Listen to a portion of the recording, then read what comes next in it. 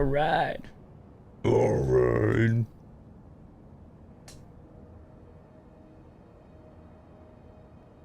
This thing working?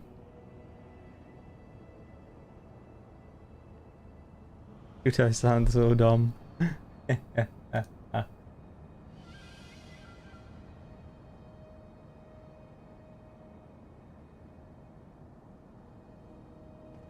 let's just get to playing the game. Hang on. I need my keybinds.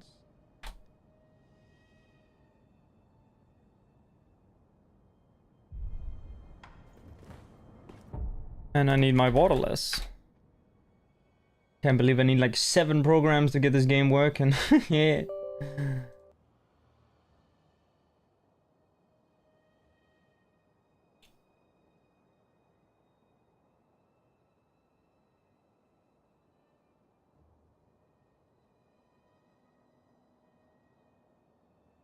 Okay. There we go.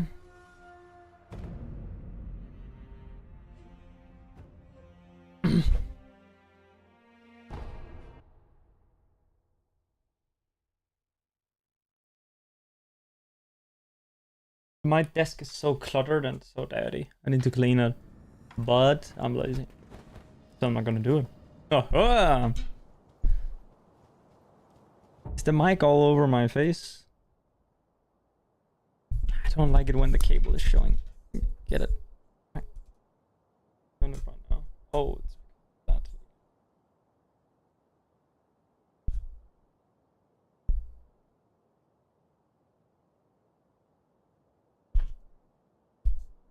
It's always been a thing. What if I do that? Boom. Hell yeah. Now I have it all stuck over in my face. That is nice. Actually really like where the mic is right now. Nice and close. Yeah.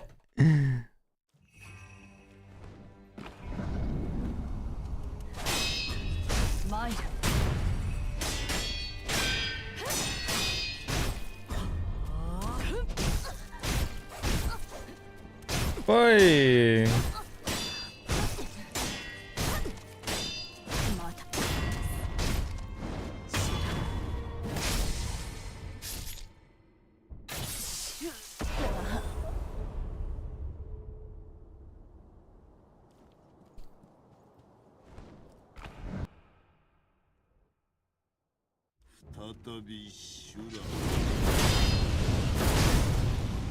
Is that a partial?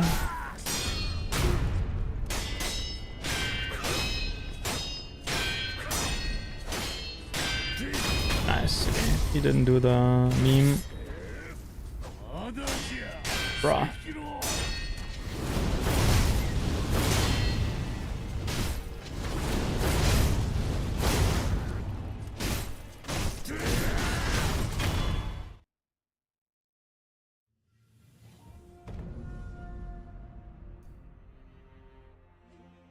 Full gray, man. Boogaloo. Yeah. Wait, does this look gray on camera? It's green.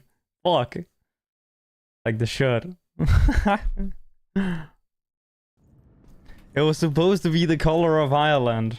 What the hell? That's bullshit.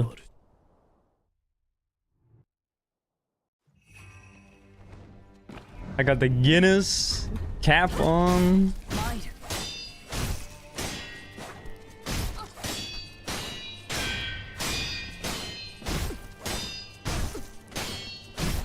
Oh, I could have made the. I forgot that like you can do background replacement. I could have put the Irish flag behind me as well.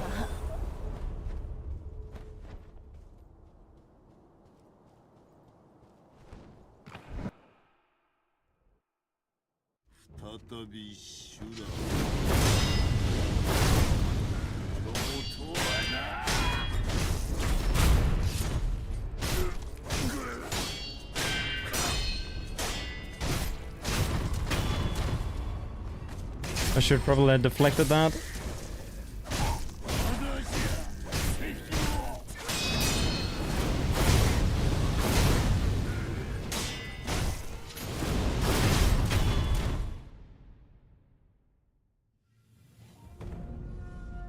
Nice.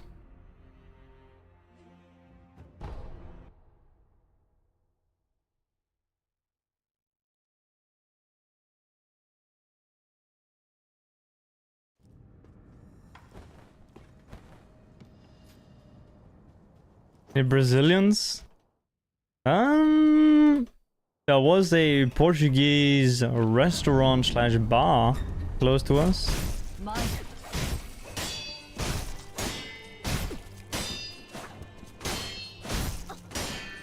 But I guess that's not tourists, that those would be probably immigrants.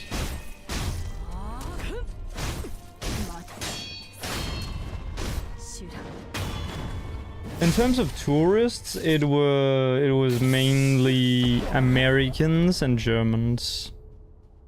And Chinese.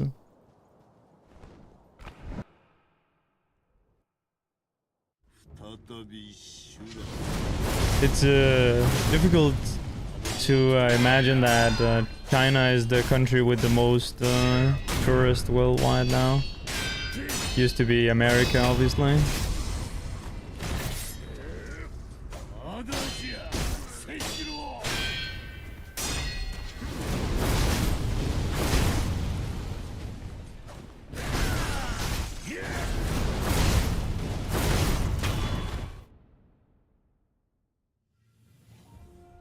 Yeah, the Billy boys.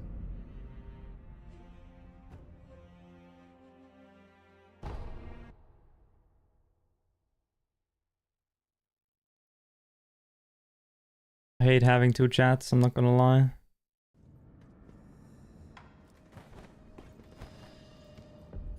I'm live on YouTube as well right now, and my practice thing is like in the way of the thing. I gotta figure out a better fucking solution for this. This takes up way too much screen. Yeah, I guess I don't need the browser right now, so I can put that away.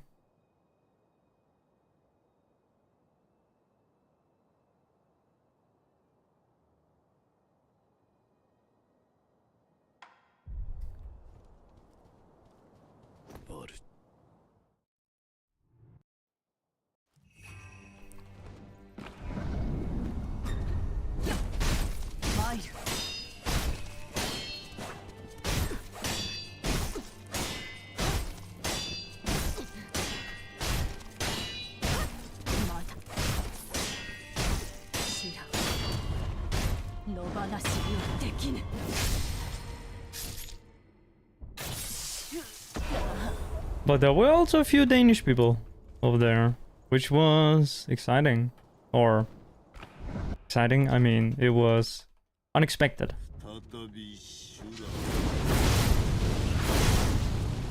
Obviously, the flight from Copenhagen to Dublin and to Copenhagen from Dublin had plenty of Danish people on them, as you would expect.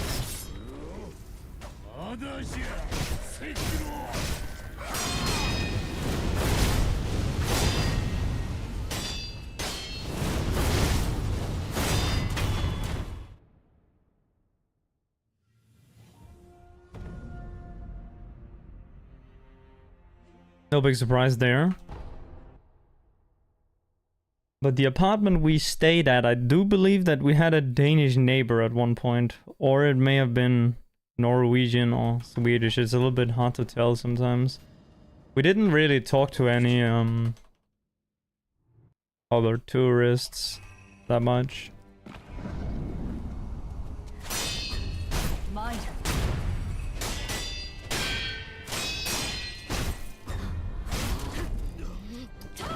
Oh, okay.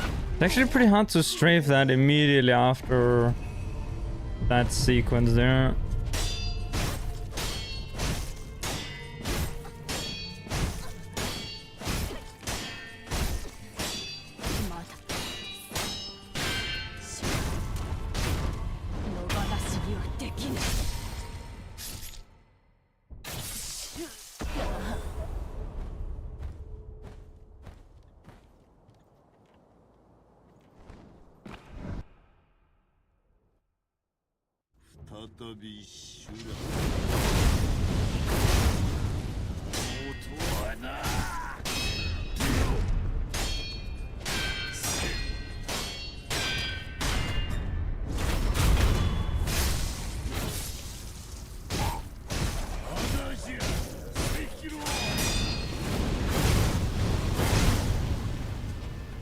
Oh, right, you're supposed to air hit there before you kill him. Or before you go for the MD. So that it actually kills him. Hey, Lalit Bawa.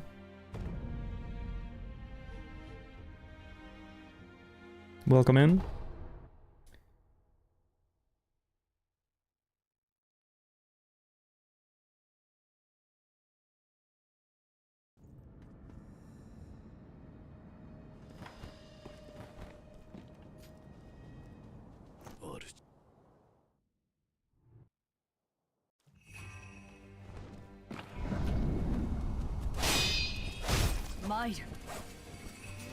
Okay, I should have attacked her now.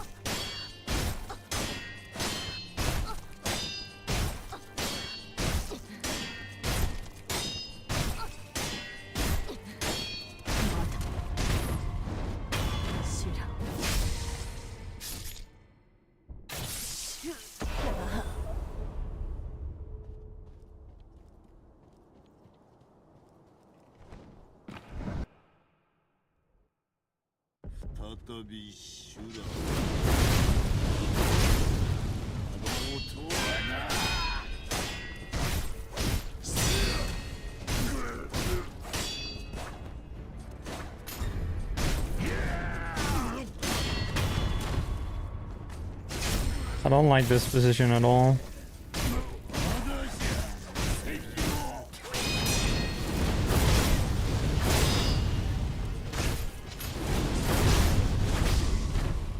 Oh, I guess my buff ran out. Huh. Would have killed him otherwise, I think. Yeah, it should.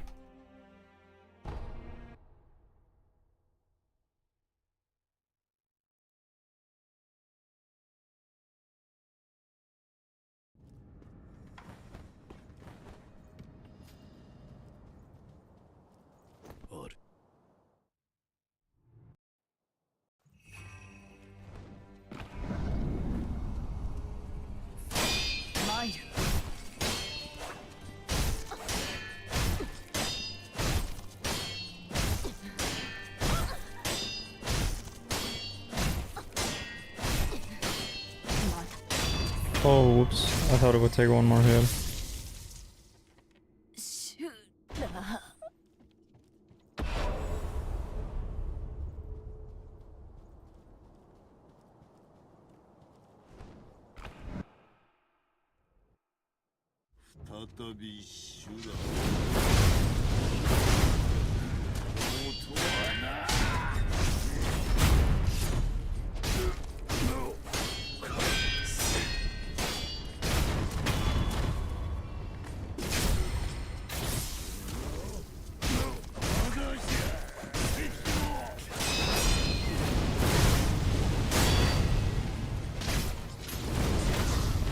Ah, yeah, too close to him.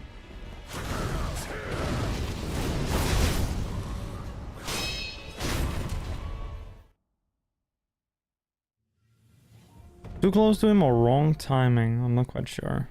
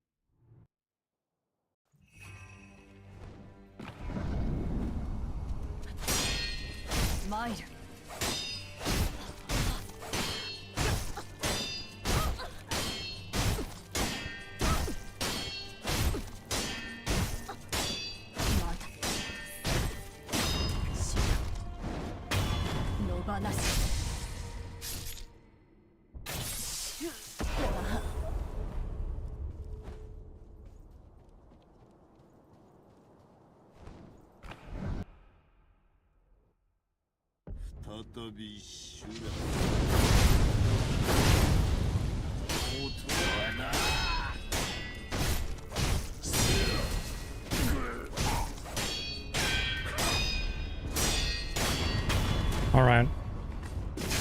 Thought maybe that deflect would kill him, but...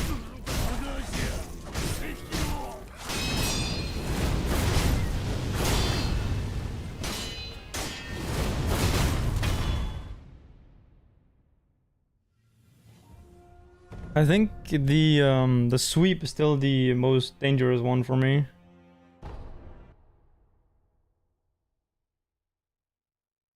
Having some nice... Oh, that coffee is not good.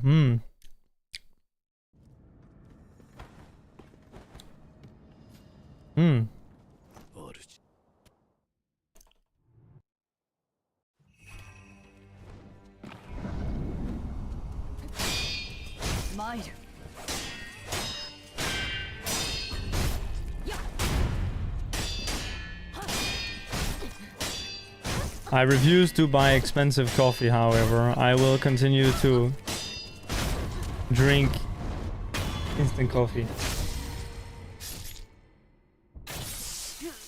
Where one jar that lasts me 1 year costs the same as like 2 cups at a nice cafe.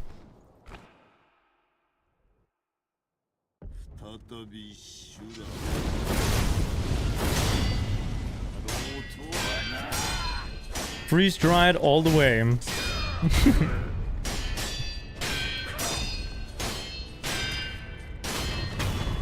I wonder if I could have avoided that.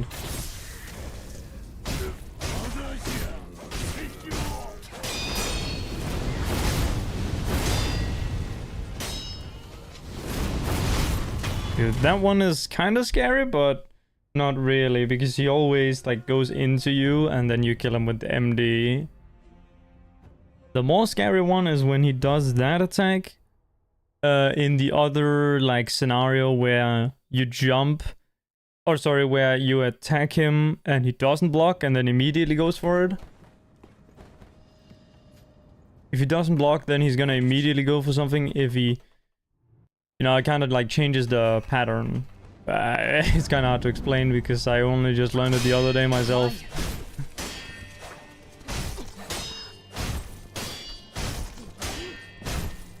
But yeah, there are a few patterns that are kind of scary.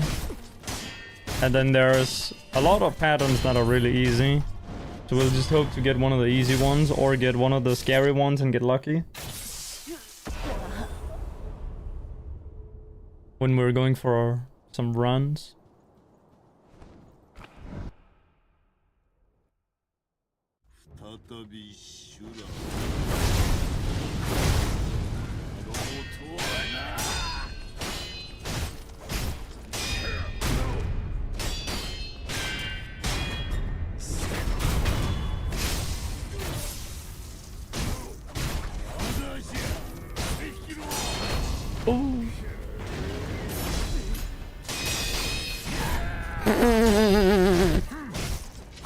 Oh, I shouldn't have locked off there.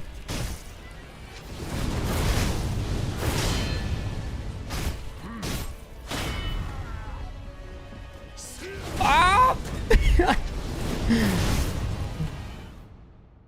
Why? Oh, hey, let's go. Why are your 180s fast as fuck? Is that keyboard angle? They probably look fast because I turn very late in the timing. So I get more forward distance. The time when you attack, or you'll be using like this. Oh, I can't actually do it with this on. You get this animation, right? Or a very similar one to this. When you hit her and then she blocks, and then you get the counter slash animation as it's called, which look similar to this. I'll just use this for reference.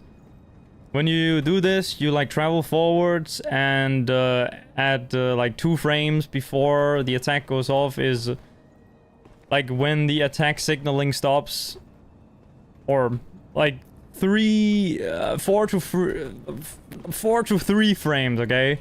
before the attack goes off is when the attack signaling happens. So let's say, you know, I'm doing the thing, I'm 180ing, whatever, and I'm like, oh, I wanna do my 180, and I'm like, okay, I want to make sure I get the 180, so I'm just gonna look away for as long as possible, so I make sure that I get that angle, right? That's how you think that it would work. But the attack signaling is only right at the end, so frame 4 and 3 before the hitbox is when you need to look away, or actually it might be before that, but in either case it's very close in time. It's like 0.1 seconds before the hitbox spawns, but the entire attack animation is like 0.7 seconds. So if you're looking backwards for like the first half second of the animation because you're like, oh, I want to make sure I get the thing, then you're just losing distance on the enemy. So the ideal thing to do is to only turn at the very last, or turn away like very late, because then you get as much forward distance on your attack as possible. Let me just turn off damage and I can show it on the actual boss. Don't turn insta away. No, I turn away as close to frame perfectly as late as possible as I can. Let me just... So this is what happened. I don't even know if I can do it actually. Hang on. How do you even... Wait. So... yeah, I'm trying to do it incorrectly here. Which I don't know how to do. Wait. How do you do it again? What is it that people do? People... like...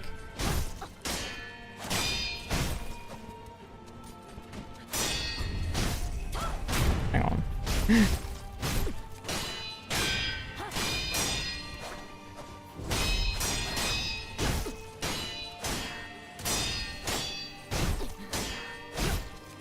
Dude, I'm so used to doing it correctly that I can't do it wrong, but like, you see, like I attack and you can see like I'm almost, okay, like when you can see I'm attacking, like I buffer it immediately after like the first one, so boom, and then buffered, and then buffered, and then I'm already, it's kind of hard to see, but attack. Okay, this is a bad example. When she's against the wall, you can do whatever and it will work. Let's get her at max distance.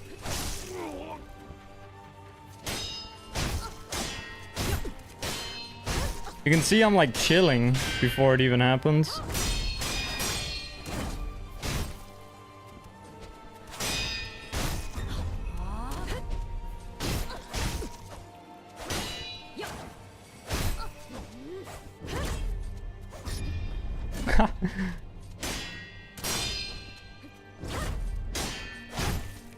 So there is this like little bit of misinformation, which is that you gotta turn away after, or you gotta turn away for your attack. That's because there is a few top players who don't know how to do it properly, that get more views than the rest of us.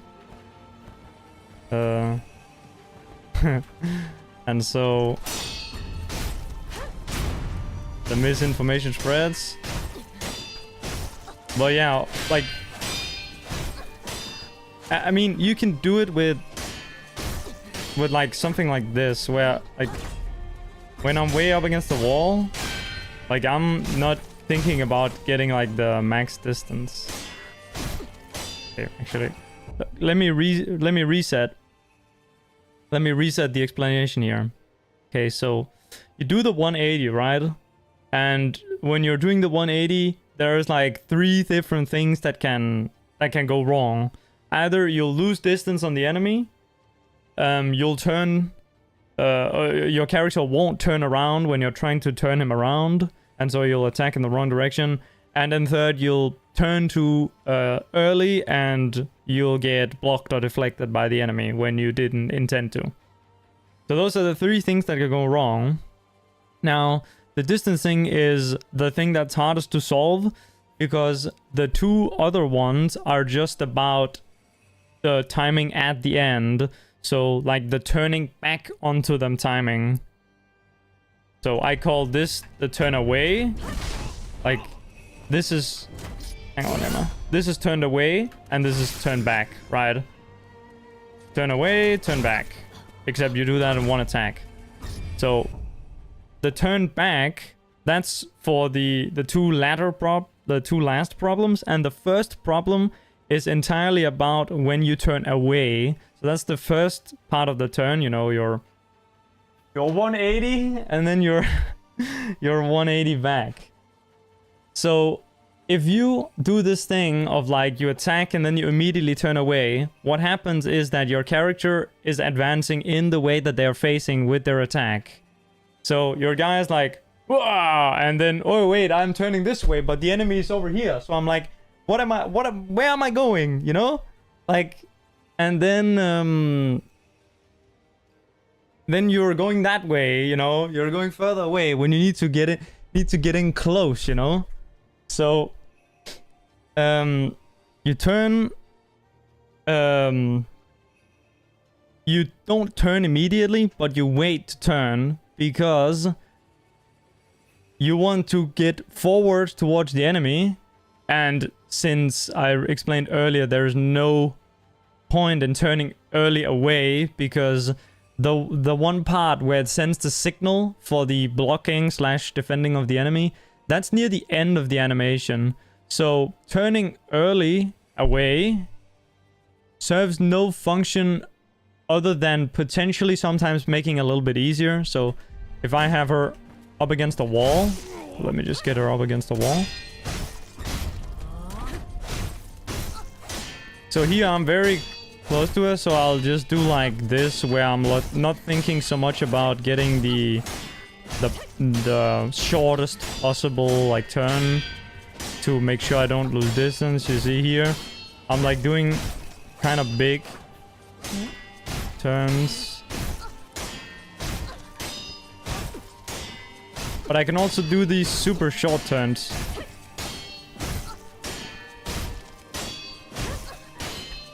And these would give me so much forward distance because I'm like barely turned around. I'm essentially only turning away during those like couple frames where the attack signal is sent. So like I can keep up with her doing this and she'll never go away. Now this is just the solution for the problem of if you're losing distance. Although this is the most common mistake. And if you do it this way, then the strategy is pointless because you're gonna have to like break out of the strategy at some point to take some steps forward and catch up with her. But it's very hard to get the perfect turns every time, so this is why I like to try and push her up against a wall or just like in the direction of a wall. So here I'm like controlling her this way, because I know she doesn't have too much room to run away in. So I can chill with my very long turns here that aren't too precise. Although the turn back, so the part where I turn back to face, so that one will always be a little bit precise. Because you do only have like a couple frames window there. I'm not quite sure how much it actually effectively is, but it's like a couple frames. Kind of precise, but it's not like super precise. Okay, let me actually read what you said. Don't turn insta away after the attack. I insta tap forward and... Okay, if you're using a controller, I'm gonna... Okay, fair warning, if like... I'm a nail biter, so don't look at my nails. Do you see the controller? This is what you gotta do to the controller. Oh.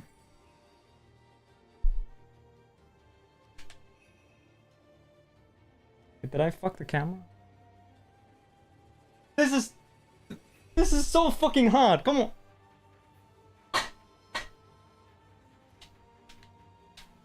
You gotta do that motion. You gotta flick the stick. You gotta smash it back against the plastic, you know?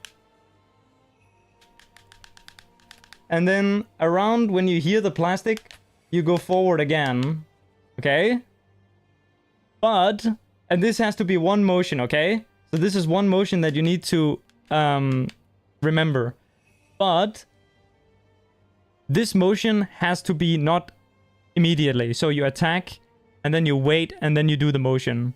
You gotta like be able to separate the timing of the attack, and then having one motion this back and forth on the stick. Because if you are separating them up into attack, turn back, oh sorry, attack, turn away, and then turn back, you're gonna be thinking about two different like delays. You're gonna be thinking about a delay between the attack and the turn away, and then a delay between the turn away and the turn back. But there's only one delay that is variable, and this one between the attack and the turn. Because this one in here, this should be muscle memory, because this is a fixed timing every single time. And it's the hardest part as well. The turn back. So the turn back delay, I should say, the delay that you need to arbitrarily wait between turning away and then turning back. You need to learn that motion as one thing. You can't be like separating them up into the different things, because the most like the most common mistake is that people like attack and then turn away, and then they're waiting to turn back. But the turn away to turn back, that delay in there should be muscle memory.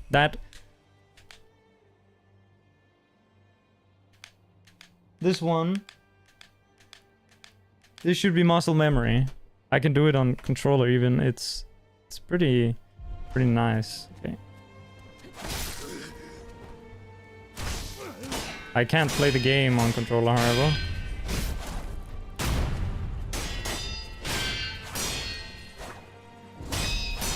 Got controller home before. Also, I guess I was using the wrong stick. But you see?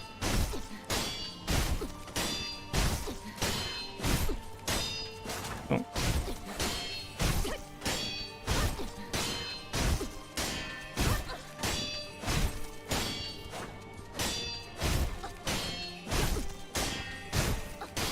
You don't see, but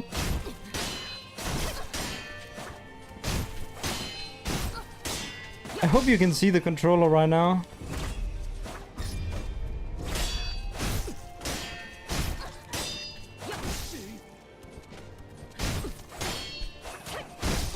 It's hard to...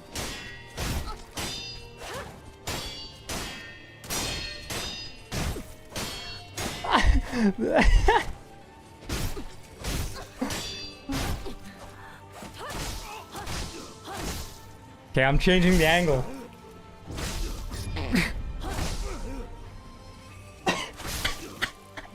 Dude, I don't even know what I'm doing, man. If you don't get the point, then you're retarded, okay? Sorry. No, I didn't mean that. Okay.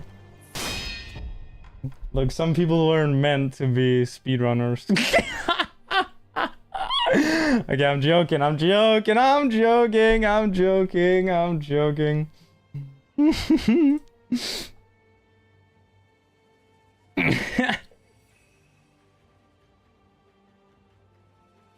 Yeah.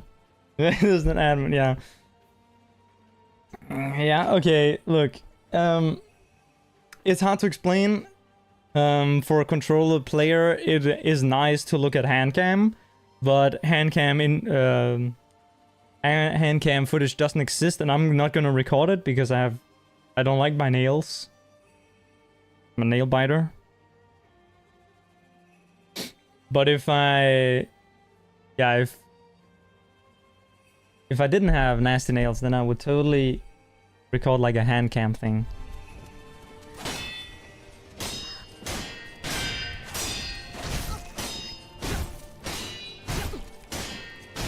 But yeah, I really do like, in a way, like quick Anyway, like 2 extra frames, maybe 20 early.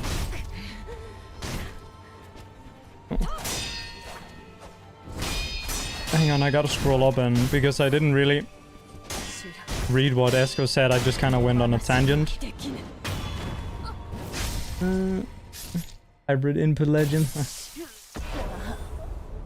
I'm too old, it feels like you're 180, so like... You don't need to have the perfect turns at all for this stuff.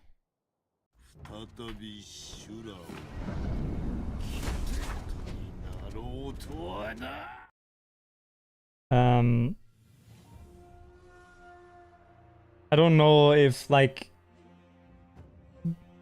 like me in terms of like finger dexterity, I'm like pretty bad, but not because of my age, but because I'm like pretty low in mobility. Like this is as far back as my fingers go. For example, on this hand. Let me try. Oh, the other one is way better. I don't know if you can see the difference there. But like, I fucked up my fingers playing the game. Now, if you want better finger dexterity, you can literally just do some hand exercising every now and again.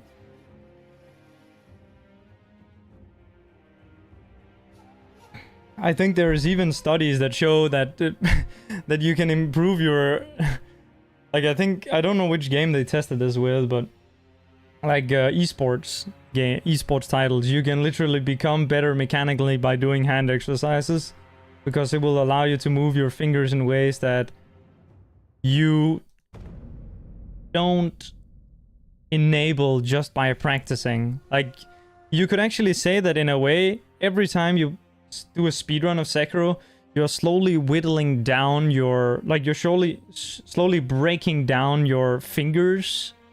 They're kind of like a resource bar that you can wear down, and then you can build it back up again by taking breaks and doing exercise.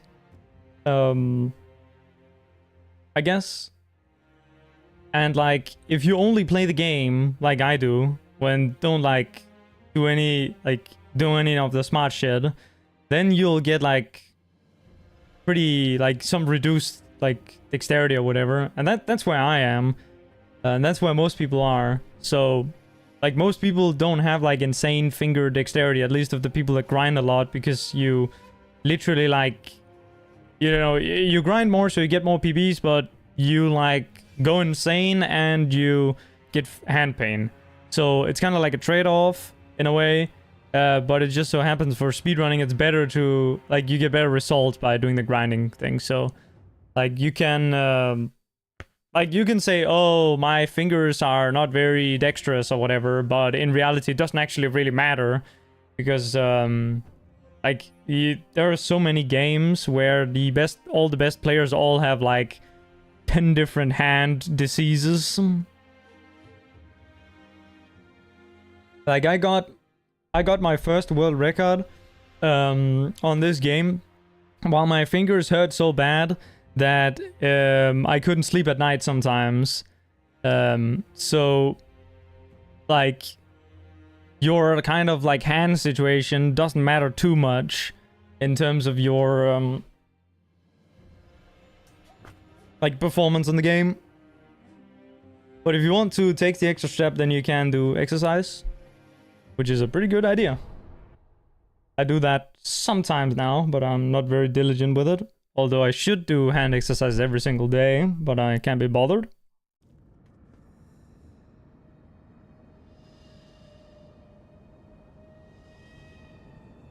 I did some regular weight training yesterday, and my hands and fingers have become a lot like better, more endurant from just exercise. I think there is even evidence that like this, and this is gonna sound weird, that like jogging can even help with like you know, like what do you call that, like hand like issues. So like and any sort of, I think the categorization is like tendinopathy, so that's to say any sort of illness of the wrist tendon. I don't know. Yeah, some blood flow shit. I don't really know shit about it, so I probably shouldn't talk too much about it, but it's still some interesting stuff to talk about. AI YouTube ads. I don't know, like this sort of stuff is very difficult because there is a lot of information online, and I've definitely been in sort of the health, fitness, whatever, all of these topics. I've at least been on like switch sides like 2 times, like, oh, I'm on that, oh, I believe in this thing, and then like a couple months later I'm like, wait, that's bullshit, I believe in this now, and then back and forth, you know? So it's like, it's pretty difficult to figure out what's true and what's not true. So now I just go with like, I tend to stick with whatever is the official, whatever recommendation. Or, you know, like what the not official, but because official sounds like that it's correct, which it doesn't necessarily have to be. What the, like, I try and listen to experts instead of listening to myself.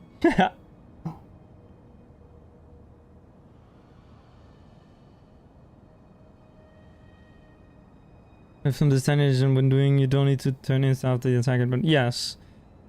I want you to really, because you're a controller player, I want you to really take away the bit with practicing the turn away and turn back as one motion. But you do have to keep in mind that it's turn away, wait a couple frames, and then turn back. But this movement that I kind of showed with this flicking of the stick, holy shit, wait, it's even this one. Oh my goodness, look at how good I am at this. Dude, that looks fucked on the cam. I've been practicing. You gotta practice this. Do 1,000 repetitions of this exercise and not on your penis, okay? Then it'll start turning blue. Not speaking from experience there.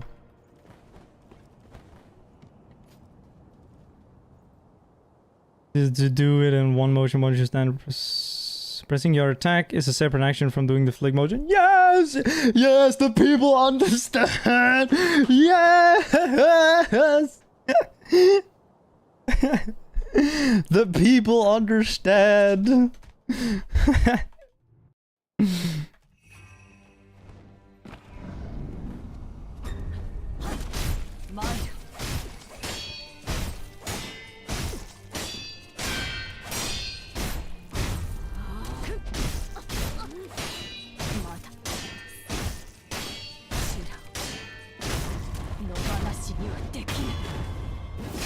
Science communicator, I don't know about that.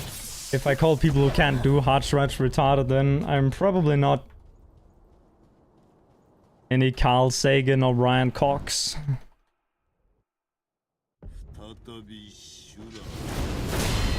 Maybe I can be the Joe Rogan.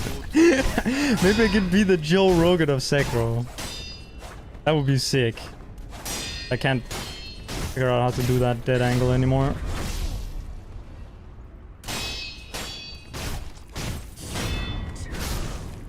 Reset. Dude, this hat got me sweating. Holy fuck.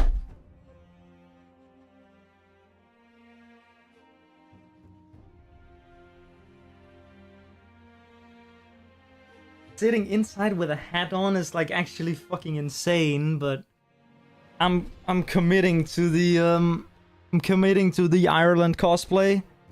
Fucking Guinness. That is not the Irish accent, but every accent when I do it is the same. The Australian, New Zealand, British, Scouse, Geordie, Birmingham, Cornish, Irish, Scottish, and South African accent are all the same. Guinness factory tour? Yeah, I went to Guinness storehouse. I don't know if there's like a separate factory. Maybe there is. I went to the storehouse at least. It was pretty fucking boring, I'm not gonna lie. The Jameson distillery was 10 times as good. Holy fuck, the Jameson distillery tour was great. Holy fuck.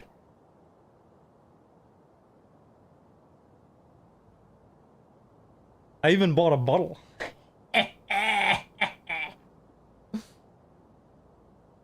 I'm gonna drink that for dinner.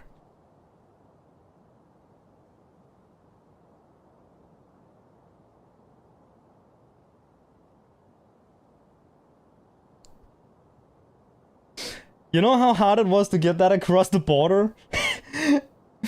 Get it with the plane? We bought a 12 60 milliliter containers, and then we took a plastic bottle and turned it into a funnel, and then we poured the contents of the bottle into. I have pictures of this as well. We poured the contents of the actual whiskey bottle into these 12 different 60 milliliters containers, and then took them on our personal luggage in like the liquid container, and then had the bottle separately in the bag as well. Because we didn't want to pay for like a checked in bag.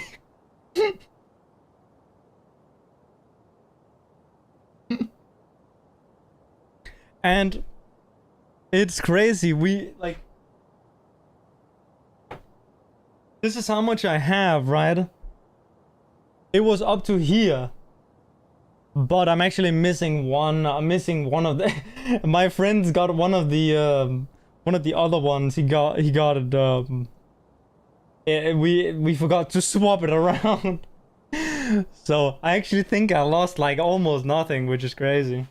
Like, we were super meticulous about pouring. It probably took like an hour to pour it into the little container.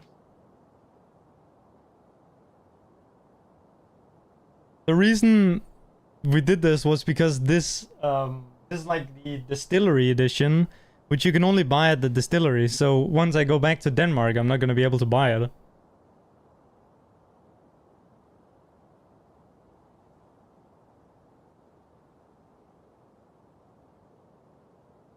I think I paid 65 euro for it, which is kind of expensive, but at the same time, I'm not even gonna fucking drink it. I'm just gonna have it on my shelf, together with all my other bottles, so that I look like an alcoholic, and that I can pretend like I'm cultured.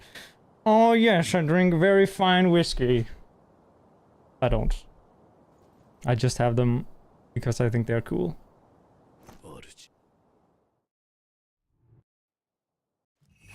Those shits are too expensive to drink.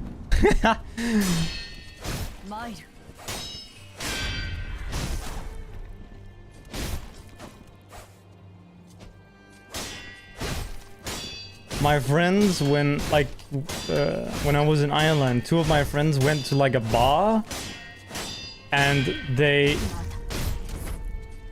bought like essentially a taste test of a whiskey that was like 15 years like aged or whatever. They ended up paying like 50 bucks for 20 centiliters, which is like half of a shot. Like, how insane is that? I got that bottle for 65 and they paid like 70 for... Oops. Oh, 70? They paid 50 for... yeah. For two small little sips, essentially. There was also one Redbreast. So this was... the brand is called Redbreast. There was also one Redbreast 27 years aged, which cost like 80 bucks or something to taste. 80 bucks to taste, bro. I am not going anywhere near that. I checked the bottle price, and the bottle price is like 800 euro. 800 euro, is that correct? Okay, the funny thing is the only store in Denmark that has it is selling it for 50,000 euro, but you can get it in Ireland for like 800. Or you can get it imported to Denmark for 800. In Ireland, you can get it for 600. You can get 2 bottles for 80 bucks. Yeah, you can get 2 bottles of insanely good whiskey for 80 bucks, correct. You can probably get 3, depending on... not in Finland. Finland has super VAT on the... or super tax on the alcohol. In Estonia, you can probably get, like, what, 50 bottles for 80 bucks?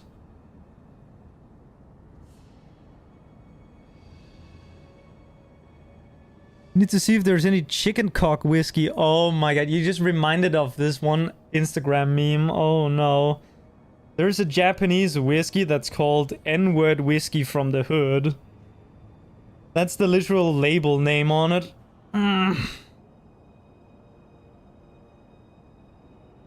It's kind of fucking funny, I'm not gonna lie. Go Google it right now.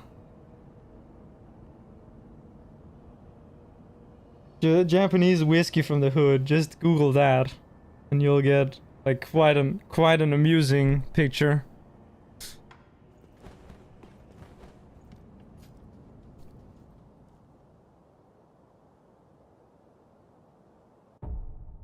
I'm not gonna bring it up because, yeah.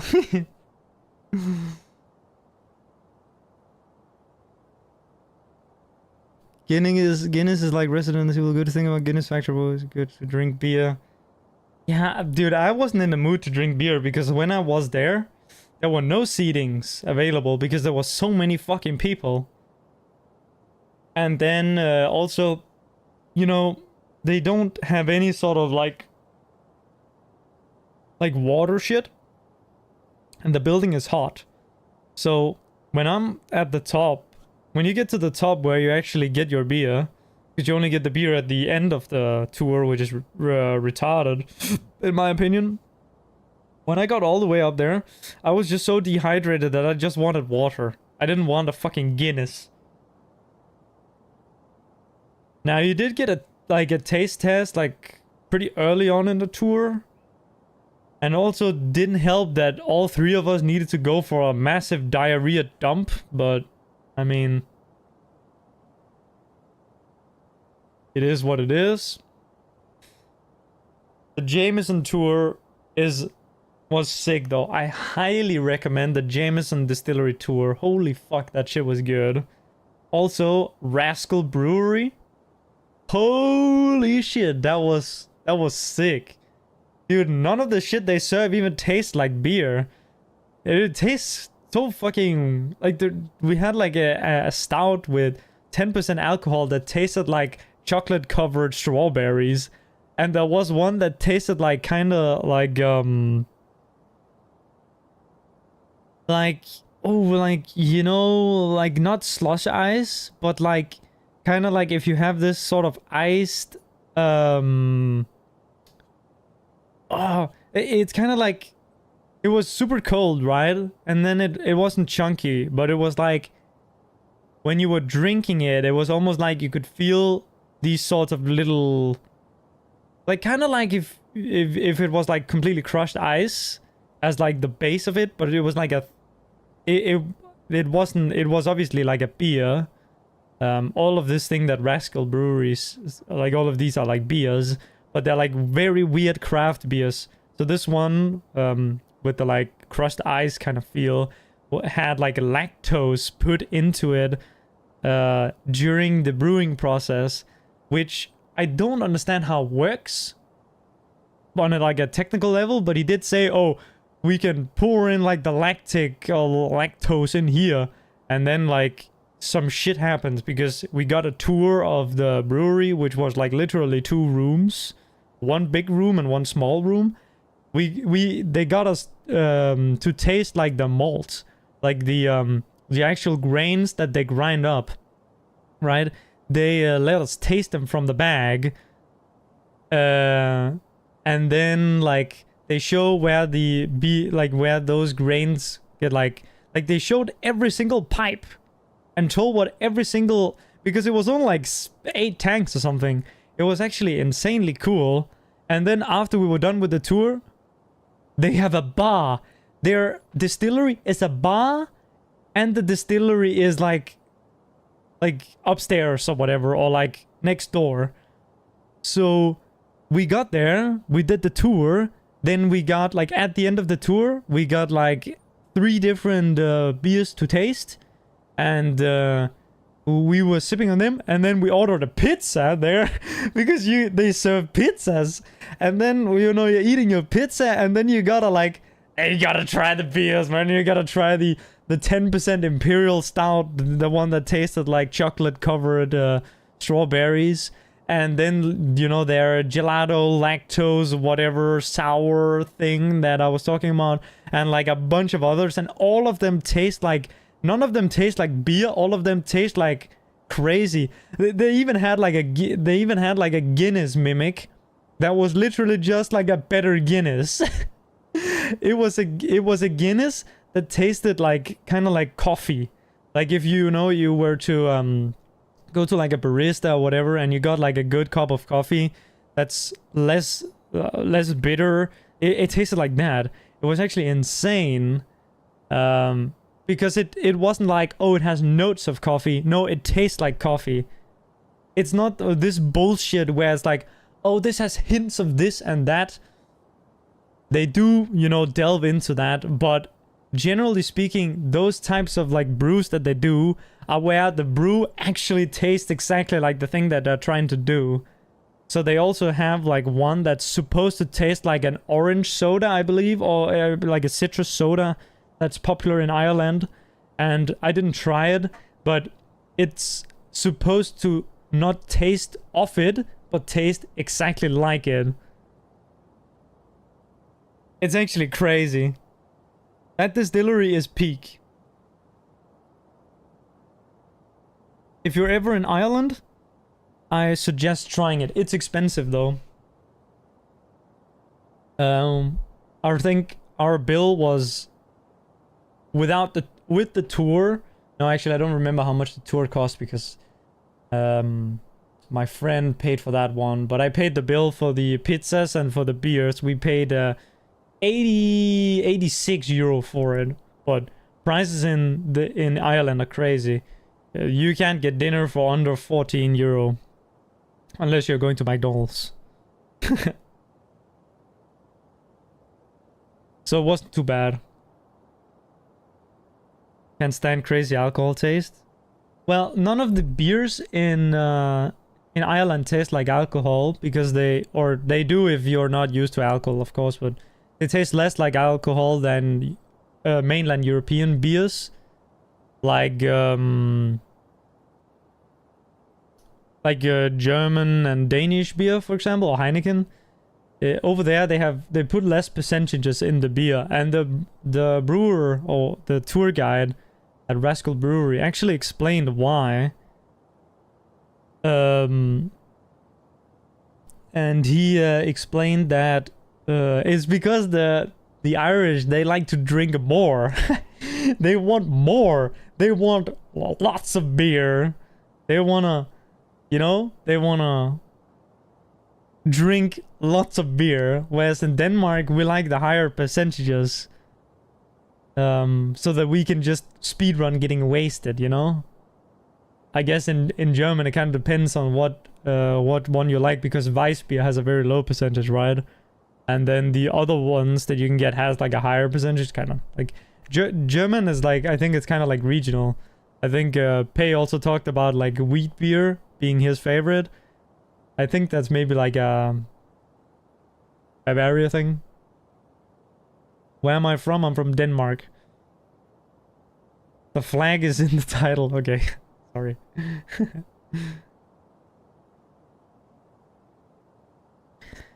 Less than 20 euro for 2 people? No, I was talking about per man. Like 14 euro is the minimum in Ireland, or is the minimum in Ireland for one portion of food. Without drinks. And without sides. We didn't order sides a single time.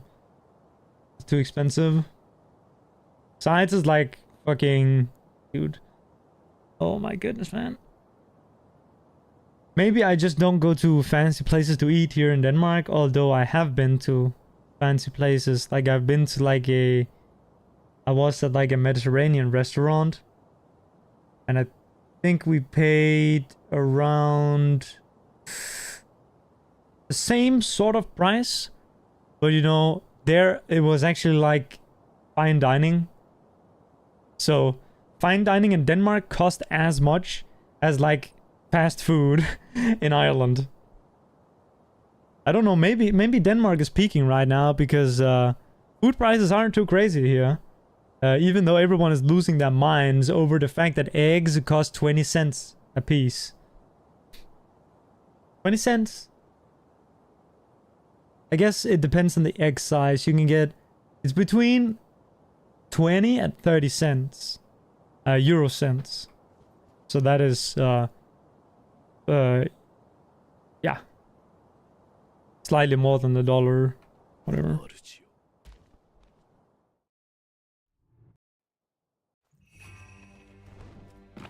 Oh, yeah. Okay, I first understood why someone in YouTube chat just said yellow. That's supposed to be hello. Okay.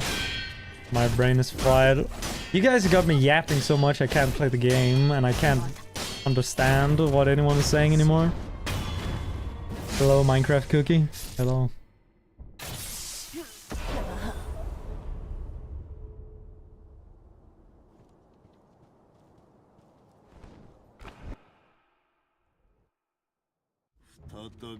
Oh yeah, I guess I'm just like not used to the higher food prices.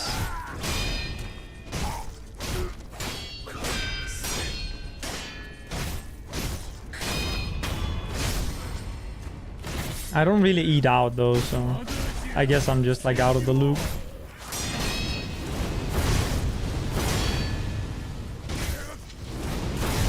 Alright, wait. Oh, right, yeah, you can't do it on that side.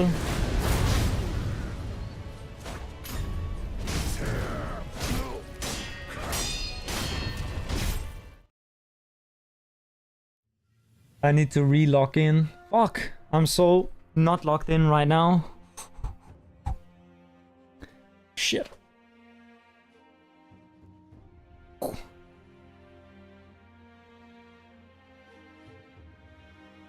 Welcome to my just chatting stream. Okay, Snake Eyes. That'll surely lock me in and get me pissed off at the game. I actually was ready to just do like every trick a couple times for warm-up and then go straight into runs. But now I've been fighting Ishin so much that I don't feel warmed up anymore. I just feel like I'm clowning. Because I actually, since I came home, I practiced for 11 hours. Which I think is a lot considering I've been home for... This is the third day that I'm home. And that is including the day where I got home like... No, I got home in the evening. I practiced like all night and practiced all day yesterday. So I'm like super... At least I think I'm super consistent at all the shit. Except this and Gachinless monkeys.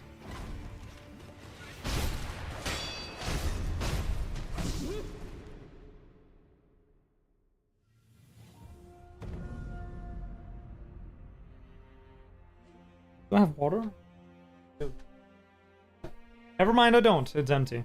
Hang on, let me get water.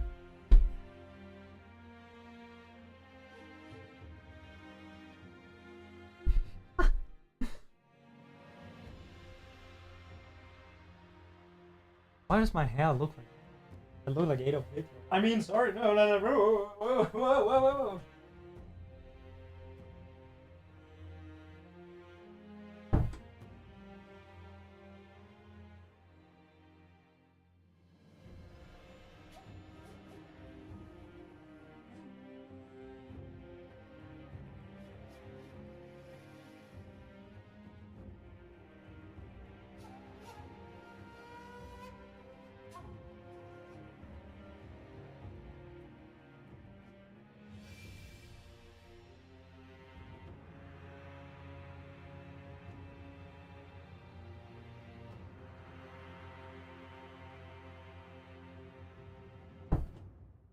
Boom.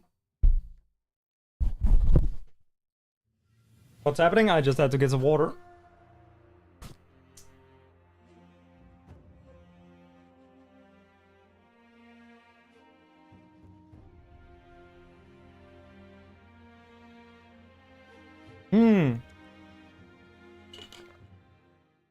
Delicious. Okay.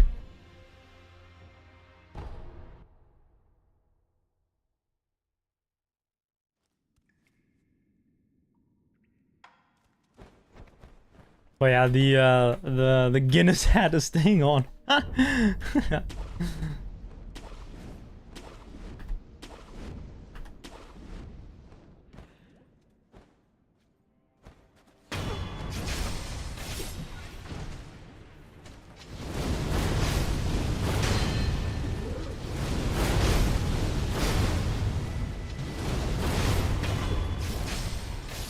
I think that's how it's supposed to go on that RNG. I'm not 100% certain. Because, like, usually, on like the other attack she does, she'll be in the same spot. But when she does like that one, the charge one, she changes, she moves. So, it, you know, it's all about the positioning there because like, you don't want to get hit, because then you die.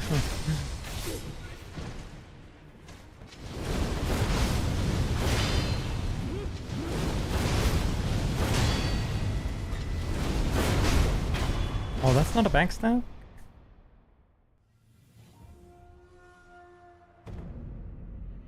I'm practicing. Or I'm warming up, whatever you want to call it. So I'm just doing the boss over and over again. Until I am comfortable with my success rate.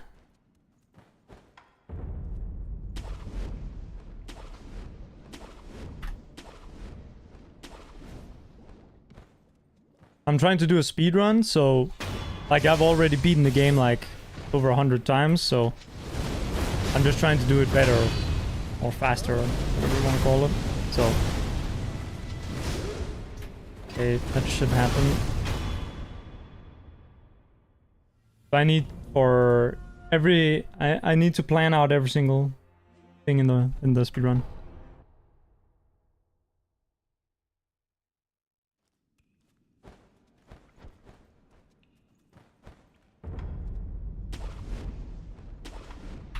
And this is one of the harder things for me right now, is getting this thing to work without getting hit. Or without dying, I should say. Doesn't really... Okay. Should be able to go over a head there, but...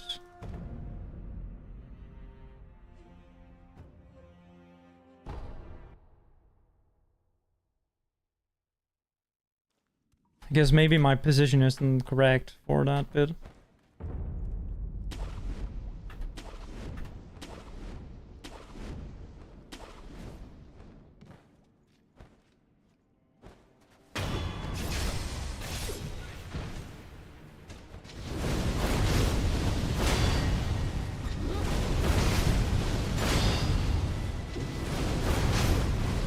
Okay, that was not supposed to happen. Yeah, I think that's fine. Centipede. You're at Inner Ishin, can't beat him. Yeah, Inner Ishin is kind of hard, yeah. Have you done the other inners? For me,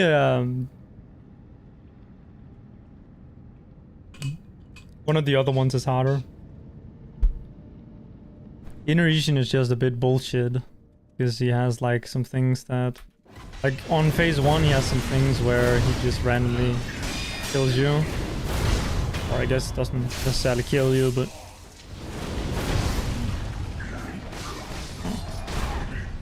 just a bit longer. Oh, you haven't? Okay. Yeah, there is one of the other inners that's pretty bullshit. Or bullshit, I guess, yeah, he is bullshit. Just really hard. Took me like I don't know how long. I think it took me like 20 hours when it came out.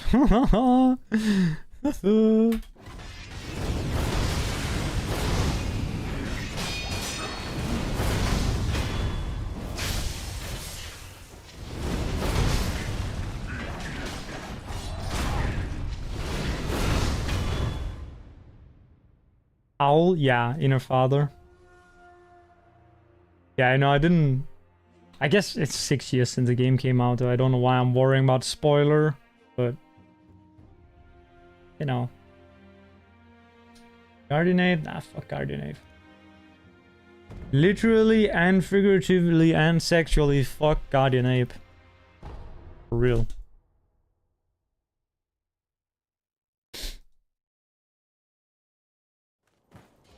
Whoa! I didn't realize that. I didn't remember that that was where I placed the save file. Ah! One. This is the good RNG. At least on this pattern. Oh shit, I attacked him one too many times. Whoops.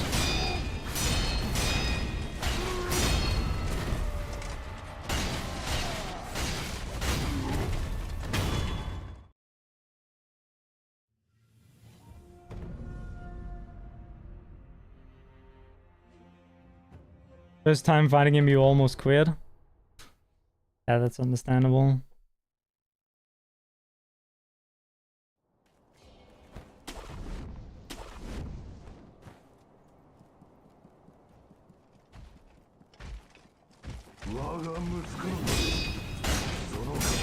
Dude.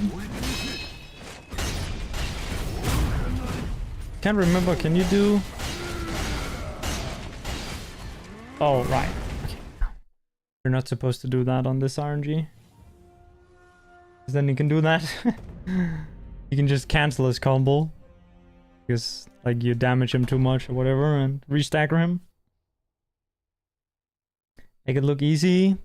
Thank you.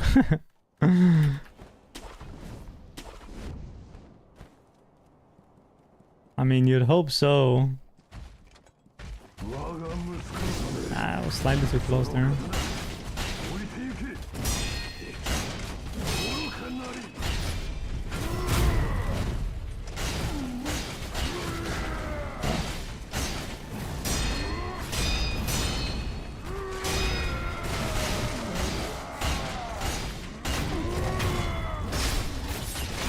I think that, yeah, okay, that works. I didn't even want to push him that way. I wanted to push him the other way, but...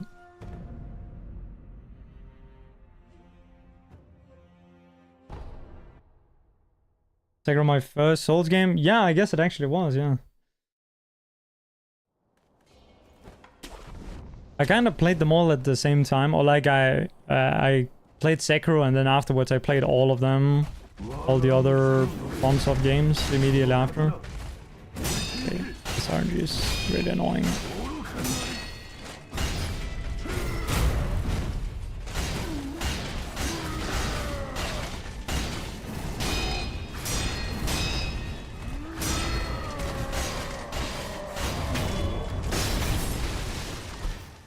Okay, that was good though.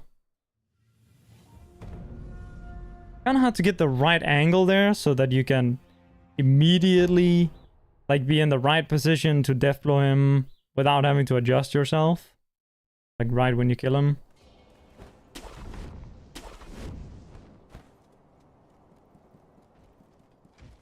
Sometimes the angle that you're lined up for will be directly into a pillar. Okay, this is the 6 hits.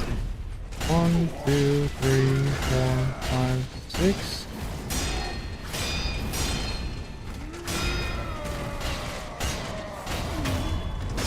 That's how it's supposed to go.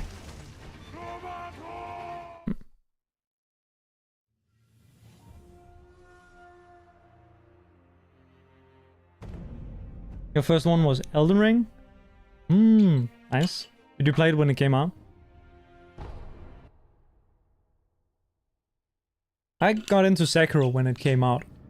I didn't finish it then. It took... I came back in 2020 and finished it. And since then I've been playing it all the time.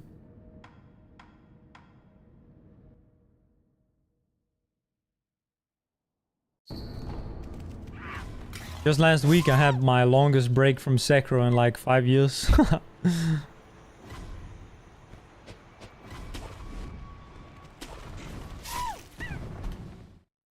I guess I could have practiced the backup there.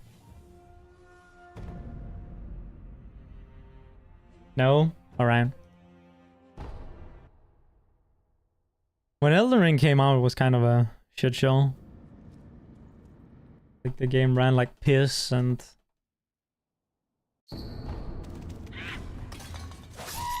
The state of the internet was also crazy.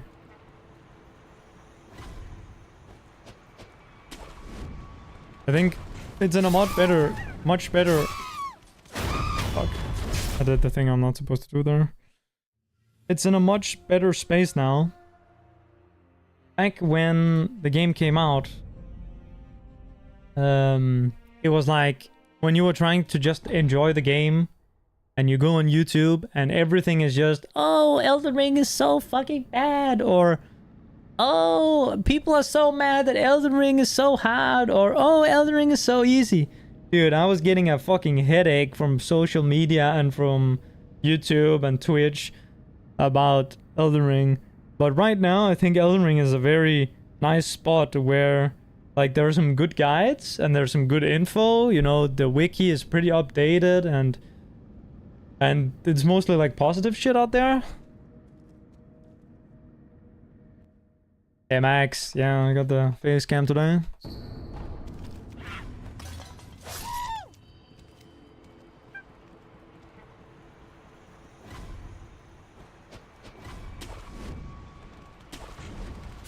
Okay, that was too late. This shit is the hardest part of the run for sure, though. Cheese a lot? Hell yeah.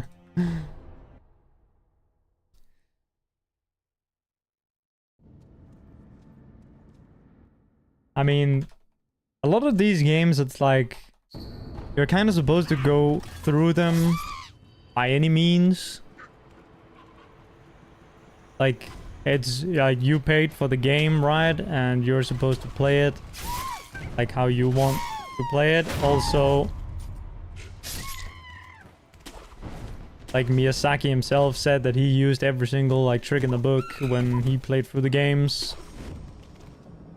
Like, you can even argue that in Sekiro, right? Glitches and cheeses and like insta-kills and such are like technically lore accurate, because like the shinobi will do anything to like accomplish his goal or whatever. He's not a samurai, so he's not about honor and like having like a just like one-on-one. He's like all about using tricks, right? So you could even, I mean, at the end of the day, it doesn't really matter if you have a justification for your playstyle or not, because just like it's your game, you can do whatever you want. But it's still like, still a funny one to like think about. Interesting one to think about.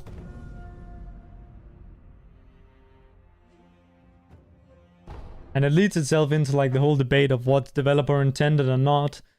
And that's something that's very prevalent in like when we're talking about the glitchless speedrun, because like, for example, what I'm trying right now is obviously not something that Miyazaki went and said, yes, we should make it so that you could collide with both monkeys and kill them simultaneously to save hits and save time in your Shura glitchless any percent Omega Giga speedrun.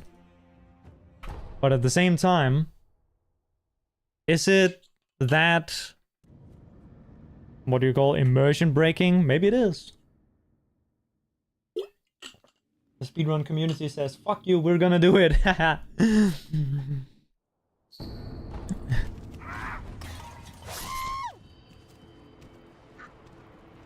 Don't feel bad about cheesing the bosses. I cheesed Melania the first time around. She was too hard, I couldn't beat her.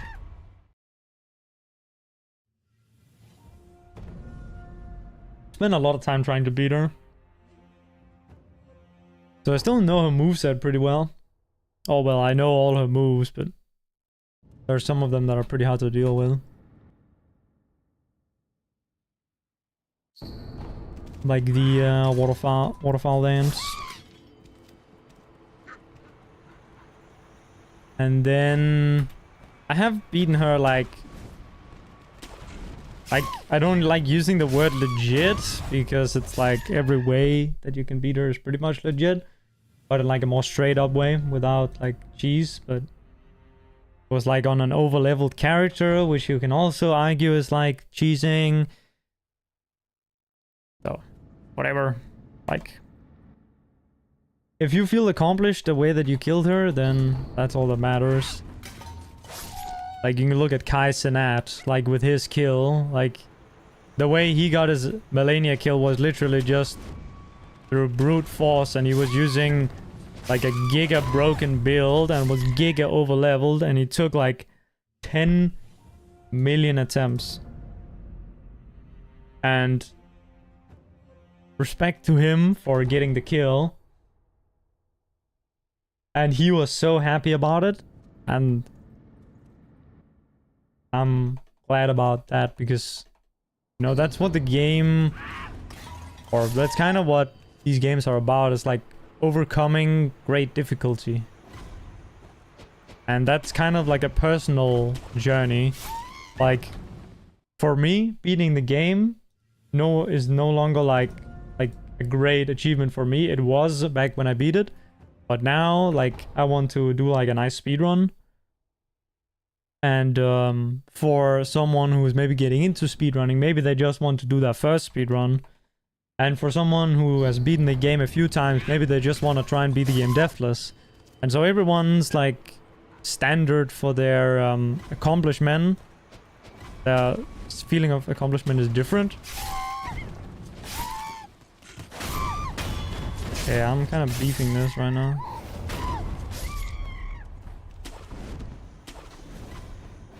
Melania after DLC feels weird.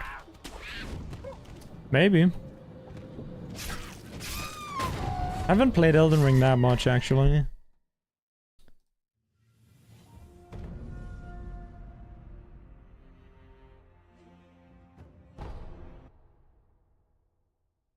Level 120 fighting against Melania. I think that's not... I think it's pretty good. It's pretty good. Pretty balanced fight, maybe, I think. Hey, Ashen. 50 hours in Elden Ring, damn. I think it took me like, I guess, like 250 hours to beat all the content. 200. I have like 2 characters, so... Like, obviously the second time around it's way easier. Kind of just like steamroll through most things. Elden Ring is weird for me because I like playing the games a lot. I like trying to master a game. And Elden Ring feels a bit weird because the solution to many things is to level up. Like, the solution to, if you're struggling on a boss, is to level up, or to level up your weapon, or get better gear, or whatever. For me, that's... I mean, for, like, a game that no.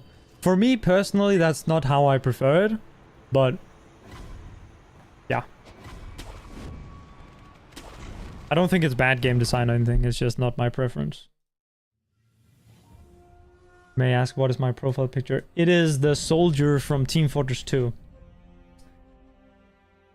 Before I got into Sekiro speedrunning, I played a lot of Team Fortress 2 as the soldier class.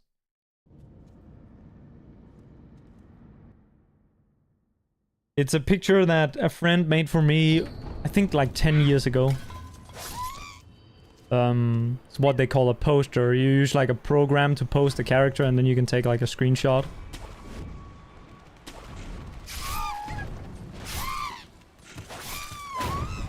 I dodged the wrong way again.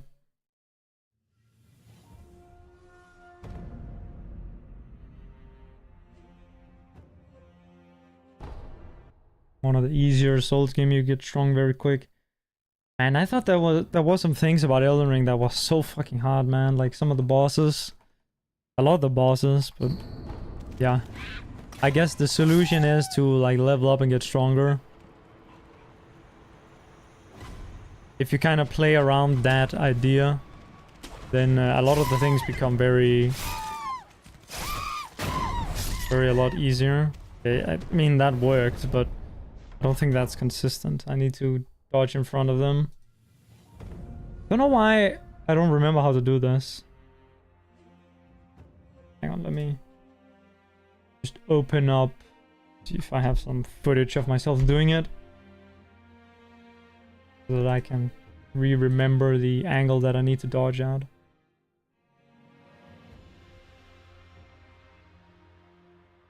It would be pretty annoying if I got the first part of it and then fucked up the actually killing them part.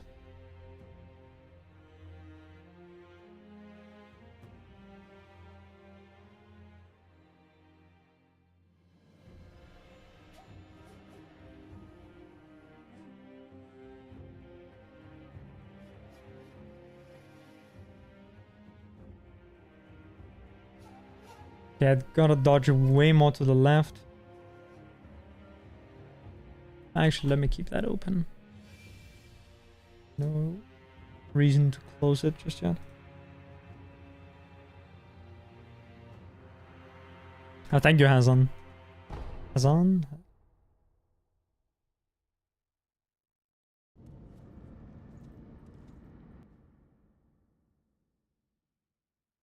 A lot of these, I don't know how to describe them, like, names from, like, Arabic and Turkic and other Eastern regions. Never figure out how to pronounce them.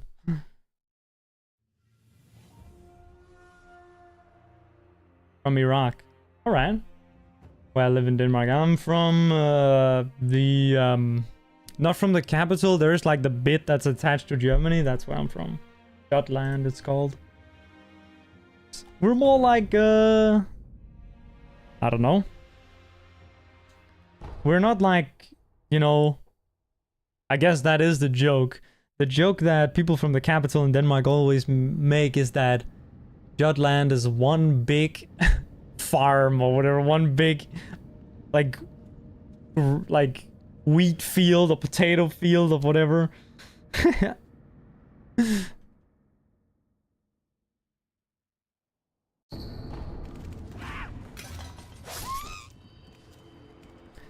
Denmark is pretty small though, so.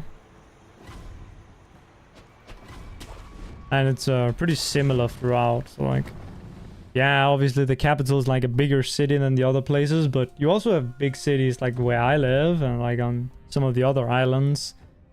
And everywhere also has like tons of like fields with like farms and shit. And a little bit of forest.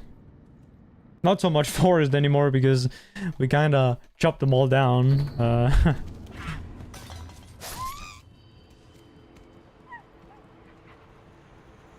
Denmark used to be just one big forest like 400 years ago or something, but...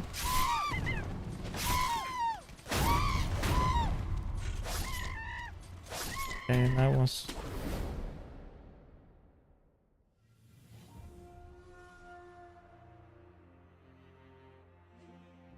Yeah, Denmark is pretty small. If you look at like statistics or like... what do you call it? Like a list? Then Denmark is large, and that's because Greenland is technically a part of Denmark, and Greenland is like a massive island that's close to Canada. But it's technically part of Denmark, but it's its own place, right? Yeah.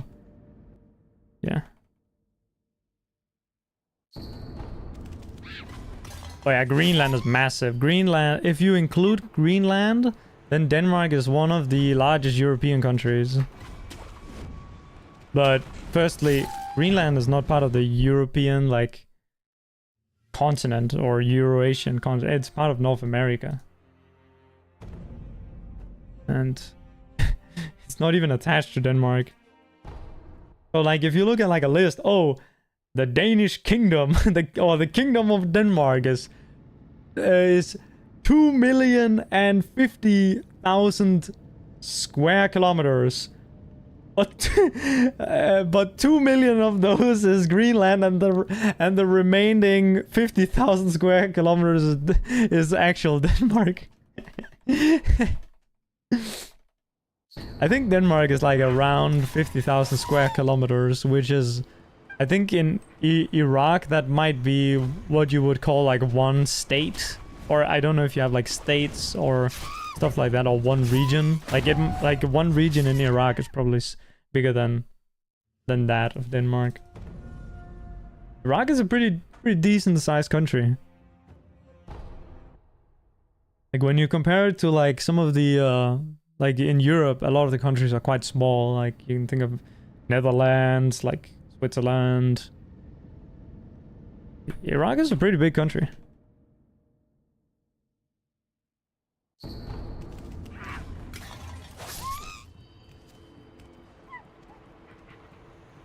I hope you guys are doing better over there. I heard about the whole like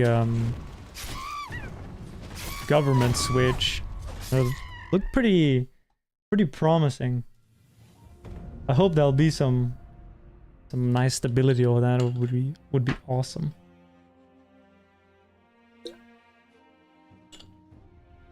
I guess this is kind of a while ago, maybe like half a year ago, maybe more.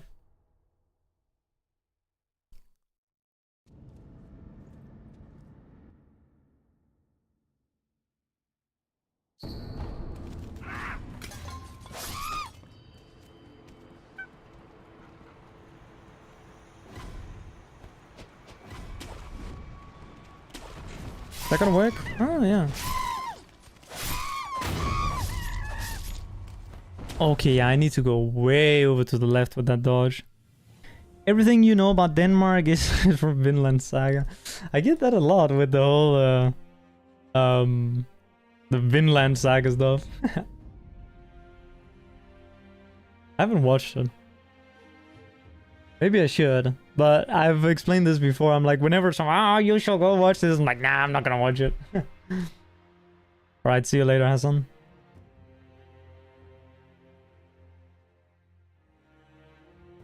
Thank you.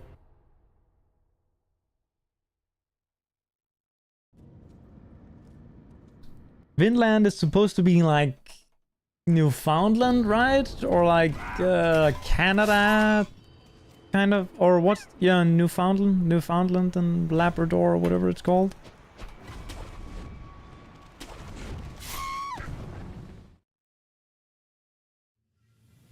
When I started playing this game, or before I started playing this game, I was very into history and geography and that sort of shit, and I still am, but I'm kind of like a little bit rusty on the knowledge. If it's glitchless, why not use current patch? You can use current patch, but on current patch, so I'll quickly just show this. On current patch, when you go to the idle down here where my mouse is, and down here there'll be 2 extra options. So when I go here and I want to upgrade attack power, if I'm on current patch, then I need to do this. But if I'm on this patch, then I just need to do 1. That's the only reason I play on this patch, is because of that. So I had saved like half a second over the run or something. It's the only reason I'm playing on this patch. Otherwise, 104 and 106 is basically the same. Yeah, it's because the old patch didn't have the gauntlets. Or this patch, the 104, doesn't have the gauntlets.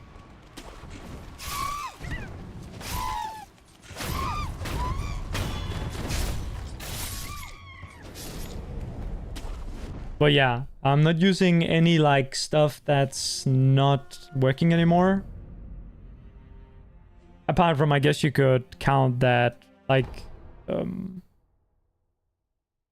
that menuing thing is like a thing you can't do anymore with just pressing up once to go to the upgrade attack power point in the thing. But yeah, down patching is very easy actually.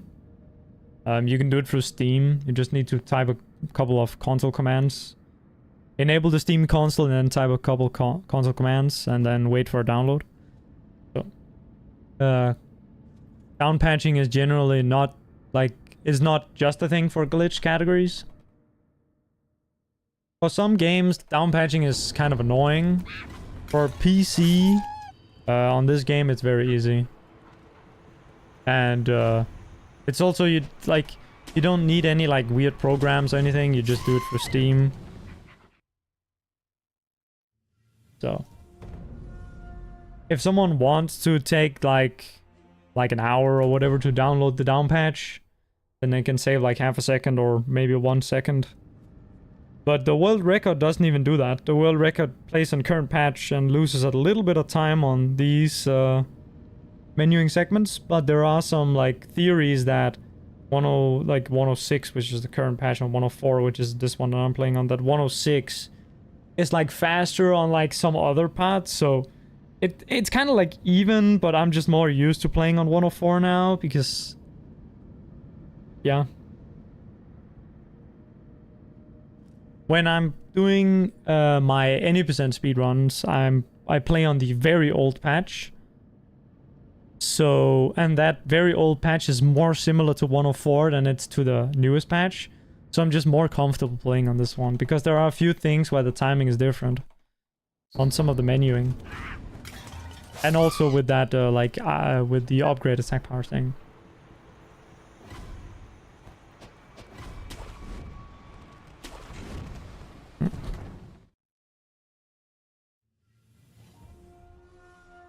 Just saw the world record time. What on earth? Yeah, the world record is pretty fucking insane. The worst part about it is that it's not like... It's not... Okay, it's good. It's really good. It's amazing. No one else can match it right now. Except for like 2 guys. The guy who has it and another guy who's called Seving. Who isn't really playing anymore. But... The theorized best possible time, if you were a robot, is 27:41. If you're a robot, you can get 27:41. Probably after like hundreds of attempts for getting the best RNG, right? But, you know, a robot would eventually get a 27:41. So that's... The goal right now is getting below 28.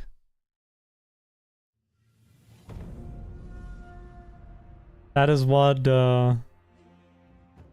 Yuruka is working on.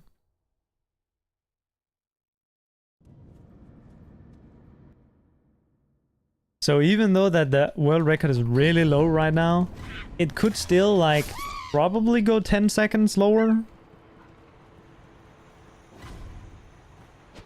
It gets really, really, really difficult the lower it goes, obviously, but the robot at TAS.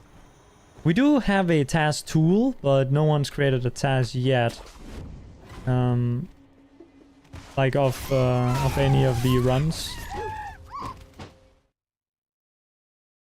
But yeah, a TAS would be able to get a 27:41.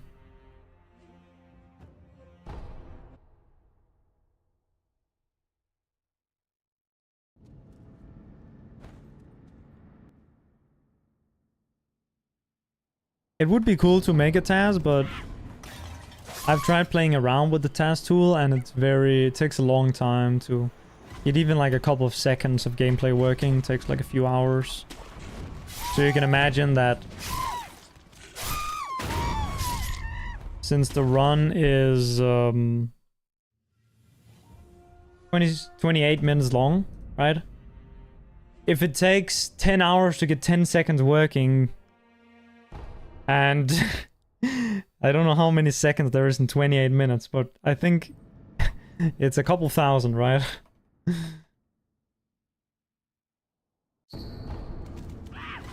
So we're looking at like probably 1,000 hours or something to make a TAS. I would expect. That's a lot of time commitment. Maybe it's drastically less. Task machine. So task is kind of like a general term. Technically, if you do a speedrun, let's say I do a speedrun of Sekiro, and I use a macro for like a particular glitch. You could technically say that that's a tool-assisted speedrun, because I was using a tool that's not allowed by the rules, and that would then be like an extra tool assistance, right? So I could do a run that's just like me playing, but I use some macros here and there. And you would be very easily able to, like, as a top player, you would very easily be able to break the record, right? If you essentially cheated, right?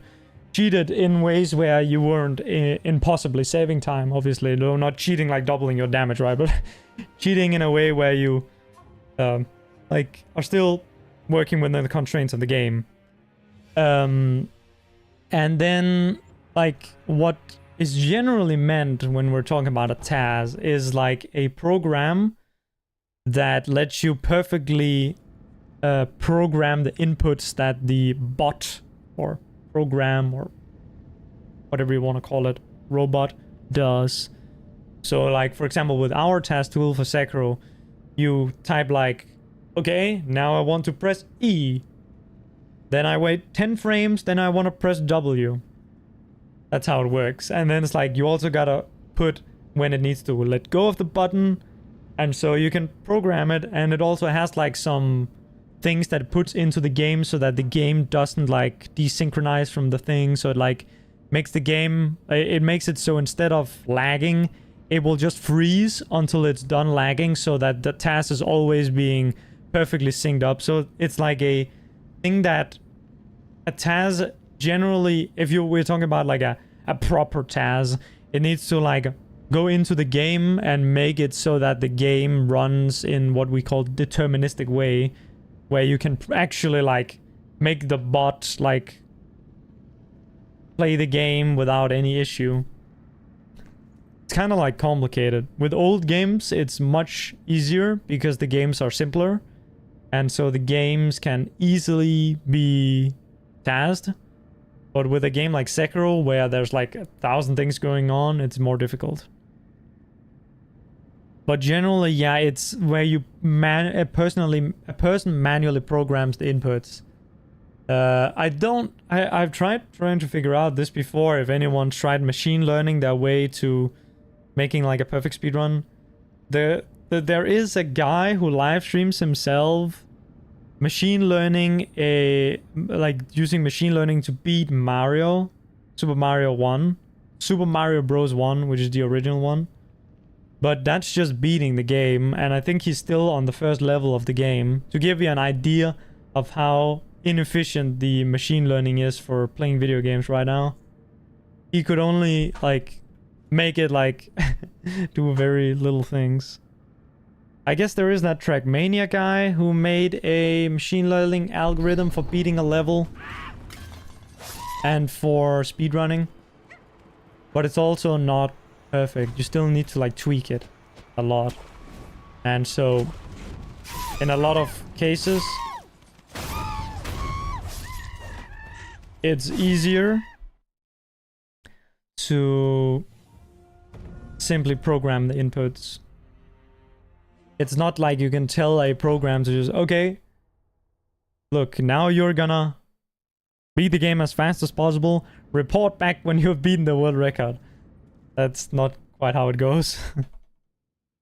How would people figure it out? Yeah, if someone were to cheat with macros, it would be hard to figure out. There are some things you can look for, obviously, but like analyzing their footage. But like, okay, everyone else has like a 50% success rate on this, but you have a 99% success rate on it. You may be cheating, sir. Something like that.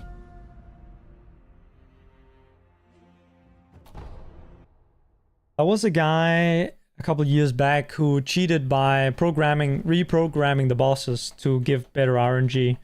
And we found him because he just like, we figured it out because he just made it too blatant. So that's another way. And then it's like, okay, yeah, bro, you did this, it's over, you're permanently banned. So it's like, pretty risky to do that.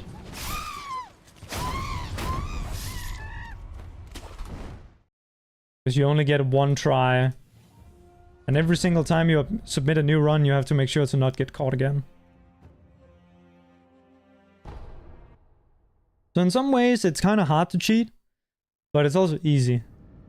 It's hard to get away with, but it's easy to do.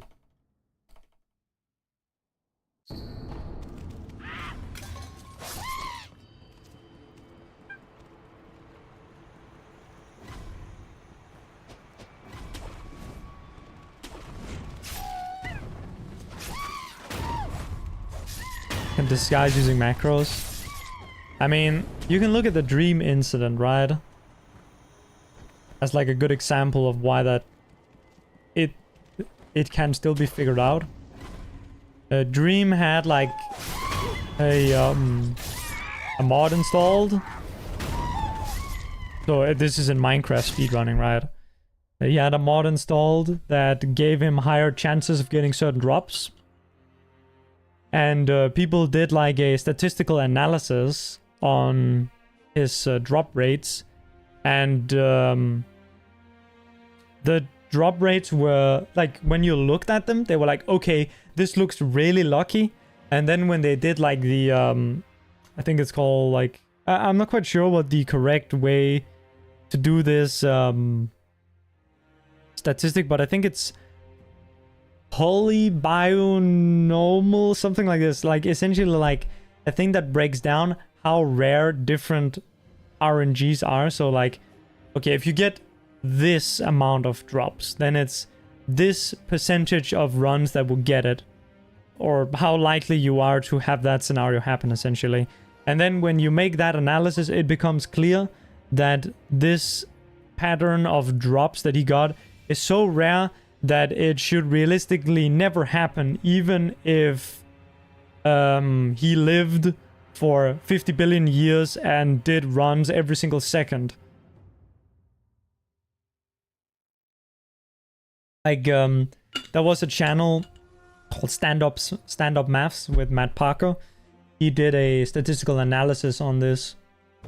And I can't remember exactly how he described the odds of it, but it was something like, if we assume that there's 10 billion people on Earth, and every single person is doing runs 24 hours a day, and that meaning that they're doing one run every second. So, you know, every second they're doing a run which is obviously impossible because you need to play for a bit before you can get to the part where the drops are. But in this scenario, fuck that. If every single person on Earth did a run every single second, then it would take like 1 million years for one person to equal the RNG that Dream got. So essentially, they had to conclude that it was impossible. It had to have been cheated. Because it could have happened, but it's so unlikely to have happened that it is more likely that it cheated. So the same thing you can do with a success rate on a trick, right? If everyone has a 50% success rate, and then you look at him and he has a 70% success rate over like, let's say 1,000 attempts, then you can say, okay, either this guy has something figured out that we don't, or he's cheating. So you ask him, what does he do for it? And then usually cheaters will not be able to explain it, and then that will lead you on to that they're cheating. Then you contact like a moderator or something and say, I think this guy's cheating. Like privately, you do that. And then suddenly there's a lot of eyes looking at that person, and then eventually you figure out, oh, he missed this one thing that he didn't think we would catch him on, and then boom, he's gone. That's how it usually happens, right? Like statistical analysis, and then like being very, like looking at it with high level of scrutiny.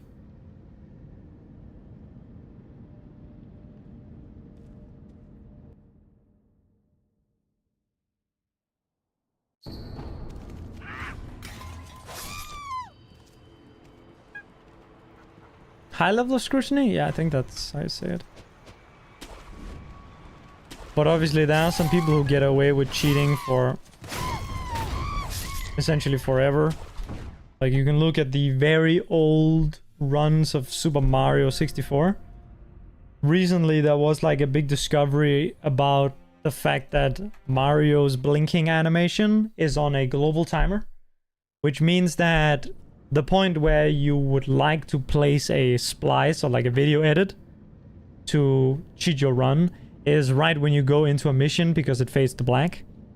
But it just so happens that the Mario's blinking should still have a consistent rhythm to it from when he last blinks before he enters the mission or the level. That should link up with the first blink he does after he has entered the level. So they figured out that, okay, there is, let's say there's 2 seconds between each time he blinks. Oh, he entered the level and he blinked 1.9 seconds later. That's not how it works. And so they discovered that a bunch of like very old runs, like 9 years or older runs, were actually cheated with this method. So these runs were like runs that were cheated in a way was very, very, very almost impossible to figure out that they were cheated, right? And nowadays, the prevention against that would say, oh, you need to provide us a full video of like your attempt session, and you need to live stream your attempts, and you need to like put your live split on screen like all the time and shit like that.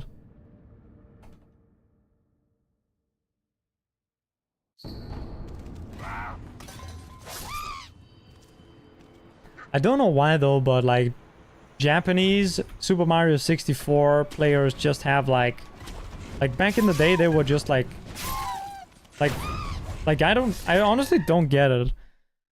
Or maybe I do, but like the rate of like cheaters was so high in that culture.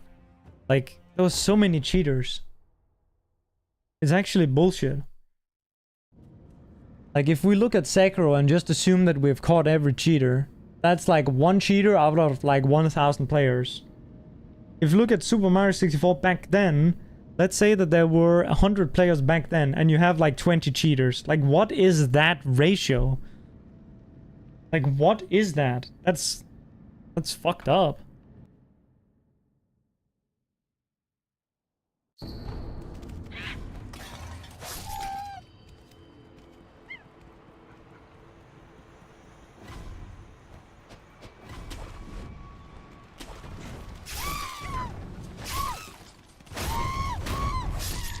I don't know if it has anything to do with this like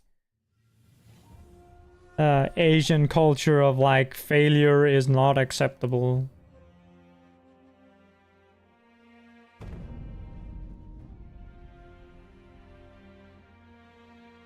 More famous the game is, the more you want to cheat to get a good time, yeah. Which is interesting because a lot of this cheating is before the internet. Sorry, before YouTube. Which is to say that people didn't like the runs weren't famous. Those guys just cheated because they wanted to be the best in their little group, which was like 100 people probably.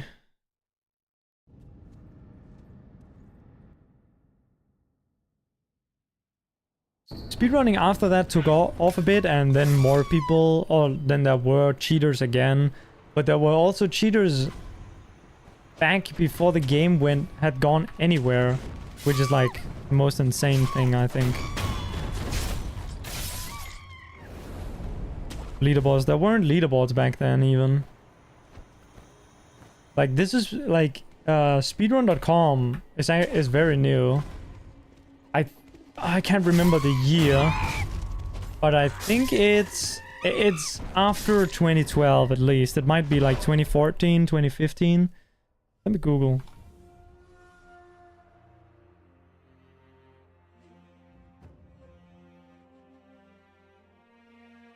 When was speedrun.com created?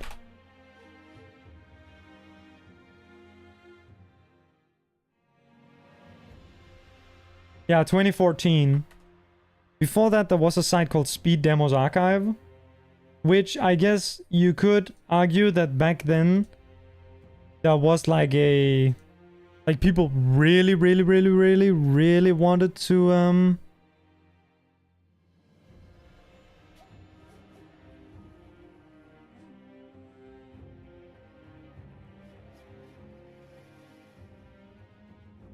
get on the site, and you could only get on the site if your run was a world record. Like there wasn't a leaderboard, there was only like a listing for the top time or whatever.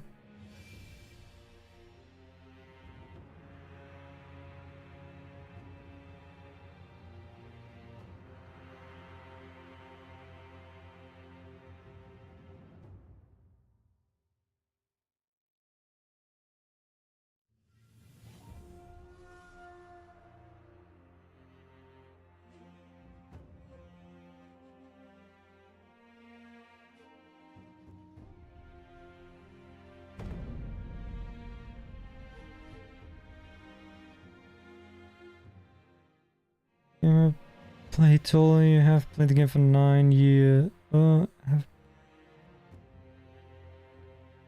played the game for 9 years. I was playing in 2011.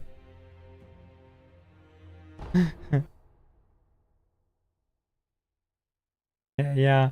If you've played it for 9 years now, then it's, yeah, 2015 or something.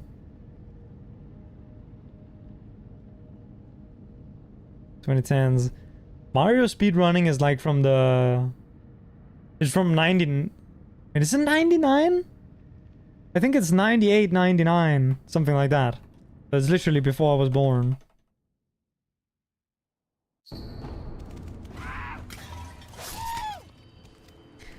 It's like around there and the turn of the century. That's like when some of this cheating was going on. Wait, why have I not thought about this exact way of doing it? I've been doing this strategy for a long time, and I've been doing it a worse way than this, and I just now figured out I can do this by accident. Oh my goodness. I wonder, it's probably like RNG or something. Probably just doesn't work sometimes. Or some bullshit. My nose is itchy.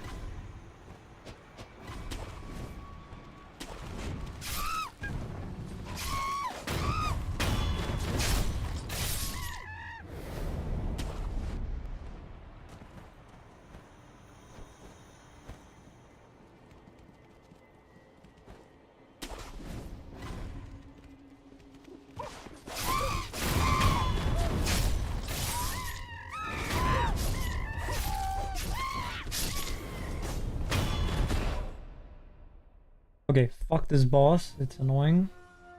Let me practice something else. Ogre? Nah. Ape? Maybe. Yeah, maybe ape. Maybe ape. Fuck guardian ape for real. Figuratively and literally.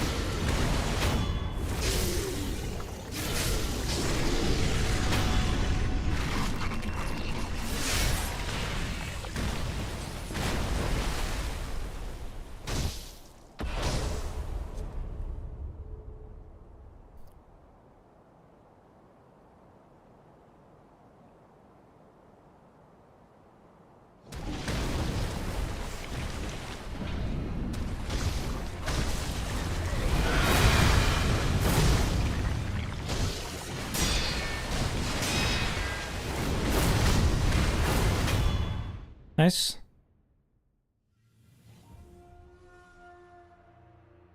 Have to make these practice saves. Yeah, it's generally best to make them yourself, but you can also download some. Although you do need to go through with like you need, like, I'm using a program like this program. and I have all my save files. And you can like download some that are already made, but then you gotta go through and like replace them yourself because like save files are tied to your Steam ID. So you gotta go through and like make them like attached to your Steam ID, which is pretty easy. Like it's honestly easier to just make them yourself. It's good to go through the game anyway. Like if you watch speedrun, right?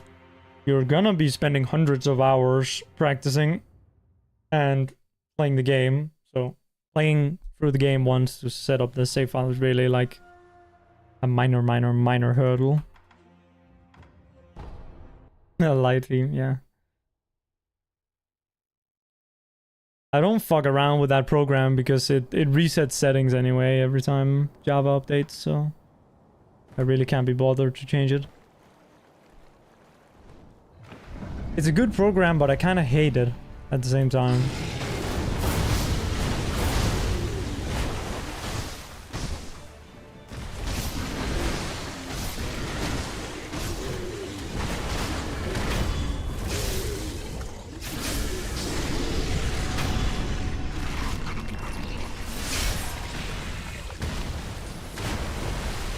Shura, how's Shura going? I'm fine, I'm just practicing. Wish I had 3 pints of Guinness right now.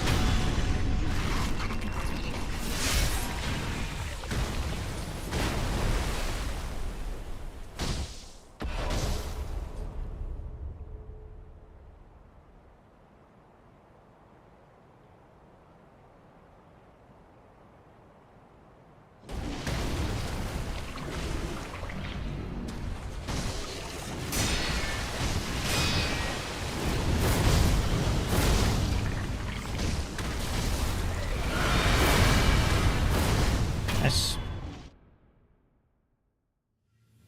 That's pretty good.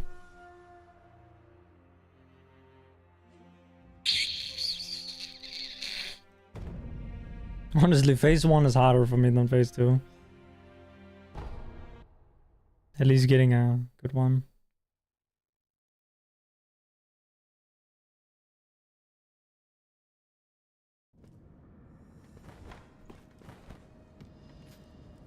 Double monkey kill? 2 years maybe? I think they started doing it in 2023? Was it 2022?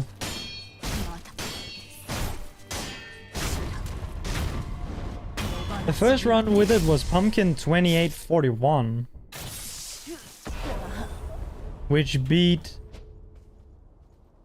Okay, yeah, so that must have been either late 2022 or early 2023, around there. I think it might have been early... I guess it might have been discovered a little bit before that.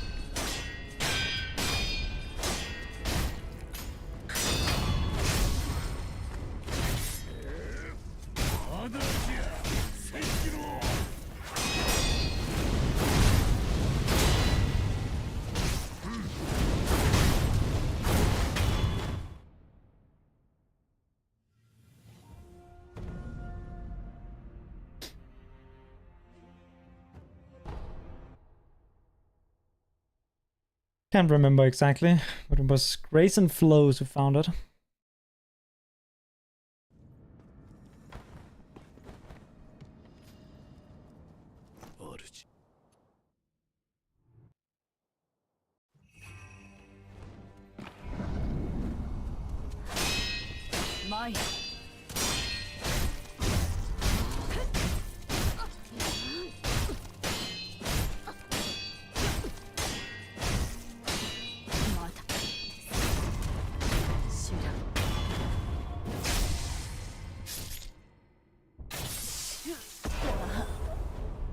Didge.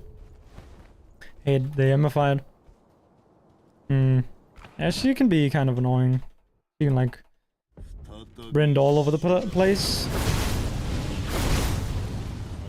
which is pretty annoying and pretty unlucky.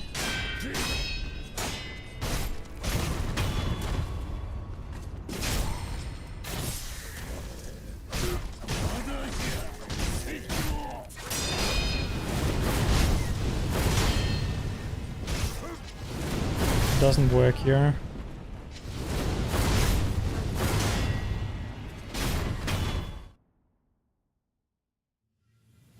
Maybe if I strafe more to the side, I'm not quite sure. Definitely need to do some crazy strafing there to make that work, if it's gonna work.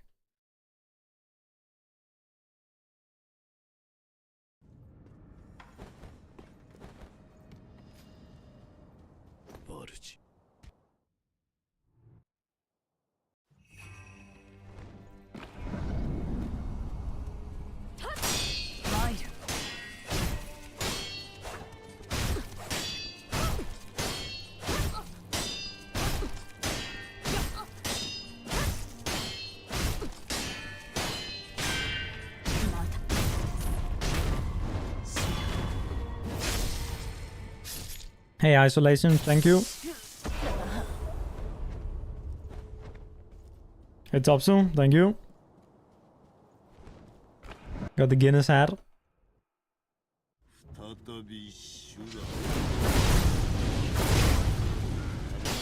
I wanted to get a pint of Guinness as well, but I realized that I can't even fucking buy it here.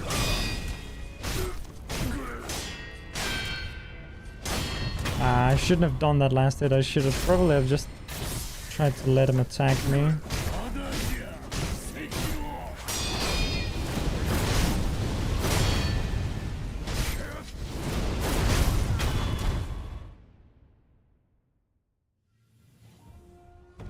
That was nice.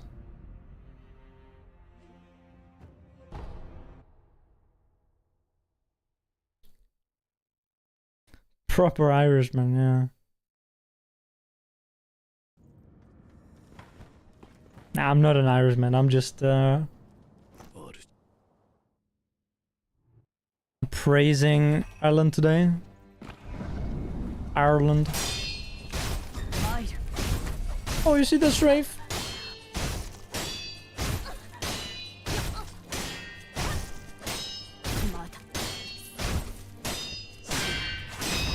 Oi!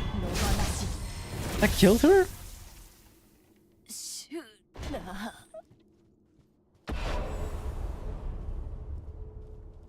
And it didn't even give me like the locked in deflect death blow. Okay, give me like the regular one. She kind of like popped off.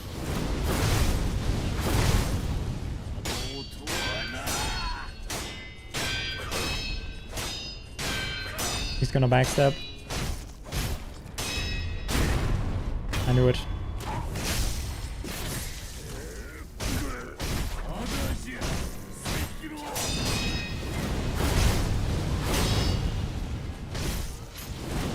Ah, I'm too close to him!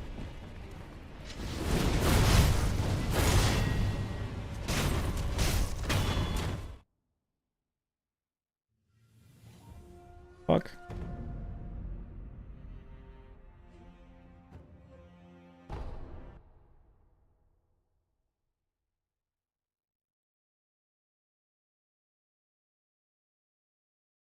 That usually works, but it does not work I find if you're up against the wall, because you'll get too close to him. It could be a skill issue and that there's something that I'm missing there, but I don't know.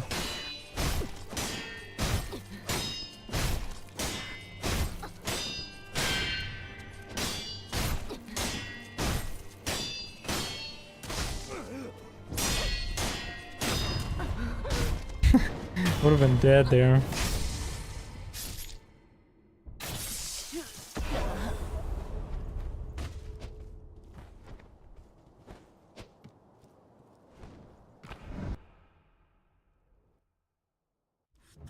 Shura.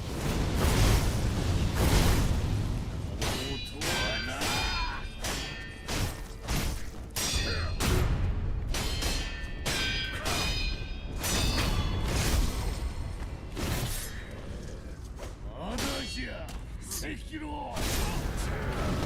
Fucking kill me. In game.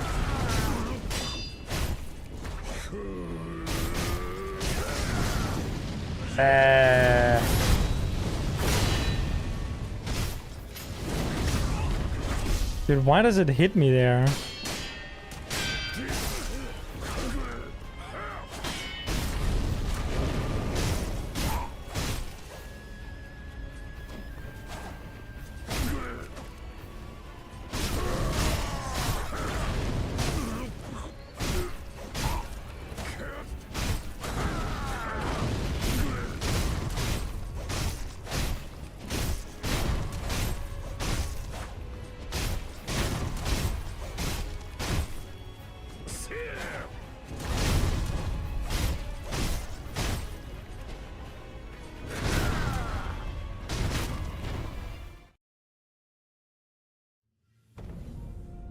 Role play, yeah.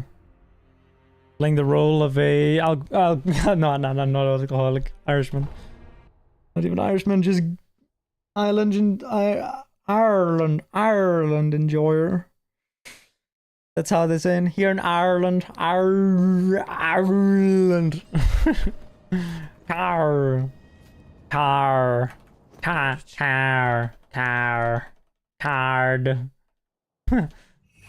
Hey! That's how they say R.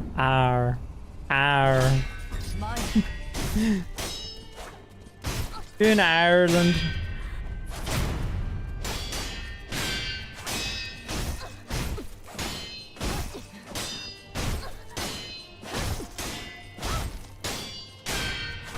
Whoa, yay!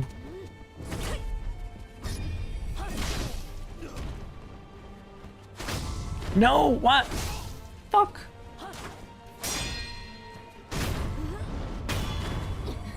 Easy.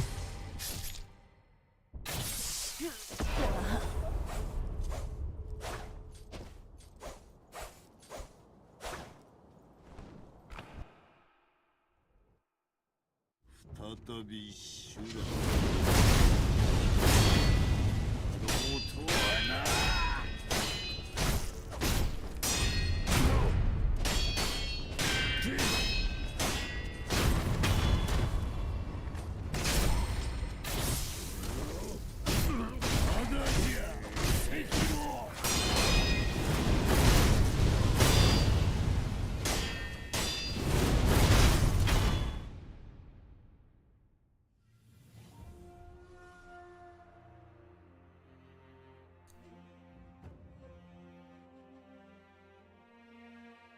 That was good. I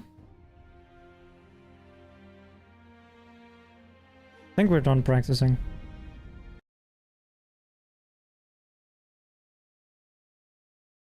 Do some runs. Oh, flashbang! Flashbang!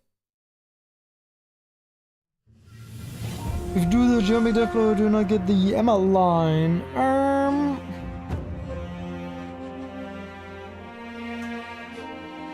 If you do the jumping death blow, you just get a faster ending. That's all. The Ishin fight starts earlier.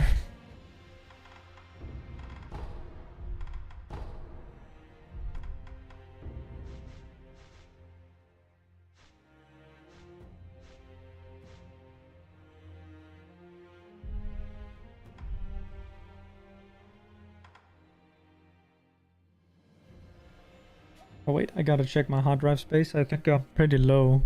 160 gigabytes. Hang on, let me delete something. Or actually I can just move something. Let me just move like... That's too... Okay, I'm not moving 200 gigabytes right now. Let's move... 100 gigabytes. How is this 100 gigabytes? Dude. This is 8 videos. How is that 100 gigabytes? What is that? Move it over to the... Here. Yeah.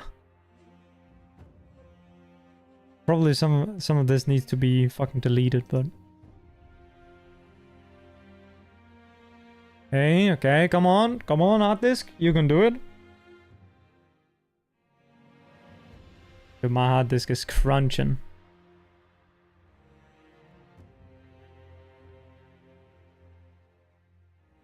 Okay.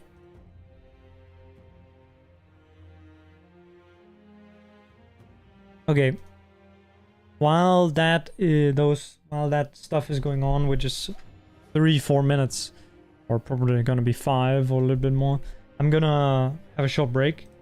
5 minutes, I'll be back, and then we'll do runs. Ah! Yeah. See, it's like I'm still here, but you probably can't hear what I'm saying through this thing. But yeah.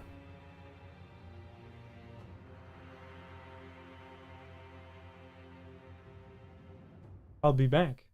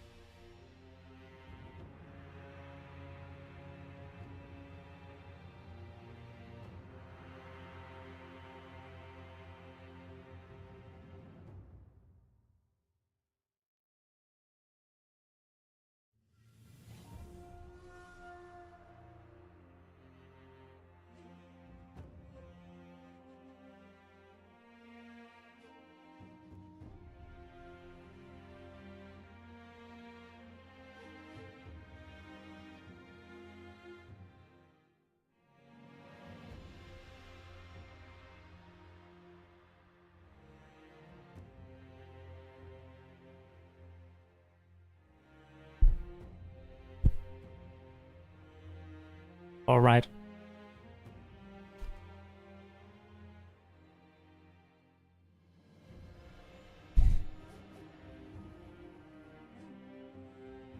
Okay. Don't tell anyone. But look what I found.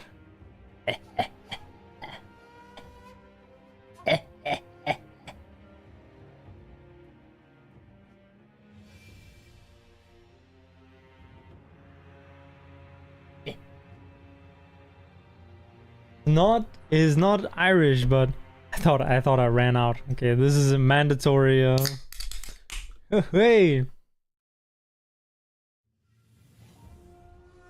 Oh my goodness, this one is fucking good. Holy shit. This is my favorite Danish lager that you can get. Royal Export.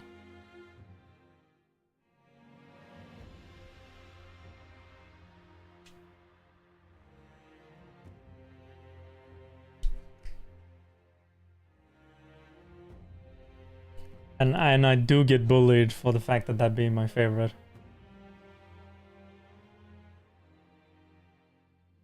Tuborg is like the that's like the based one. That's like, how do you equate that? Like Tuborg is like, you know, it's like being a double canyon enjoyer. It's like that's supposed to be the right thing to do because it's like, you know, it saves time, so you gotta do it. But then there's, you know, people who like Royale, and that's like cave skip. Cave skip. Cave skip, is that what it's called? I fucking forgot. Cave skip? Is that what we call it?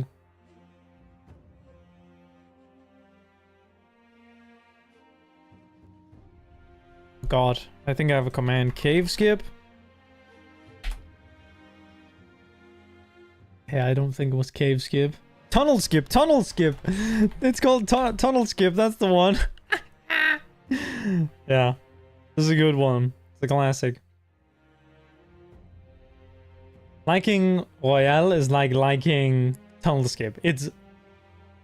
Whew.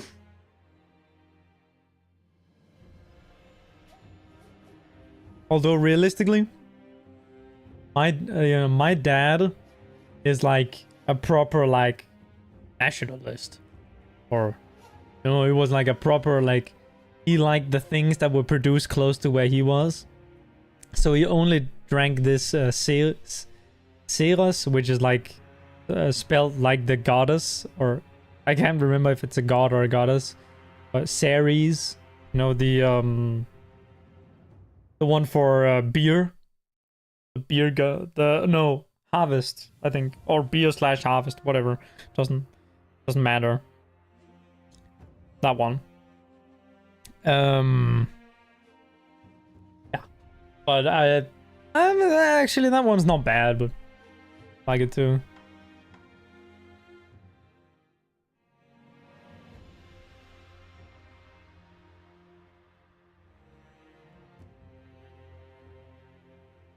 Danish beer is actually just so good.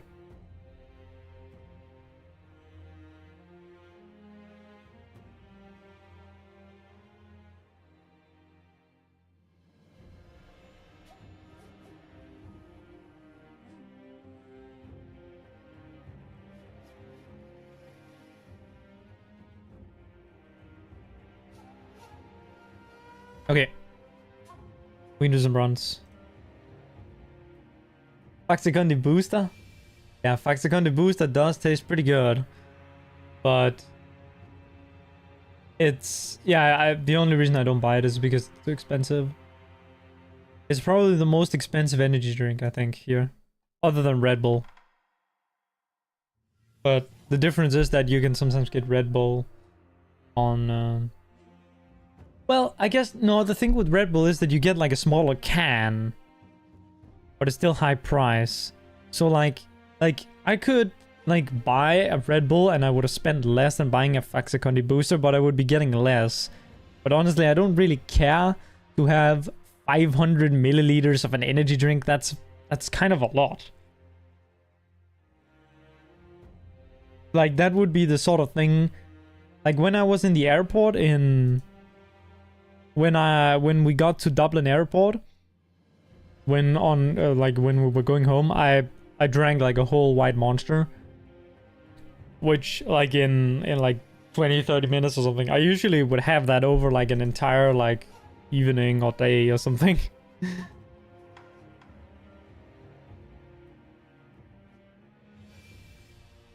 Because it's kind of a lot of...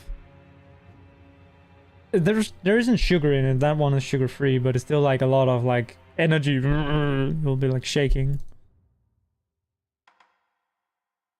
You know?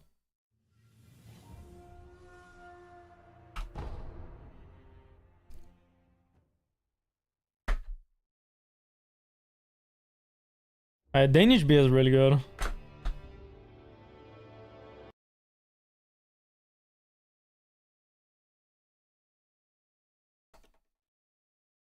I do think that, I guess this is very personal preference, right? But I do think that Denmark has the best lager, Pilsner.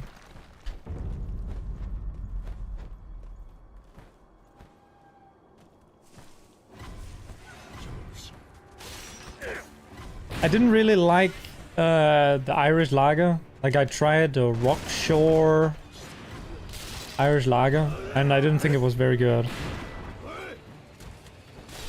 Now, you do have Carlsberg, which is a pretty famous Danish one that they also like in Ireland, but I actually don't really like that one too much. It's one of the weaker Danish Pilsners in my opinion. But it's not bad.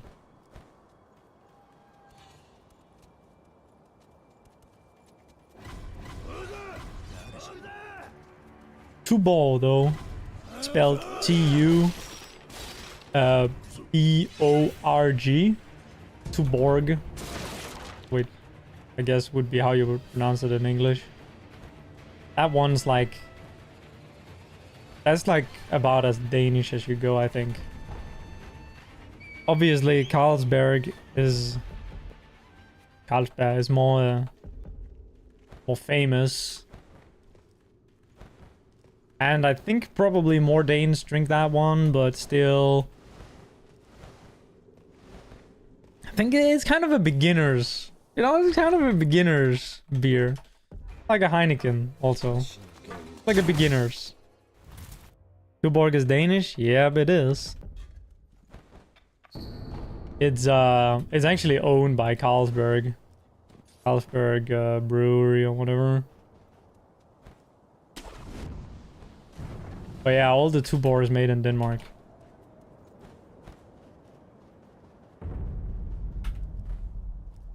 I did see, when I was in Ireland, I did see one bar that had Tuborg. And they did also have Tuborg in some of the supermarkets, but Carlsberg was like everywhere, alongside the Guinness, obviously. In Ireland, I do think the Guinness is probably the best beer. Of like the typical ones that you can get at a bar. But if you don't like the Nitro Stout, then I guess it's not. It has some interesting cider though. Like Bulmers. Or was it Bulmers? I can't remember. Bulmers cider. It was really interesting. I don't know if I liked it, but it was interesting at least.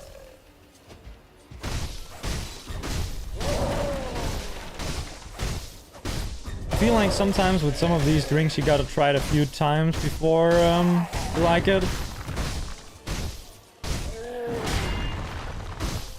If you're willing to give it a few more tries, which is fair if you aren't.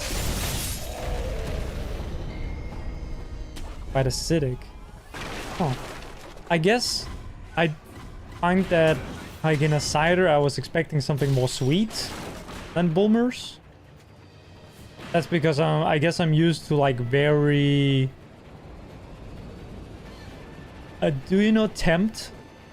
I don't even know if this qualifies as a cider. Tempt. Like Tempt passion fruit. That's like very sweet. It doesn't... Doesn't taste like alcohol at all, really. Just tastes like soda.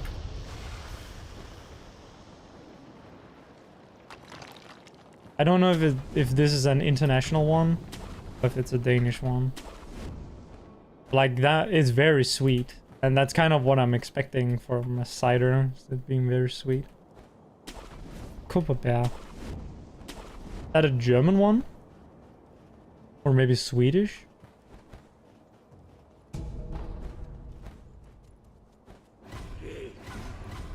Or is it Danish?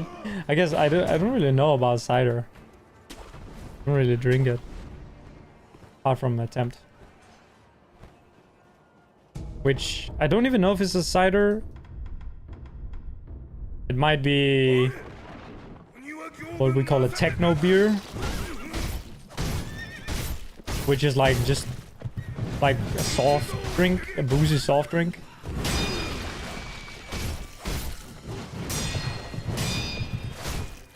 Strongbow. Dude, this is some garbage ass RNG. I'm also missing a lot, which isn't helping. Oh god, I lost 5 seconds of some shit there. That is terrible.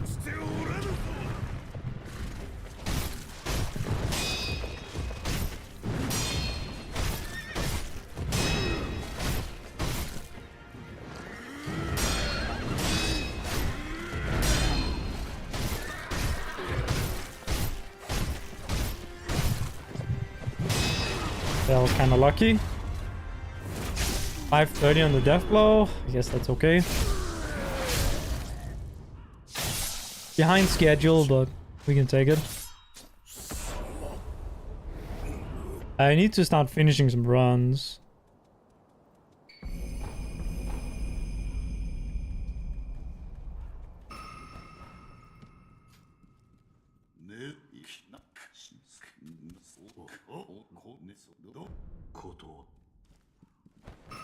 Yeah, that was pretty fucking bad.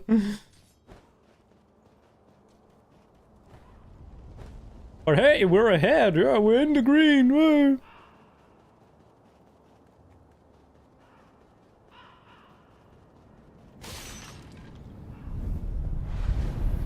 Typical UK cider. I see. Strongbow. Me and my friends do kind of like a beer review kind of thing. Where we rate beers. I gotta pull out our catalog at one point and like look at which ones we're missing. The one I really want to review is Hawkstone. You know, the Jeremy Clarkson one, Hawkstone Lager. That's like at the top of my list of things I want to review.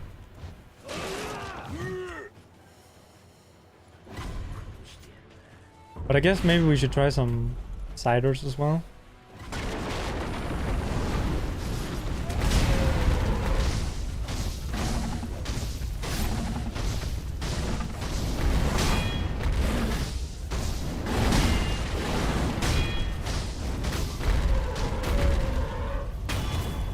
If you want an interesting beer, then try Keine Hexerei. That's a crazy one. I think it's like 20% or something, or 16%. Like it has as much as a fortified wine. Like a port wine. Oh, I forgot to do the new movement. No! Tragic. Alcohol podcast, nah. This is private. This is kind of like a private beer review.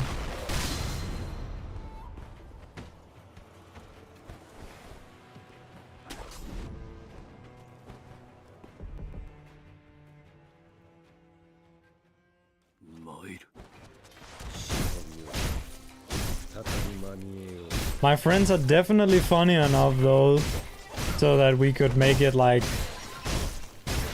an actual thing, but I don't think.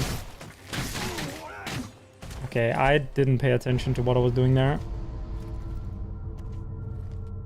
I know what I was supposed to do and I didn't do it because I was too lazy.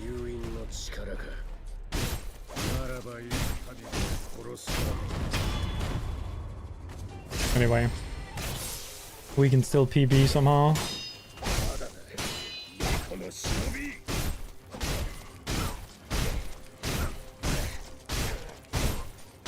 This is big time loss though. Big.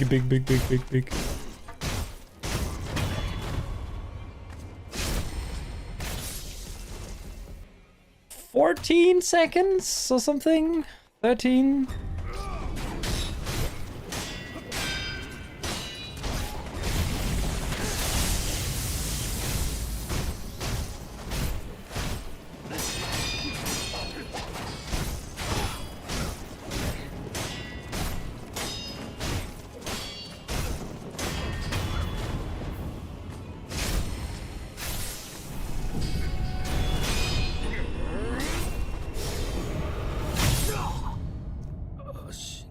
I gotta drink this shit kind of fast because it's gonna get hot.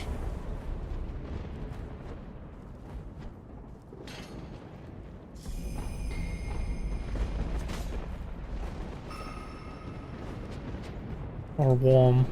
Chug it? No, thank you. That's just disgusting. Hate chugging beer. Actually, I'm not even that big of a beer enjoyer, but you gotta have one on the Irish stream. Of course you gotta. Should have had a Guinness, but can't get one.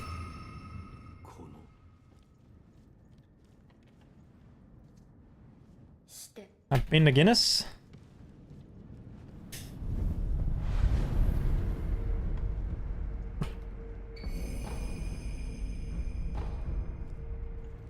They're insane in Ireland though for drinking 56 centiliters at a time.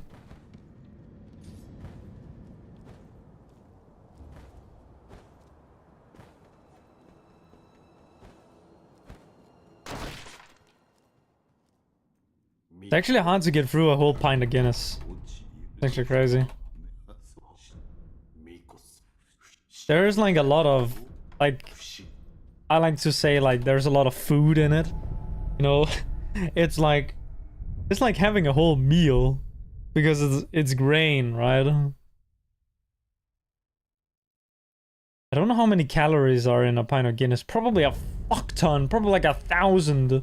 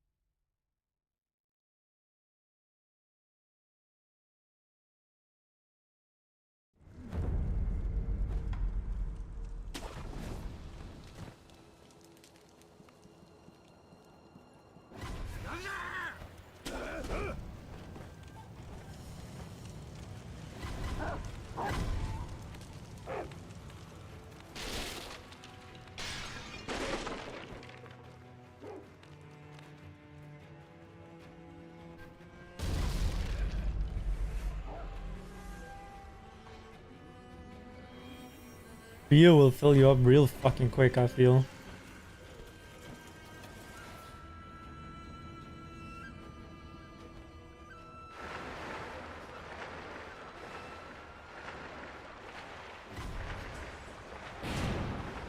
More efficient to drink spirits. If you're trying to speedrun brain damage, then that should be a weapon of choice.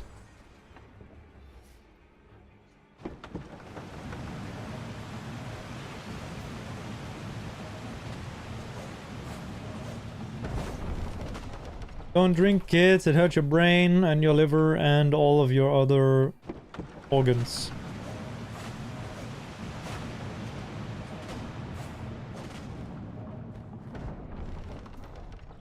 I'm doing it because I'm essentially a circus clown on the internet. Oh, I forgot to go for double Zenpo. Guess it doesn't really matter.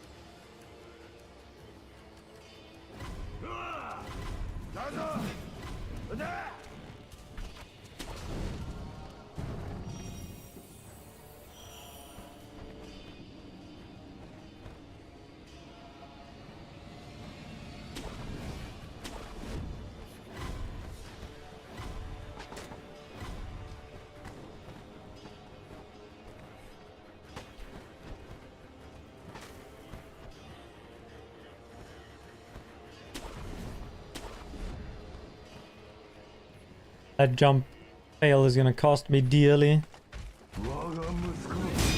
1, 2, 3, 4. Okay, we can get 6 here. 1, 2, 3, 4, 5, 6. You can give it 7, I think. It's a bit risky.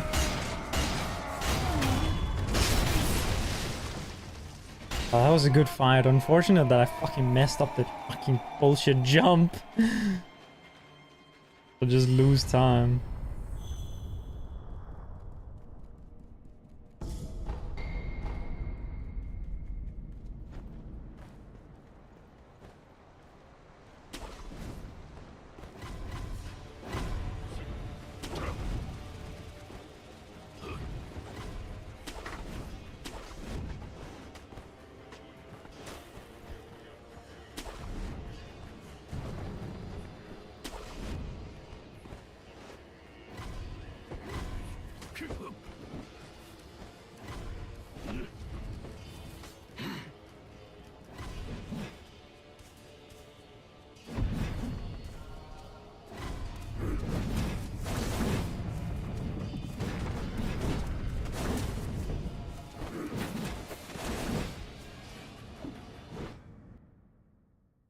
Or 9.3. Fuck, I lost time.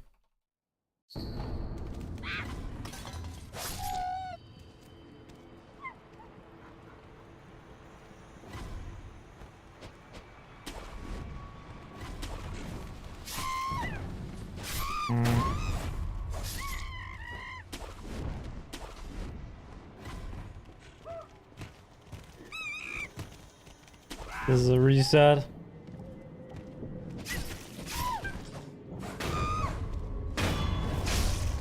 Fuck. Although I guess I could just continue it for practice. That might be a fine idea, actually. This can still be a nice sub 20, sub 30, sorry.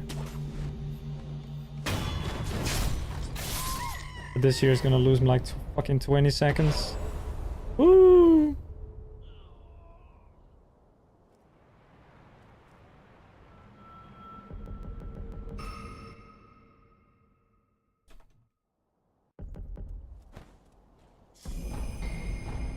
Like 18 seconds lost here.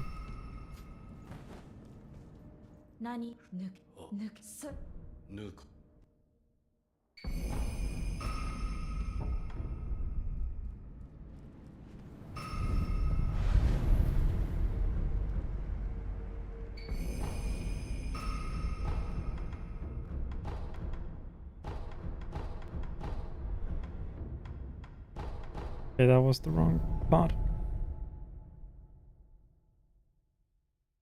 People can beat the game within half an hour. Yeah. And if you use glitches, you can do it in 20. Holy shit. Crazy.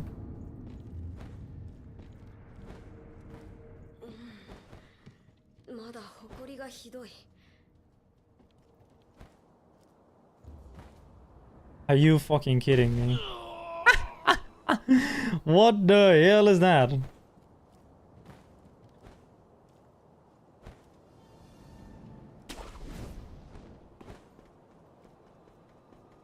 Bruh.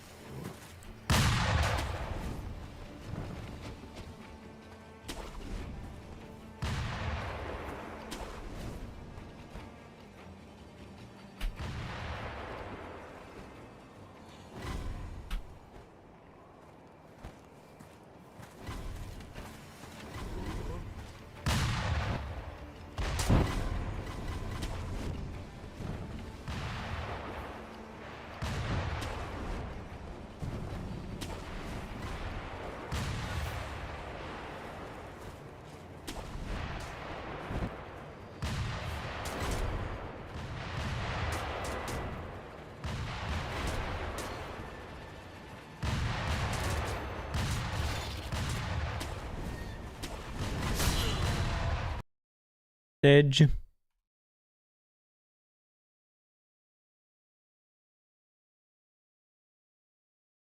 I could have lived there if I hadn't died earlier. Like if I hadn't fallen down in the water and voided out.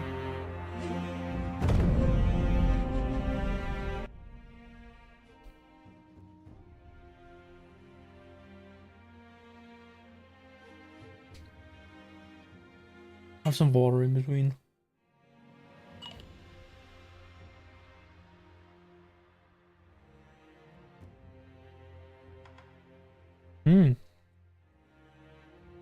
I'm making a cocktail inside of my mouth. Boom.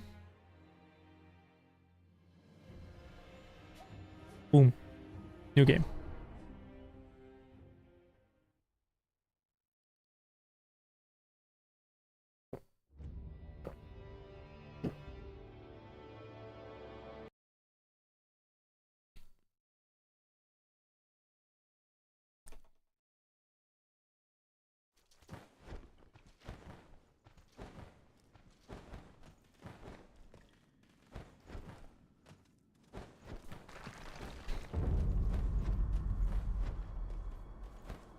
This is the run. Hey! Shit. I lost like half a second.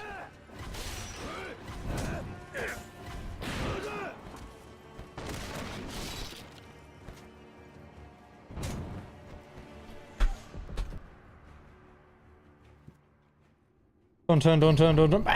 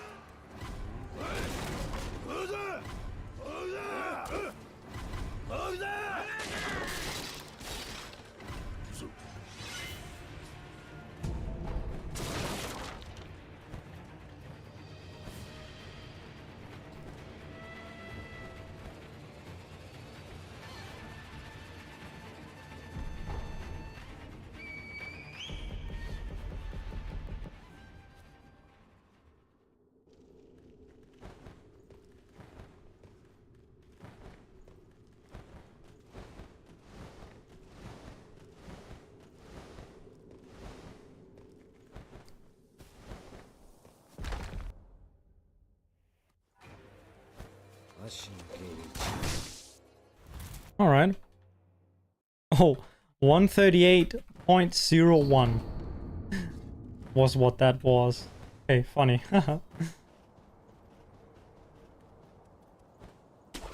Yeah.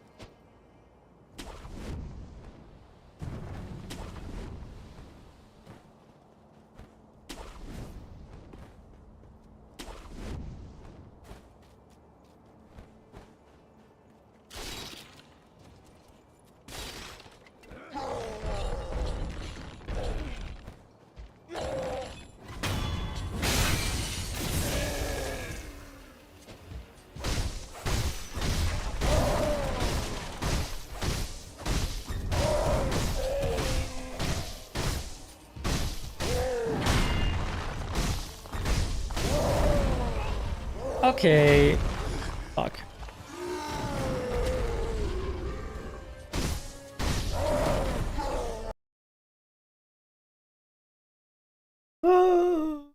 I died.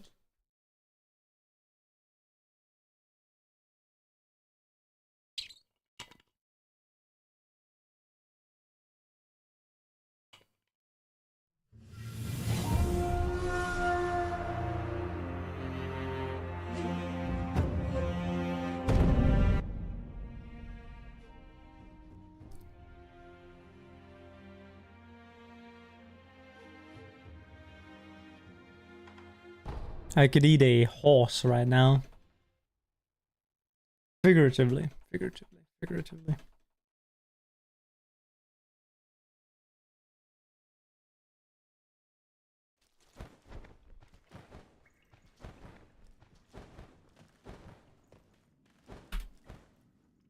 What?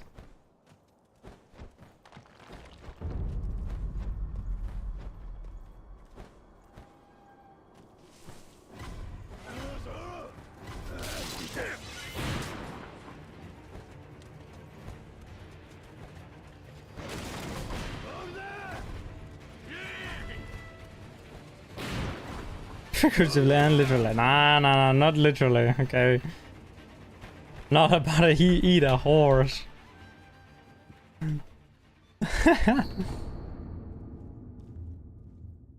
Maybe a dog. Wait, what? Maybe I'll eat my sister's cat. Whoa, whoa, whoa, whoa.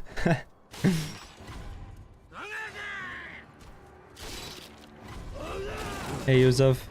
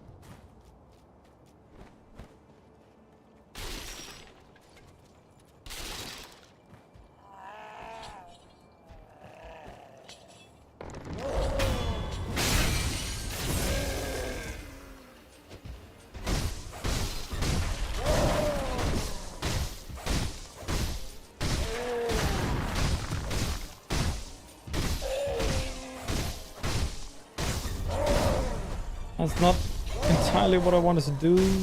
Yeah, I missed 2 hits because of it, but that's okay. We'll work with it.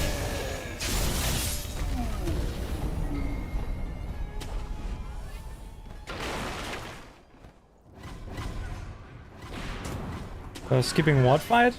Inichiro at the start? Nah, I just went and died to him, and then the there is the samurai or the general at the start of Outskirts, or like in the middle of Outskirts. He's optional. Come on. Yes.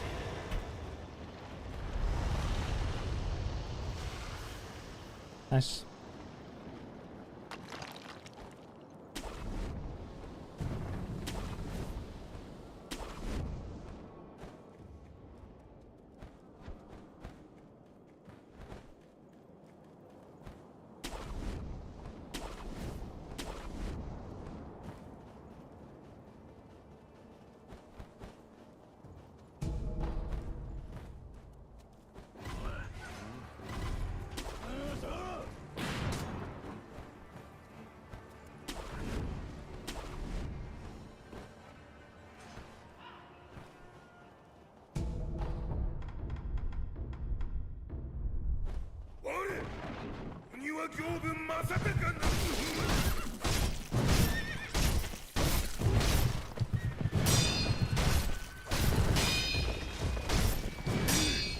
Oh, this is nice RNG.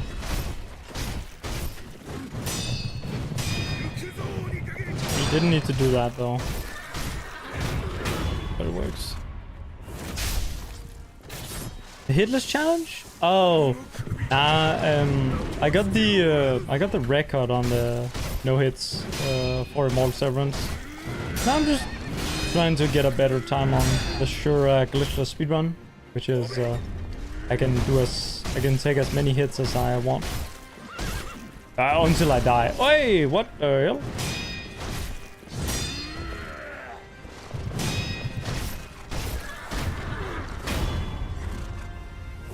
Variety is the spice of life. Is that how it goes? I think that is how the saying goes. I like doing a bunch of different stuff. Because I am playing the same game every day after all. I couldn't imagine being one of those guys who only plays like one particular speedrun. Like only stick to any percent, or only stick to old bosses, only stick to glitchless, like sure glitchless. Like some people do that. And I'm just like, yeah, I couldn't. I would burn out. I would burn out so quick.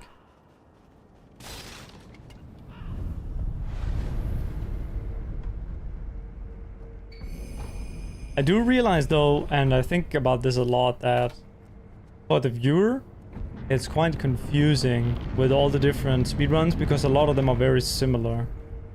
It would be more clear if it was like, okay, now I'm doing an all bosses speedrun and now I'm doing any percent speedrun. I think everyone understands that. But not everyone understands the, like, a glitchless speedrun, a no-hit speedrun, a no-air swim speedrun, all of this. But I kind of just, you know, I kind of just do the runs, and then the people who want to watch, and I try my best to explain it, and yeah.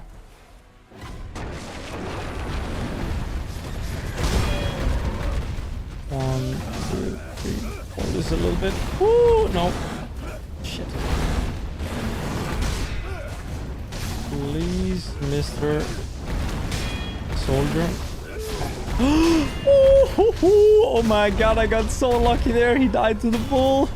He was about to completely wreck me. Shit. Okay. Shit, man. That was quite lucky. I have no health though. I should have done something about that. Whoops.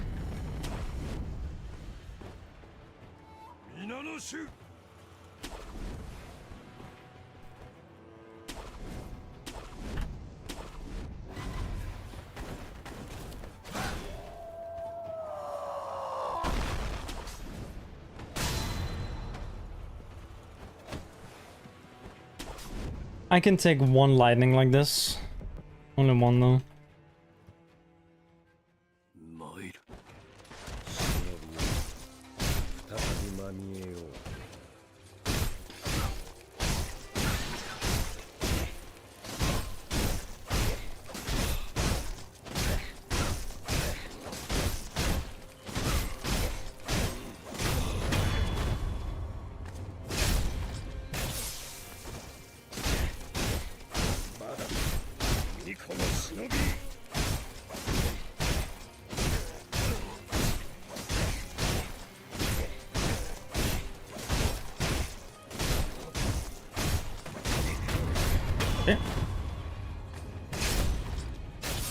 Finding Bull and Hitless. I fought him. Yeah, I did fight him.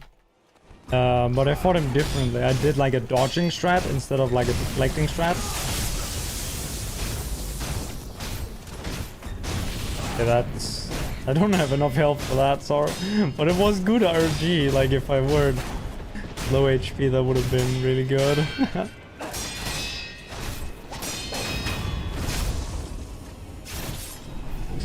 But yeah, I did fight him in the hitless. There is a skip for him, which I do when I do like glitch speedruns. So like if I'm doing like an 80% run, I would skip him. Been a while since I played 80% though.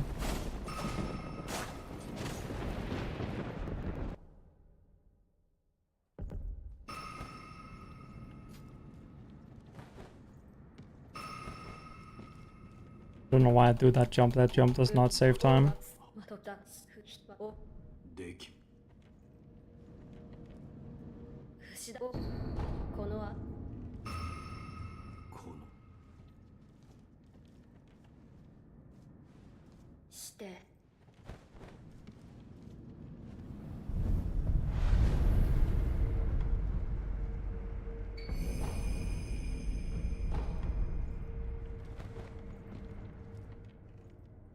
一心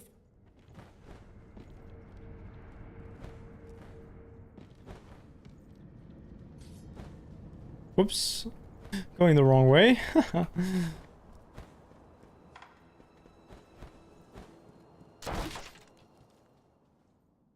みこ落ちるしなむそしみふしまくふし128. I think this will be. That's pretty decent. Hit 129.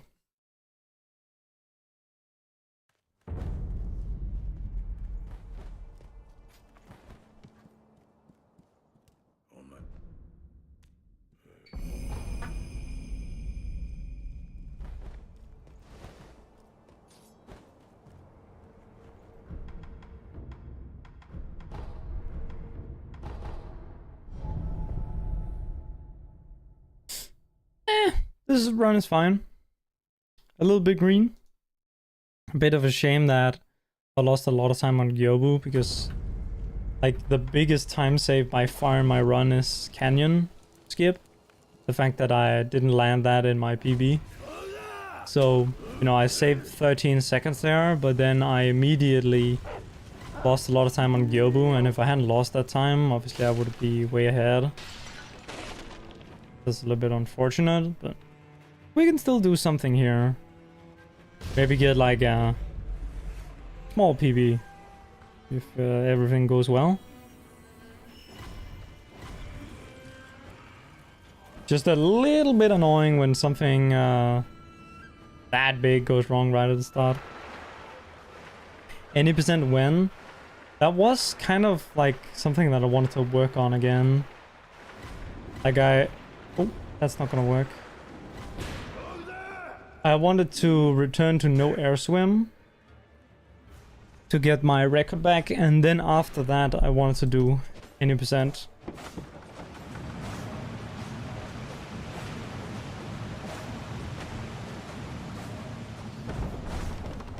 I keep saying this, I keep getting baited into running glitchless because that's what all the other speedrunners are running. This is by far the most popular speedrun to do. Which also means that it's very hard to obtain a good time.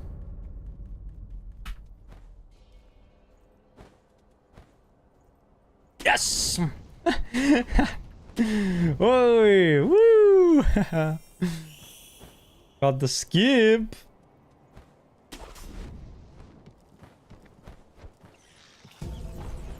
That saves like 1 second. So it's nothing too crazy, but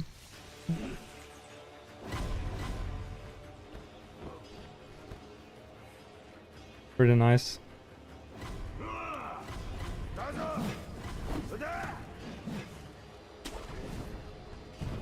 Right now I'm just trying to get like a really good time on this so that I can have some street cred again, because it's like I'm like 20th or something on the leaderboard right now.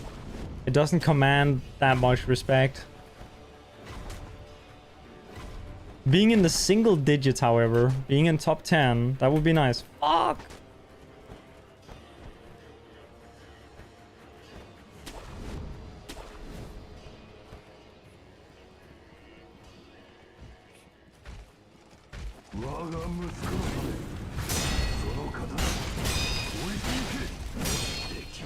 Three, four.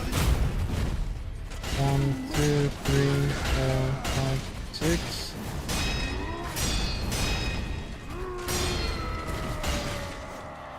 Oh, I didn't even... I could have just killed him in 2 hits there.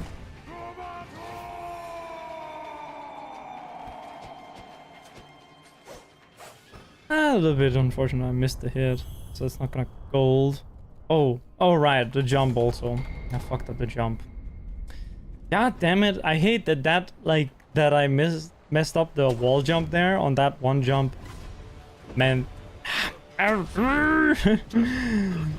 Hey, what is the guy doing now? Fuck, dude.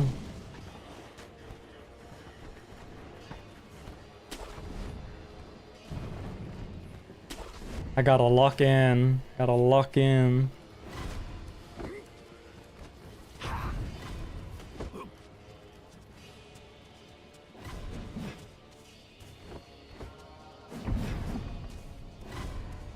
Gotta lock in.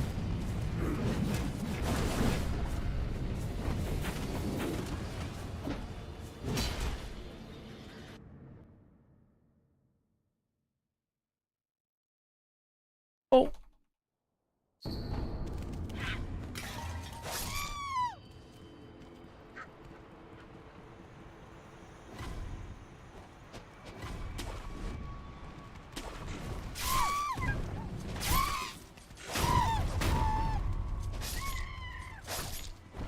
That works, but it's not fast.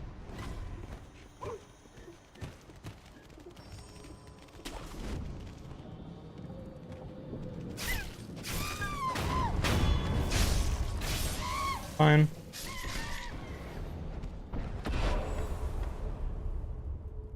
Okay, what item am I using next? I guess nothing.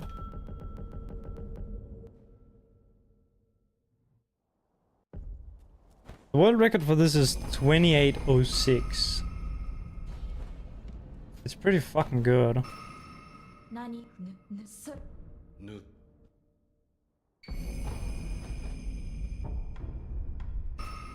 This is like the one that is most competitive. There's the most people playing it.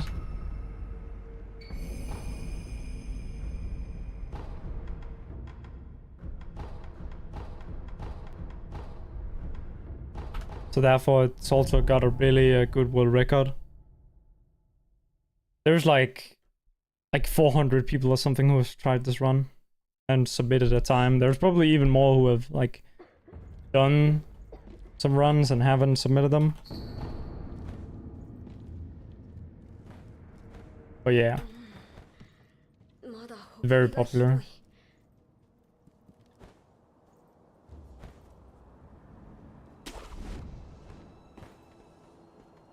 400 people? Yeah, maybe that's a little much. Can't remember. Like at least 200. Nah, it's more. It's like 300, 400 people. But it's a lot of people.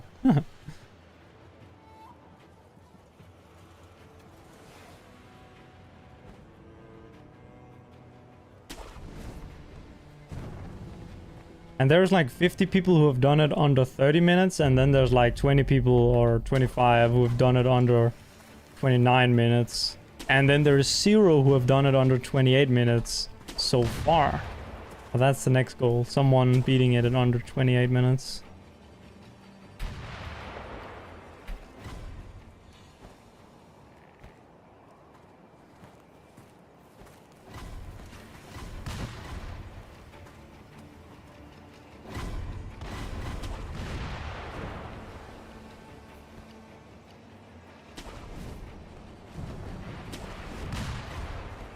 I think it should get there before the end of the year.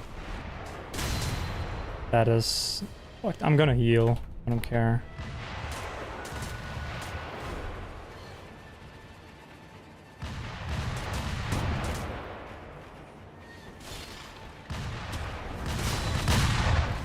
That was the correct decision. I would have been dead otherwise.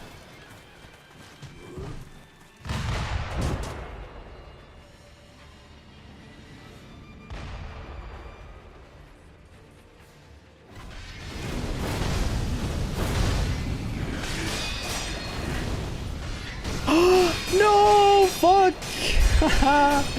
Man, what is that?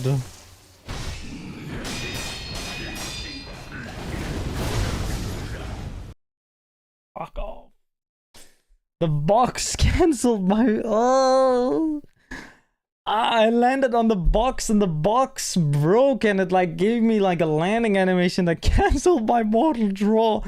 Man, that is such a rare fucking meme to happen. Shit. Okay. Okay, game.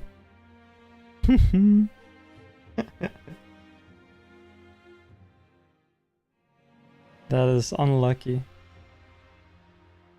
Try again.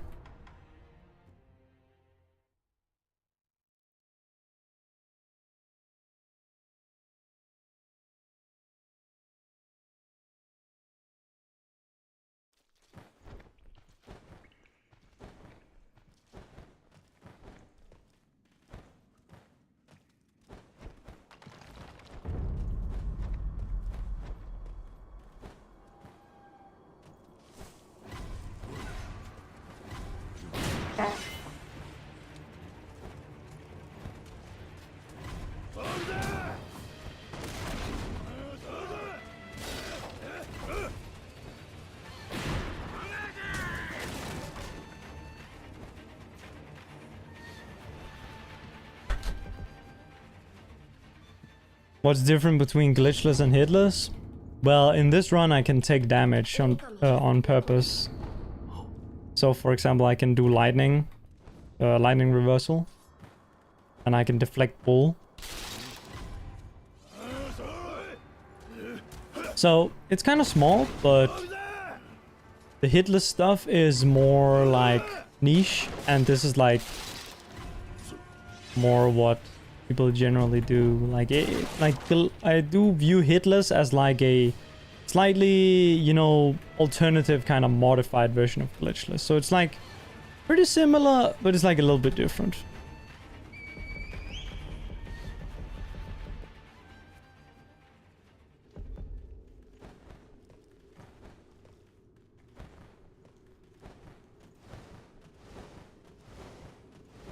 Oh, Yuruki, you're saying like destroy the box. It's actually not a bad idea. Like destroy the box so the box meme can happen.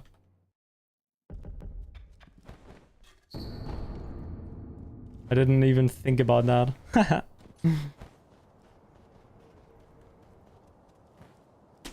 Oh yeah, also I can die to that guy at the start, which saves like 40 seconds.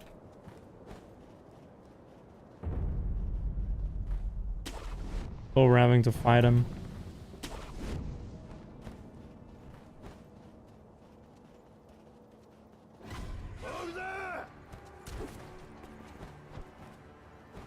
Running the box cannot 100% guarantee that it works 100%. Yeah, I mean, it's never gonna work 100%. It's always gonna be some memes. I'm probably just gonna continue doing what I do because that one was kind of like 1 in 100 or something. I usually don't have issues with the box. The box. What's in the box?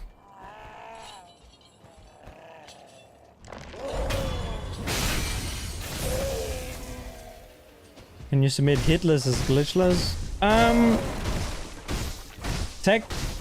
Well, it's a little bit funky, but there is a particular strat that you are allowed to do in hitless that you are not allowed to do in glitchless. That's the one where you throw the armored warrior off early.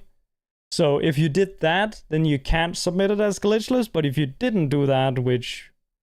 like, it's only really people who go for the world record in it that do that. Like, there is a guy called Supernovas who has been doing a little bit of no-hit speedrunning, and he's been putting his runs on the glitchless leaderboard. So you can, unless you do that one early Roberto fall strategy, Roberto cheese as we call it.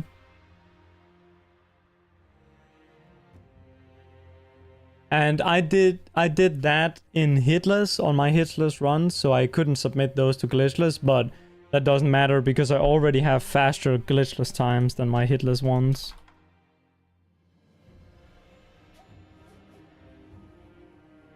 Like, for this run, my hitless time is 30 minutes and 40 seconds, which is over a minute slower. Or, sorry, it's... Wait, is it over? Yeah, it's over a minute slower. Almost 2 minutes slower.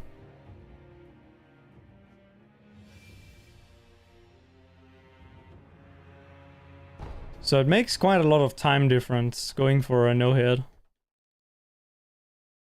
Although the record for no-hit is 29:30 for like this run, for the Shura ending. For the Immortal Severance ending, it's the 41:27 that I got.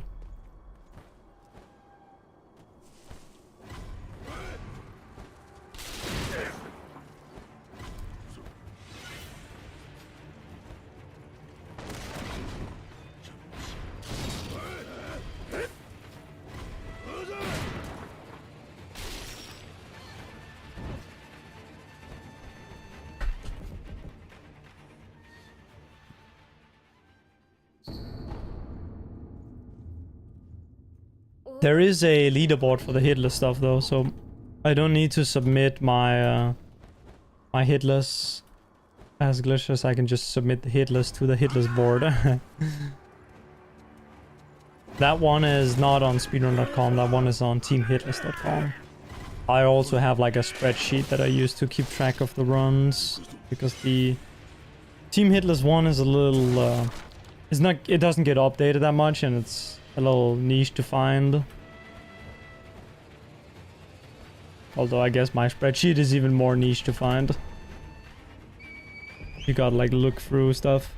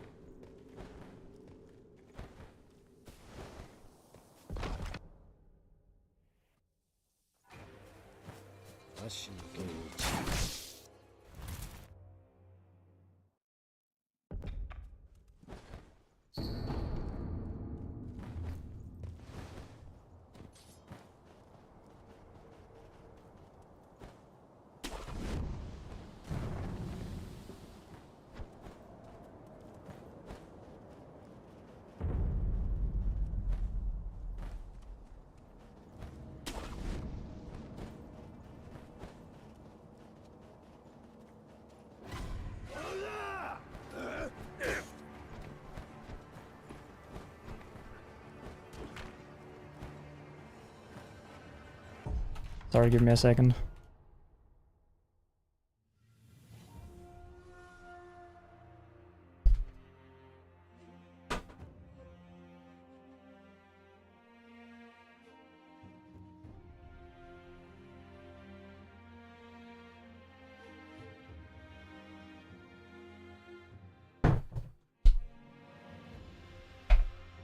Okay, that's a melon. Mmm.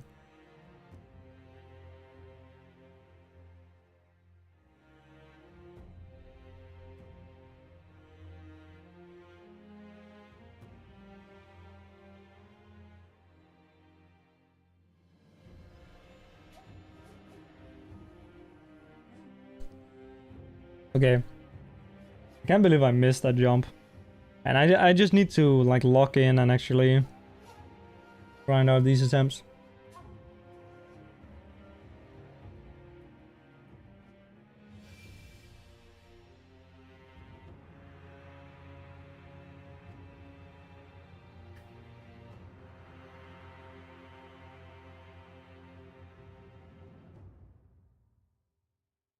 I'm a little bit of a pussy. I can't be bothered to grind, but I want to get the good times. Right.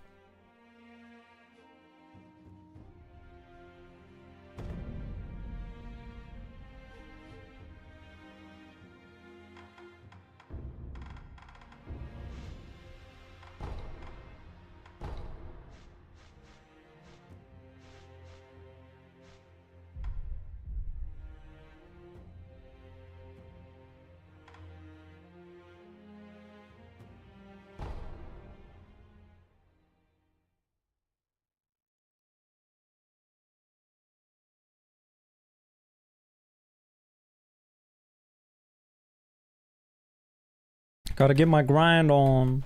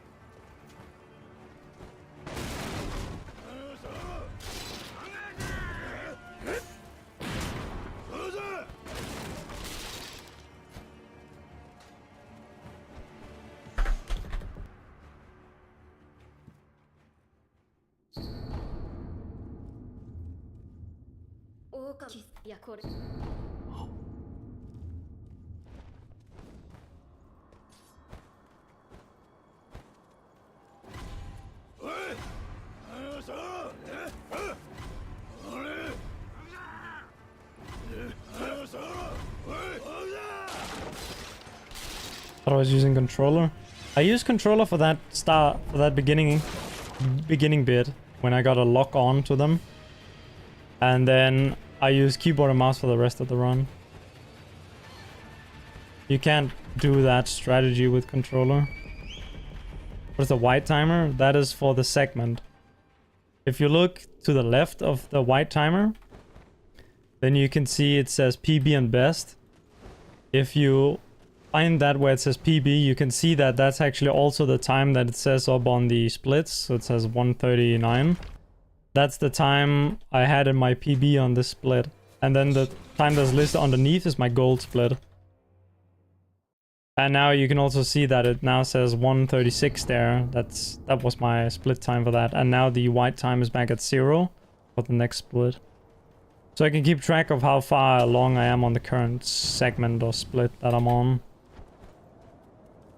Segment split, whatever you want to call it.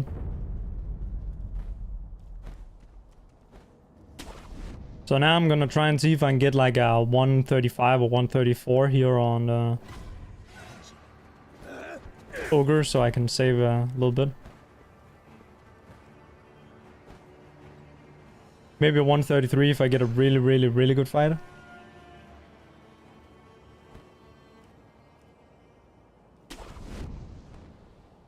You're super bad at keyboard and mouse. Yeah, for me it's the opposite. I'm really bad at using controller. I was always a keyboard and mouse enjoyer. I did play on the PlayStation when I grew up, but I played more on PC. Like, I played like Team Fortress 2 and Minecraft.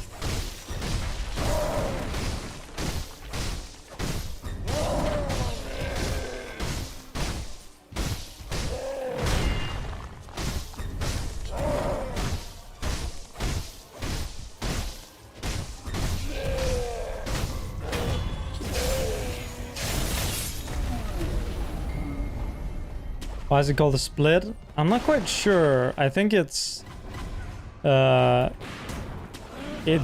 from sport, so like race driving or something.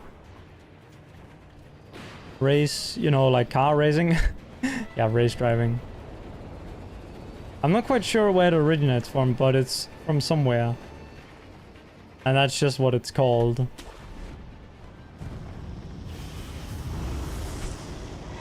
Oh, please.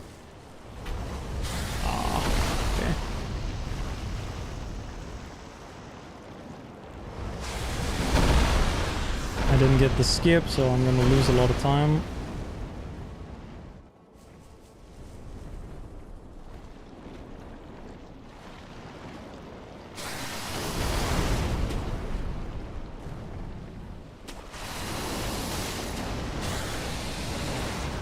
You know, the minus there that you see like right now, minus 3.5, that's called a delta. And that, I believe, I actually don't know where it originates from. I think it's like a math thing. You know, in math, you have like like a delta thing where it's like I think it's like when you measure like a temperature over time, you use like a delta or whatever. But essentially it just means like a time like comparison or something. But yeah, here the delta just means how much time I'm ahead, essentially, or behind. It's a little bit of technical jargon.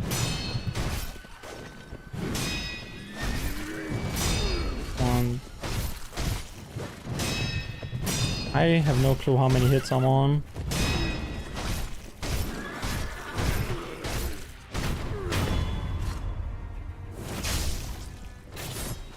Delta usually is a different... Oh, okay, I see.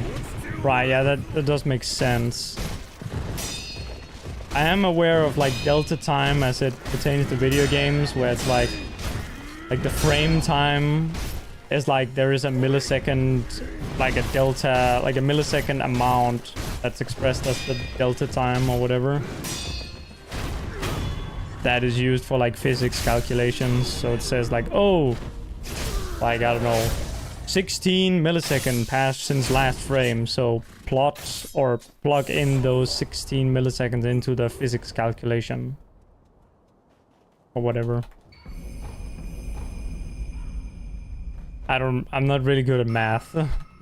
So. Greek alphabet, yeah, it's a Greek letter. It's like the triangle. At least when it's capital. How does it look again when it's not capital? I don't remember. Oh, it's like a... I think it's a D. Wait, is it? I don't remember. Oh, it's... Yeah, it's... No, that's Hamma. Wait, how does it look again? I forgot. When it's not capital. Wait, is it just a D? Fuck, I don't remember. Anyway. Algebraic terms. I see. Hmm.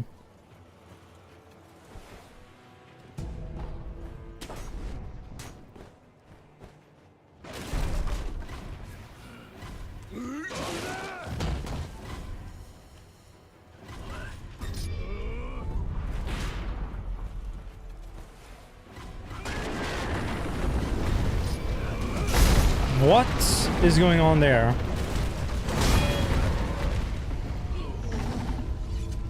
Huh. A triangle. Okay. I'll just reset. I golded the tutorial though.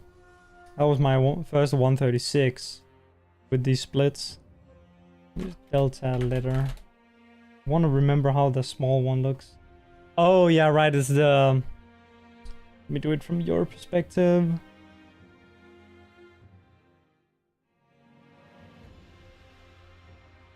I think like this. It's kind of like a D, except it has like a... It's like an 8, kind of, but it doesn't have the... It's like a half on the top.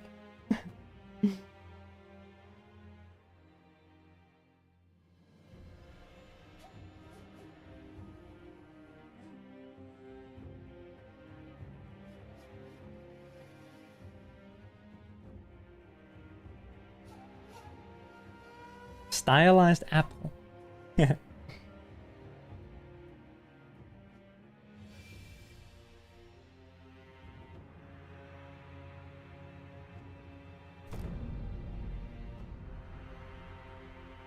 Writing Greek sentences is kind of hard. I do remember doing that in high school though. Man, I was not good at it.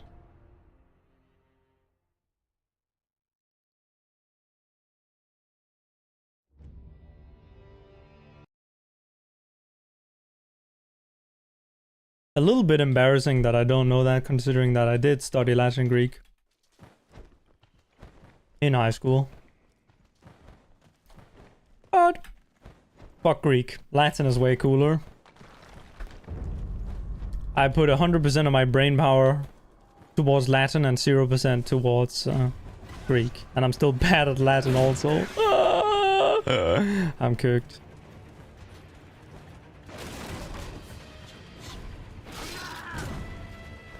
Should have just studied fucking Chinese and got like some job in tech in China and made like $1 quadrillion. I'm resetting this.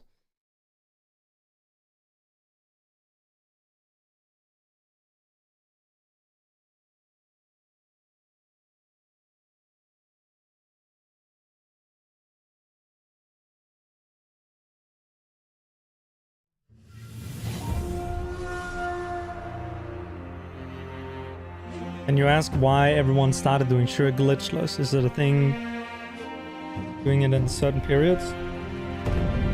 Shura Glitchless has been the most popular speedrun for like forever. I think that at least since early 2020 or maybe mid 2020 it's been the most popular speedrun.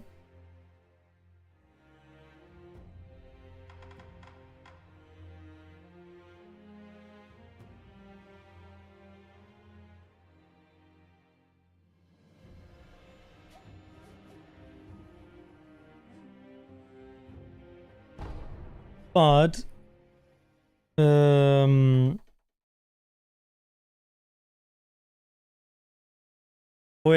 check check the FAQ on the Sekiro Discord, Sekiro Speedrun Discord. You need to manually re-download it. Yeah, Shura Glitchless is just the most popular speedrun on this game. And it's actually the most popular FromSoft related speedrun, like period. Shura Glitchless. By far.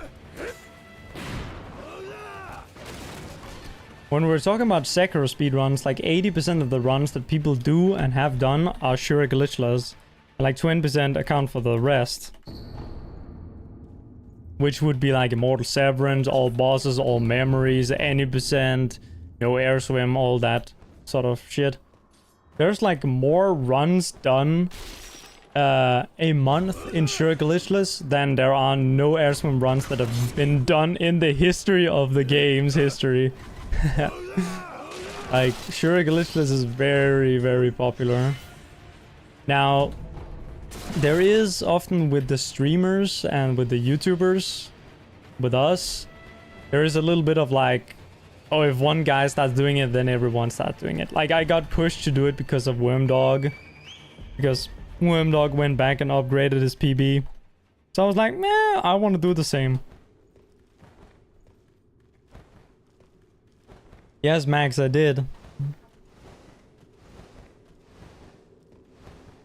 I did get the record. I got a 41.27. Pretty good. Could still improve it, but I'll wait until someone beats it. Lissent, who previously held it some time ago, he's been pretty decently close to beating it. He got a 41.41, which is like 20 seconds behind. So I'll go back when he beats it. Oh yeah, alphabet being alpha beta. Yeah. Yeah, it's a good one.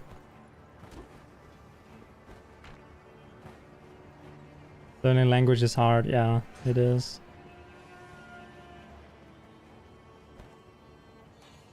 One-shot challenge?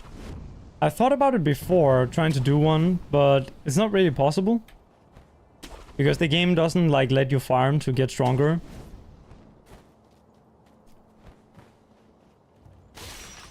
Like the other games do.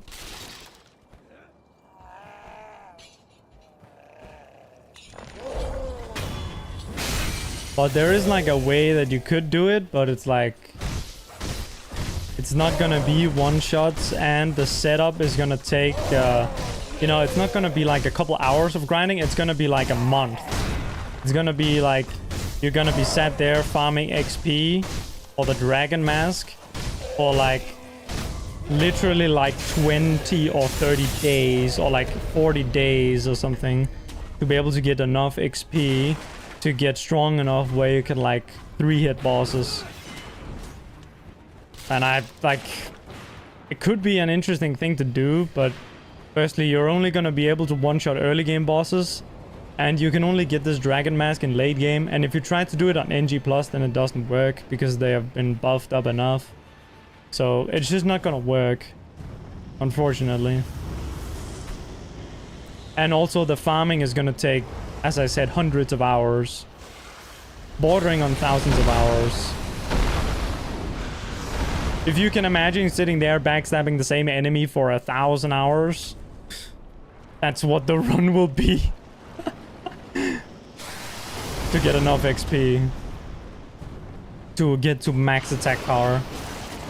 On the first playthrough. Which you can only do very late in the run anyway. Because you need to get the Dragon Mask. For which you need access to Fountainhead, so... yeah, that's very late game.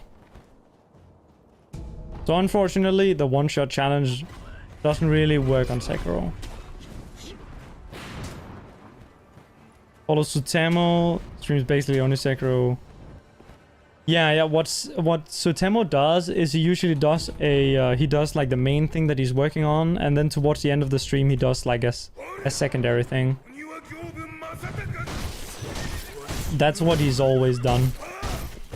He likes to like do, for example, all bosses and then end it off with a little bit of Shura, Glitchless, for example.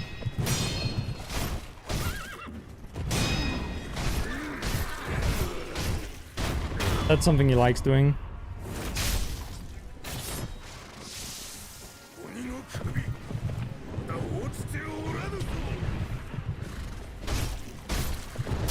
Nice.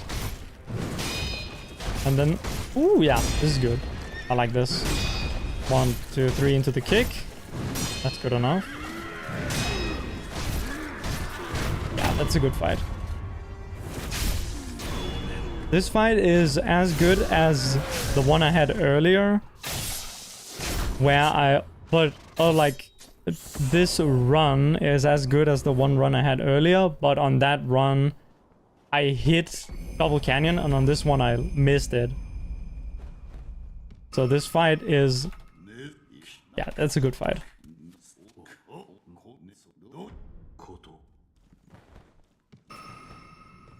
That is a good one. You wanted to do sure any percent, but you need a PC. Yeah.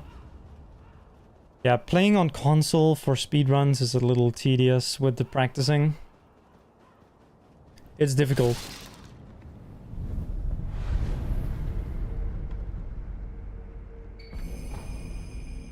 Especially if you... like, there is a few guys who've had success with playing on console, so like wait, Mizuki Aihara, but he started on PC and then he went to console and he immediately got like a ton of records, right? Because he practices on PC and then he just did some of the runs on console. And then there is a guy who doesn't submit his run, who's called Snasand, who's the best console runner, but he doesn't submit his runs. He just like practiced for forever. Put in so much time. Okay, this is really bad.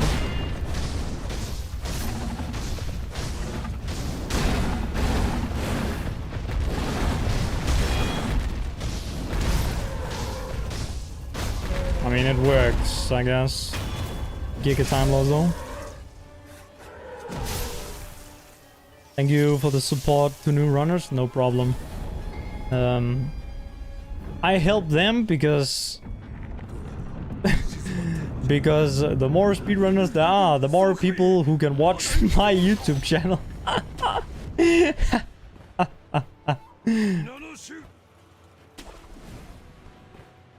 One viewer at a time. I will build my Mr. Beast YouTube empire.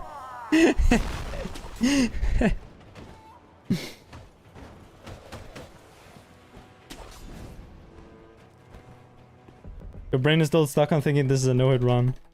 Oh yeah. Yeah, I definitely get that. If you just like, I get that a lot if I've been watching like a no-hit runner and then I go over to watching like a speedrun, I'm like every time they're about to get hit.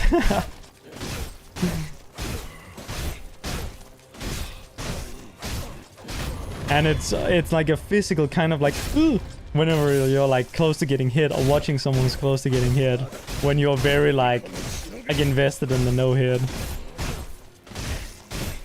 I had a 1 week vacation though, so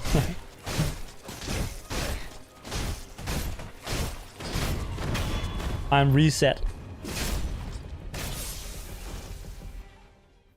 all on console, but with ape skip it's just too much.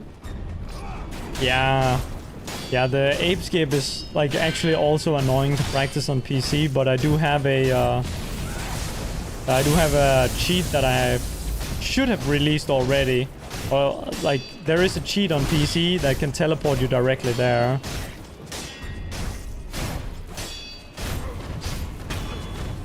Like you actually can't make the save file down there for some reason because the area is like not loaded. But you try and make a save file there, so you gotta like... I made like a cheat so you could teleport down there. But yeah, regardless, like obviously it's way easier on PC. But it was also already like the dumbest thing on PC to practice. Most annoying thing.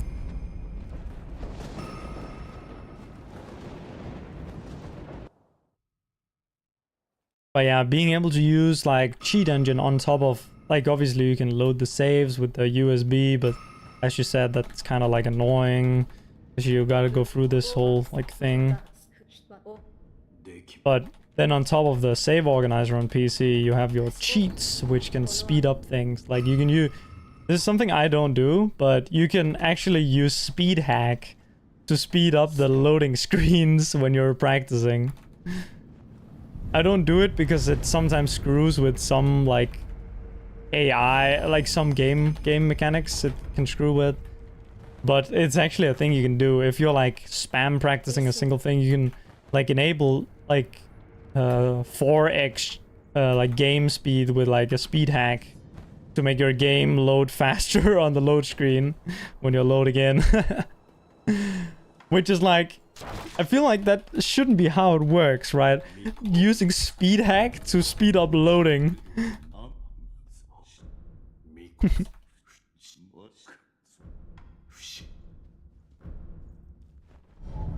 Cheat ending can save positions. If you do the jump wrong, you can reset. Yeah. Oh yeah. You're right. Yeah, I forgot about that. I'm just taking that for granted, yeah. Yeah, you can.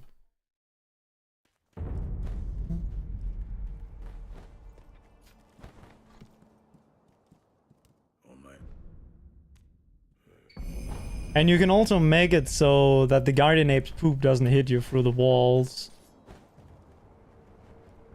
I mean, you could do anything. Really? Right. Okay, I'm a little slow on these menuings. Shit. I should be saving a lot of time there, but I'm just not because I'm fucking up.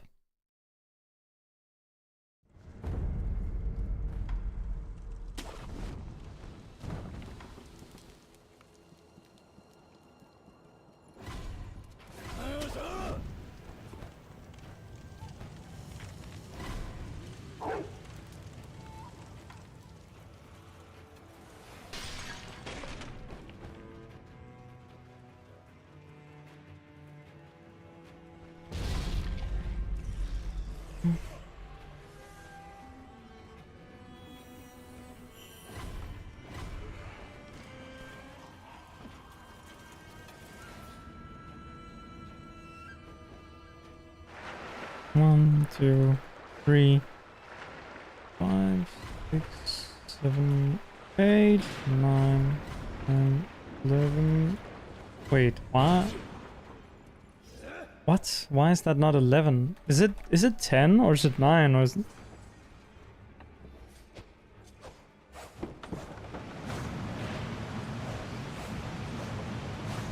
You would finish getting the files in these when you speed up the loading. I really don't know how at all it would, like the how it is that cheat and like a speed hack can speed up the loading. It doesn't make sense to me. Because I feel like it should either 1 crash or 2 just like not load. Because it should already, I thought, load as fast as it could. Or maybe you could like, you know, speed it up by like a couple percent because it's like already like maybe it's only like trying like, you know, kind of like an eco mode where it's not like using 100% of your PC, but it's like using like 90 to kind of save a little bit of juice. But no, it's like you can actually like double the speeds of the load screens by using cheat engine. Have to build a PC only for Sekiro? Yeah, I guess you do. If you're getting a PC only for FromSoft games, then make sure that you don't cheap out too much on CPU, because these games run, like FromSoft games run mainly on CPU. Whereas every other game is the other way around. My god.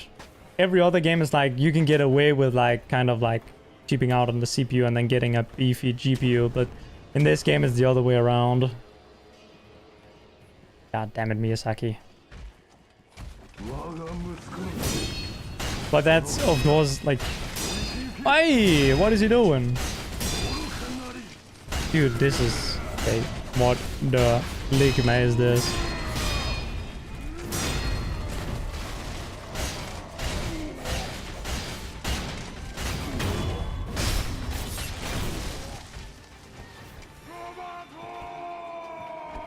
Having a PC is nice though. There's a lot of things you can do with a PC that you can't with just a console.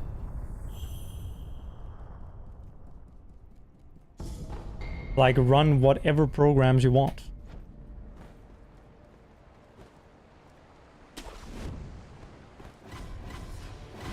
If you're playing on console, right? If you're doing a speedrun on a PlayStation 5, for example. If your run is over an hour, then it doesn't let you record it.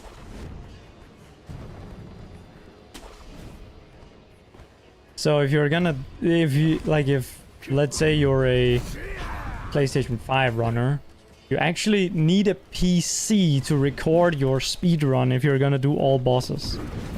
How dumb is that?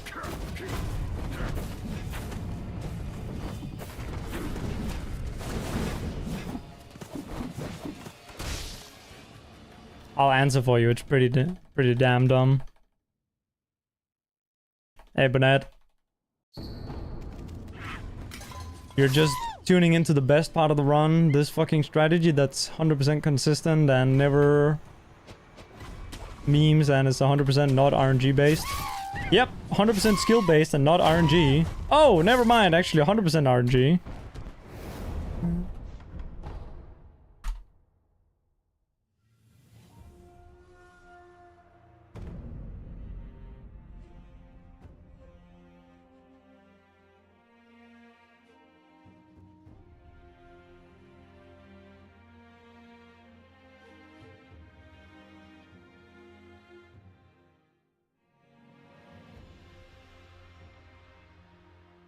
Yeah, speedrunning Sekiro on console is not the best, unfortunately.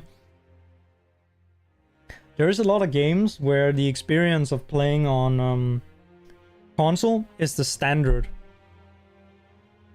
A lot of speedruns where they don't have tools. Favorite games on PC? I don't know. Sekiro? I like Skyrim as well. The sort of the Bethesda open world games. I like those. Those are nice and chill. I've been enjoying this year. I've been enjoying the Oblivion remake a lot, or remaster. Fuck, that's been good. That's my game of the year, except the Game Awards doesn't count remasters. It should though, because the original one wasn't included. Come on, man.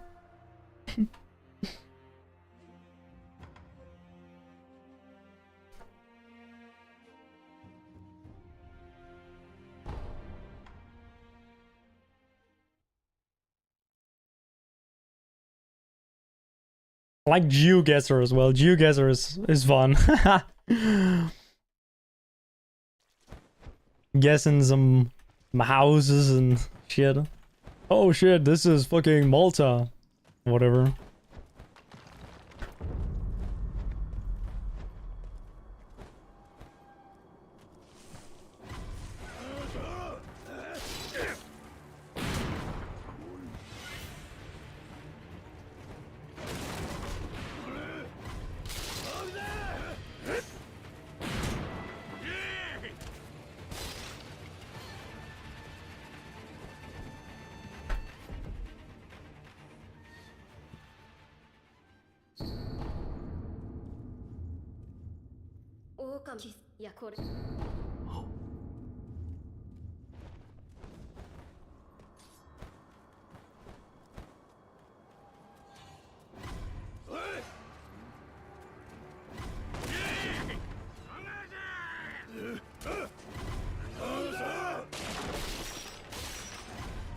Oh, you like Oblivion as well? Hell yeah.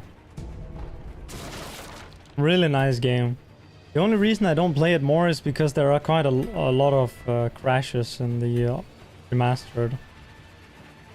But maybe that's because my save file has become quite large. I have like 100 hours on it almost.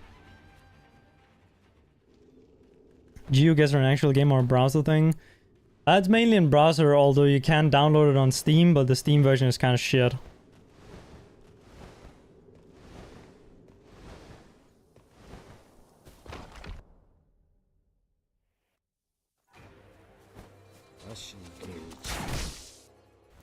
It doesn't have all the same things. Also, in general, you have to pay a subscription to be able to play GeoGuessr. I think there are better alternatives these days. Yeah.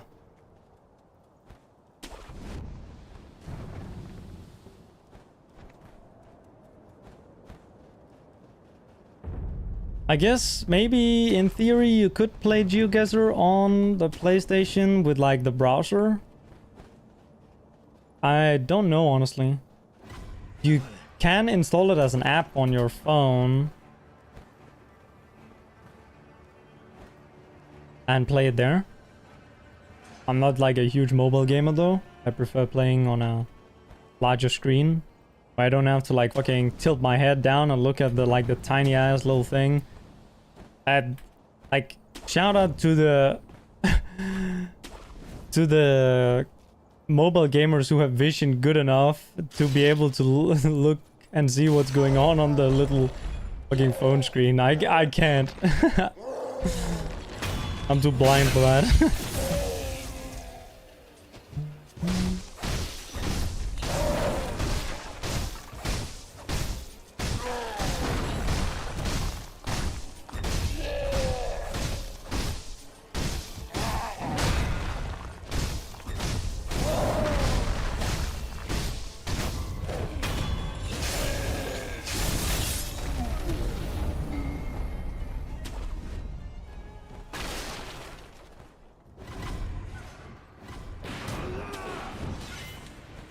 And the camera, oh yeah, when there is like a strategy where you can look down and it will like influence his AI, because when you're looking away from enemies they get rendered in a lower frame rate to save performance, and it like does something weird with his running, so he goes faster sometimes and sometimes he goes slower.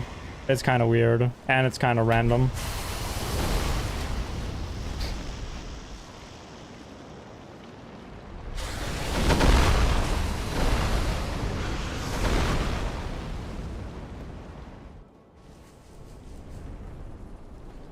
Oh! I didn't make it.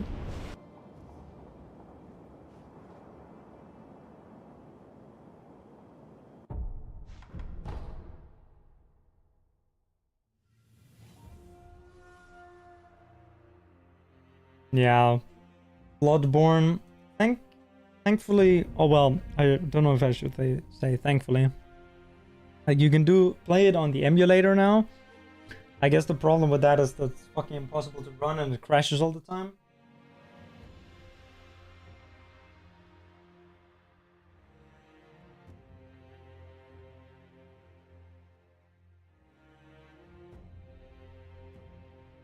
Also, the setup is ridiculous.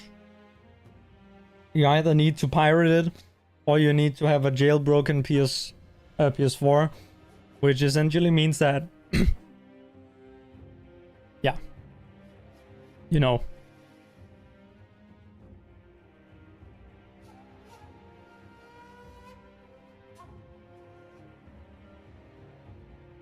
What, 20 USBs for the, is this the world or whatever it's called? World?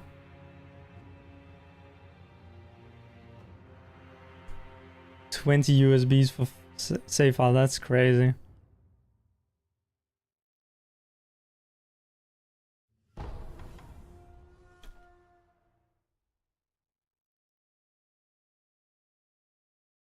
Oh, SB Lin, yeah, Lin.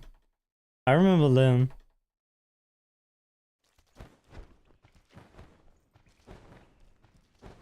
Yeah, yeah.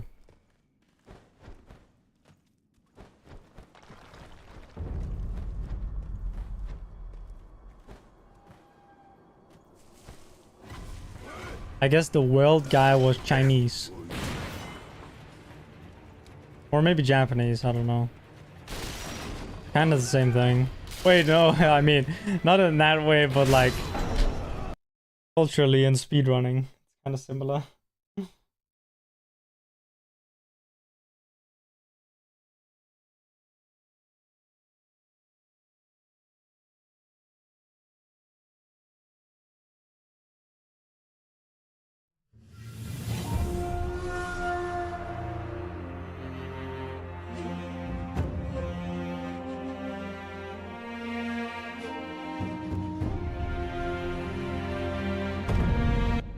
Mobile games are fun when you're on the go. I don't know. For me, it's kind of hard because I can't really see what's going on.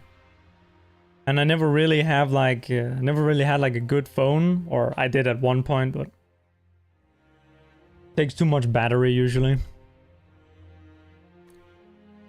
When I was on vacation, we did play a little bit of like Teamfight Tactics, which is like a League of Legends spin-off kind of game.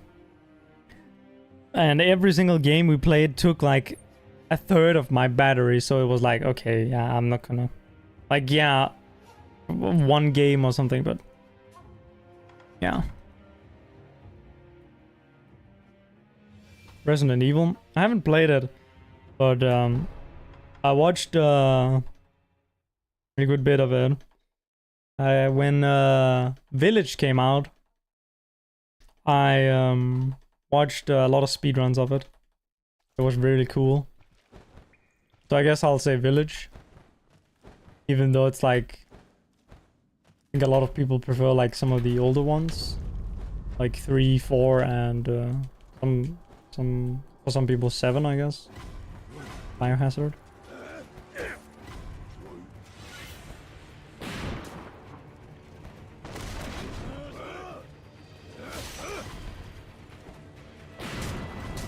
I don't really play those games though.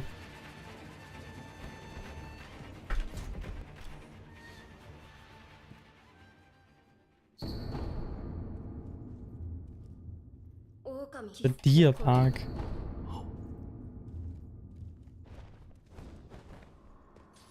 You did it because it was a... Oh yeah. I remember this whole like Gascoigne strategy for Bloodborne where you fight him on the bridge, but on the staircase, but yeah. Then you just tried finding him like down in the graveyard area, and then it turns out to be faster. It's a funny one. MCR, the Bloodborne goat.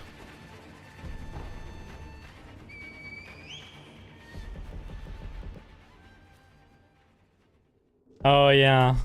Yeah, down patching on console. Yeah, you can if you have a jailbroken PlayStation. But most people don't have that. Oh yeah, you need, or you can use the disc and be offline, and then you can play on the base patch.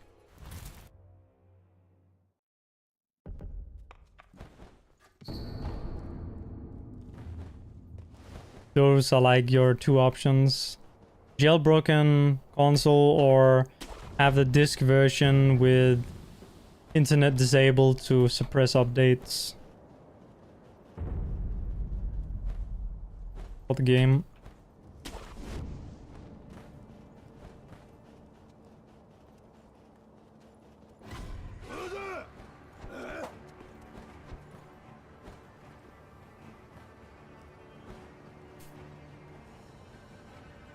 But even then, like, even if you can downpatch, could downpatch, or none of the things were fixed, then you still run into the whole thing with like it being annoying to practice because you don't have all the tooling that PC players have. Like when I watched Resident Evil Village speedrunners practice, like a big part was using like cheat engine to look at the boss's health to figure out like what counted as a headshot and what ways of like throwing grenades did damage. Or I don't think it was grenades, it was like this, I don't remember, pipe bombs or something.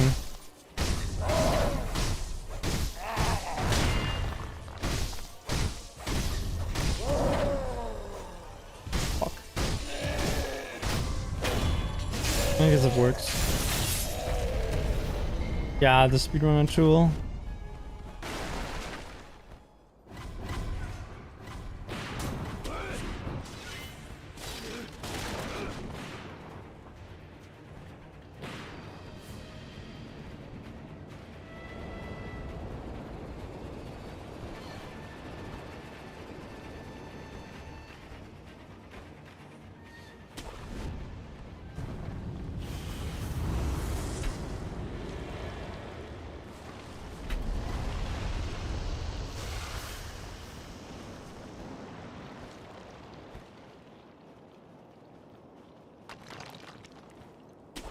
Bunch of bars. I don't know, I never tried it myself.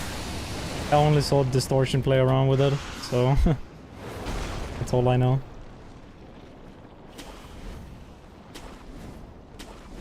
Dude, that was such a good time watching Distortion play the game back then. I enjoyed it so much.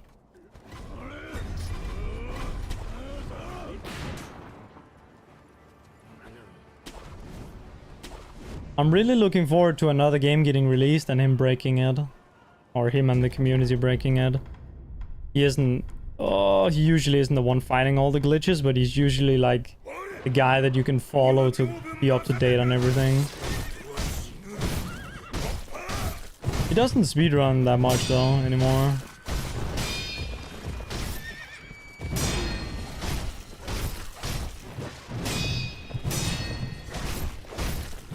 Or like a variety enjoyer now. Like Seki also became. And Aggie.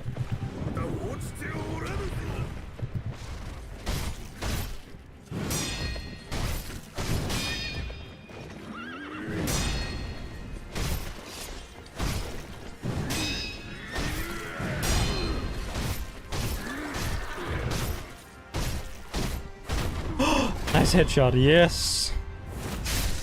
It's not a good fight, but...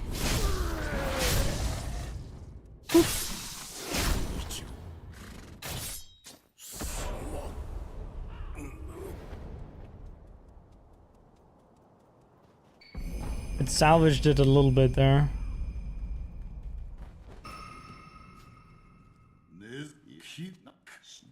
You know what? That's good. I'll take it.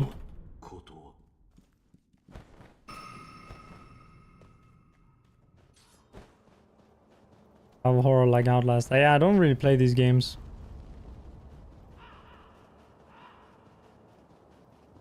I don't really play games in general.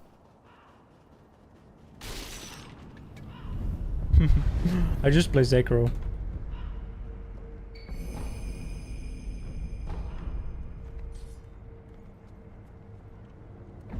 $6.24 on the door. Not bad.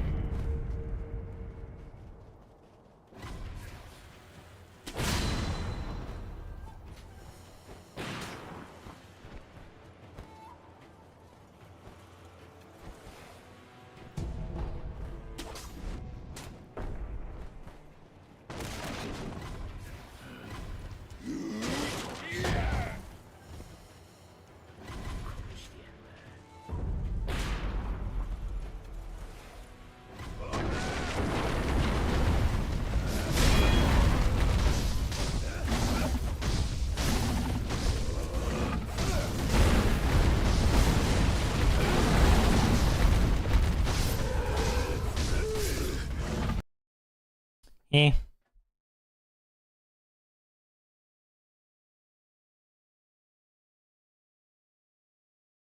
Oh yeah, yeah, the distortion bounty was crazy.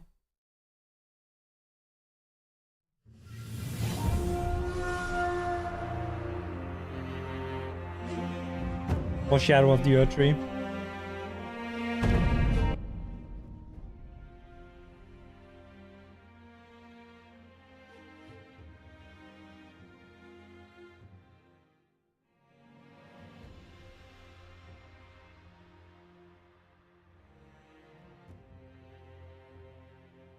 Good times.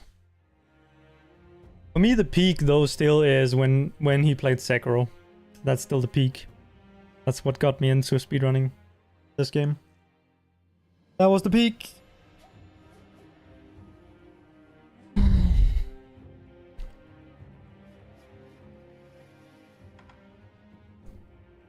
And we'll never get those years back, those moments back.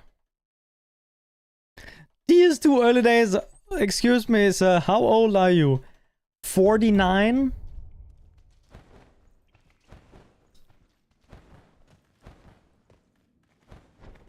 $36, ah, okay. Fair enough, sir. The speed unk. Holy shit.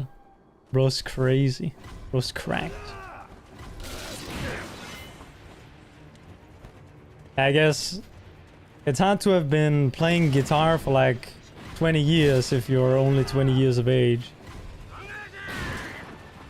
Speed unks need to be a team. Yeah, dude, that could be a funny stream team on Twitch. The speed unks, and it's just like speedrunners over 30.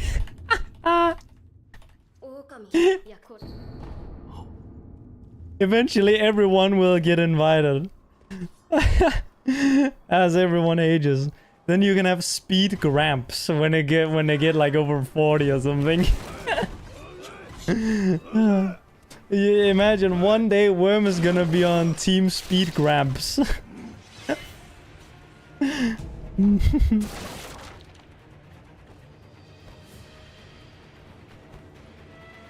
Even though he's like 21 or something now. In the peak of his youth. Worm dog unk, worm unk, yeah. Unk dog. That's my goat right there.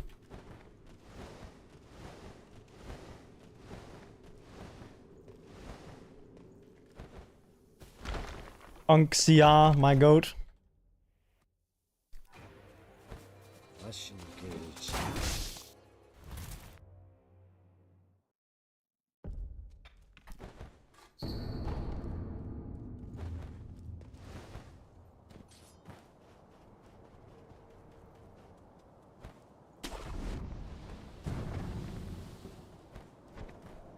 You'd imagine Lescens. Lescens can just be Leonk.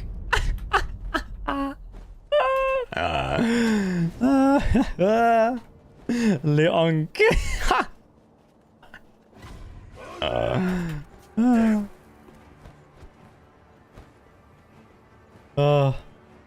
It's gonna be good times when we're fucking no teeth left, fucking no hair left.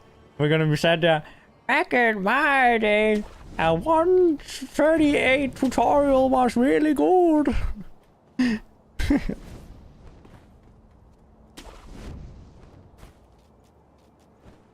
And like, then motherfuckers will be like getting 133 and shit like that. Because they figured out some way to die on Ginitro earlier or something.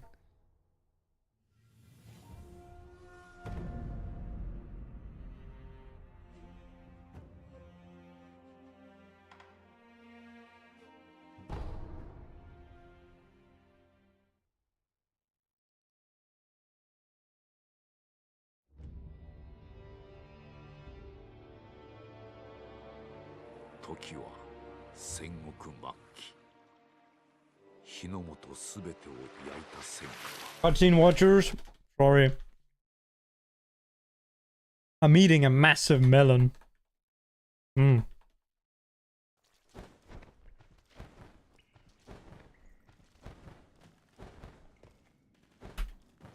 Oh, ow, that hurts.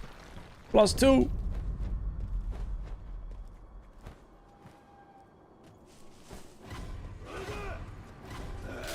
Honeydew? I don't know what this one is called. Yeah, I think it's with G.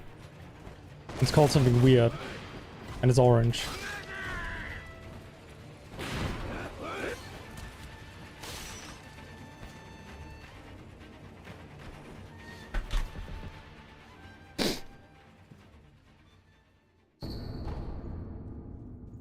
I think you know it, probably.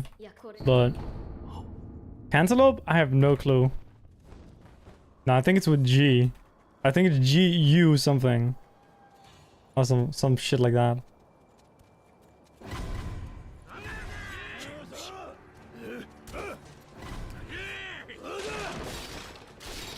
Guava? Is that not it? Or is that... That's a different fruit? Oh. I guess I don't know what it's called then. Not called like Uruguay or some shit.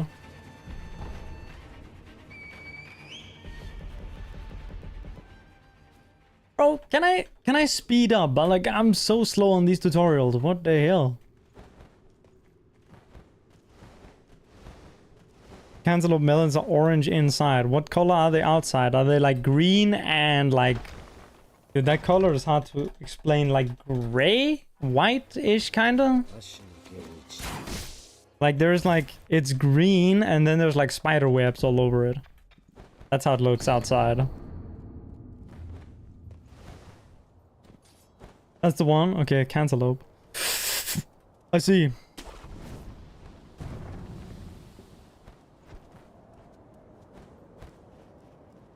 I see.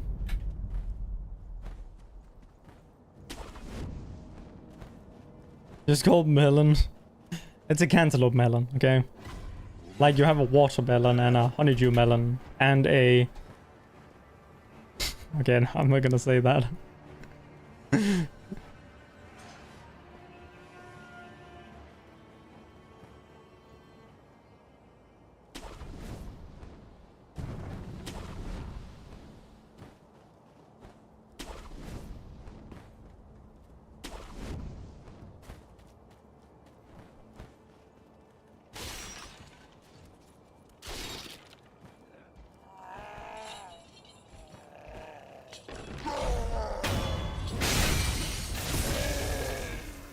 One, 2, 3, 4, 5, 6, 7, 8, 9, 10, 11, 12, 13, 14, boom.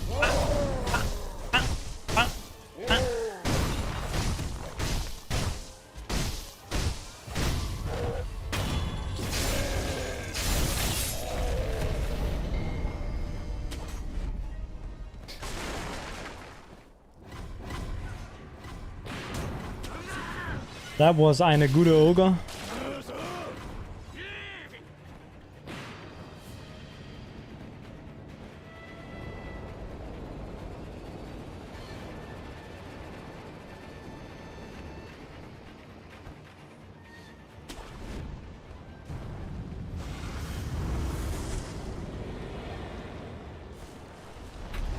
Oh.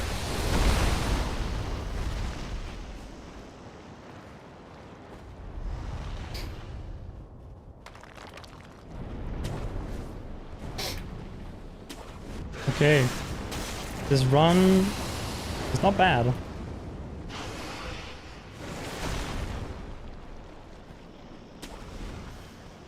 Imagine getting out of early game though. Holy shit. Would never be me.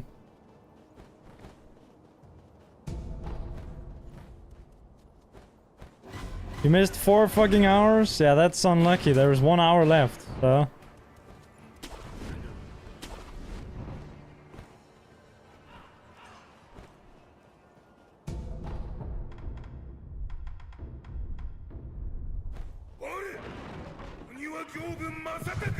And you missed some prime yapping as well. We were just talking about you actually. We were thinking about creating a Twitch speedrun team just for you.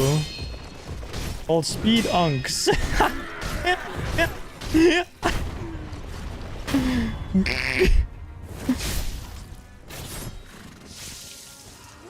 Yeah, your name is not Lesens anymore, it's Leunk now. Oh, whoa, what is he doing?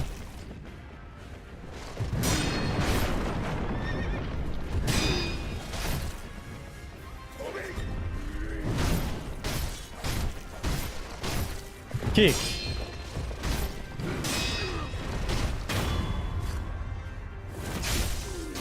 Leunk is a pretty good name, yeah. You're not an unk, you bitch. He's definitely an unk.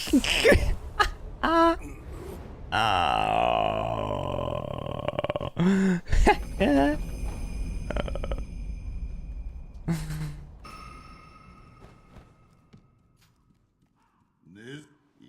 Bro, I just lost 8 seconds on your pussy. What the ligma? Bruh. What the hell? Fuck me. That's crazy.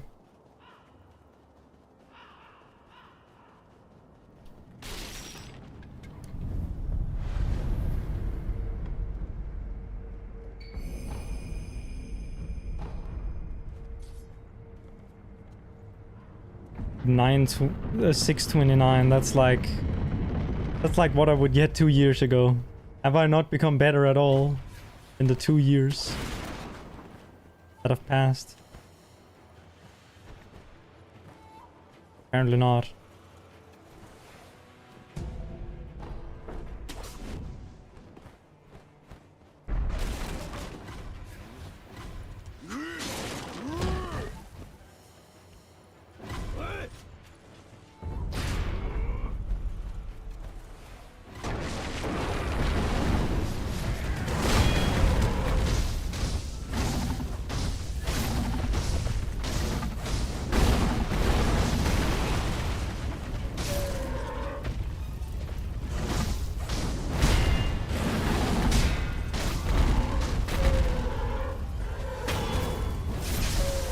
Bruh.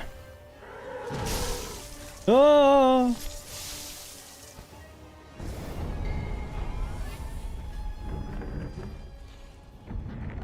Oh, we'll make all of that time loss up with the new movement. See, I remember this time.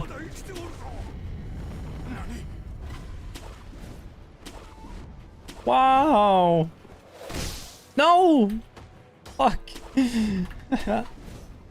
Shit. I'm probably gonna die. Oh, I'm... Dude,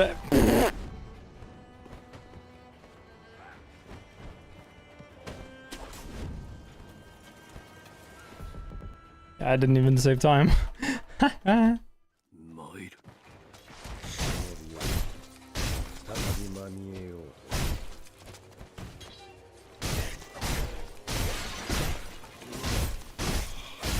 I think I have enough health here. Honestly, I'm not sure.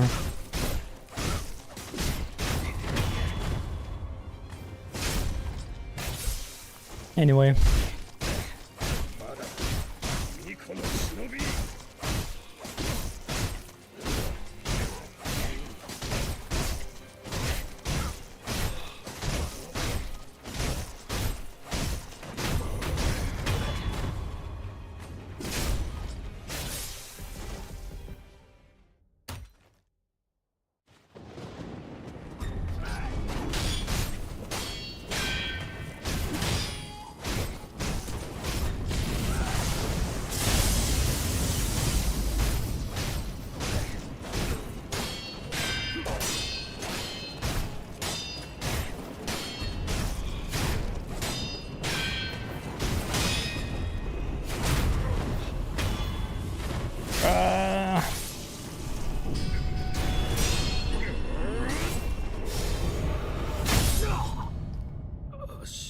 Possible to do on controller, yeah. You gotta hit L1 and then R1, right? I think that's the one you were talking about. The block hit. Like this.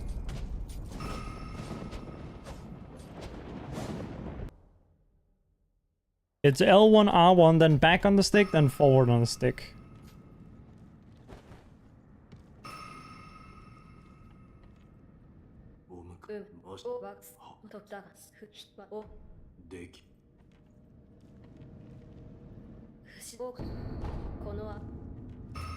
Sorry if you're on Xbox, I don't know the Xbox terminology. Probably like Y or some shit. Like Y, then D, then J, then H. All the letters. Oh, yeah, the thing with Emma is slightly different. Like, those types of things are called 180 dead angles. The one on Emma uses the counter slash animation, and this one uses the block hit animation, the one on Genichiro. So it's like slightly different, but it's the same like concept of doing a 180 dead angle, where the enemy doesn't know that they're supposed to defend themselves.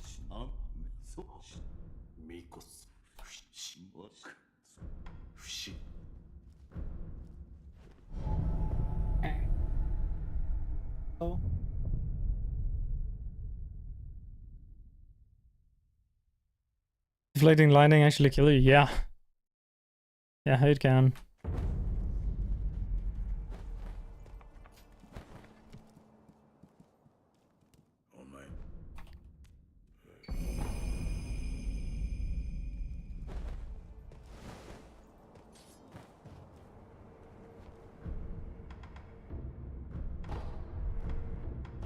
Like my Guinness hat? Thank you.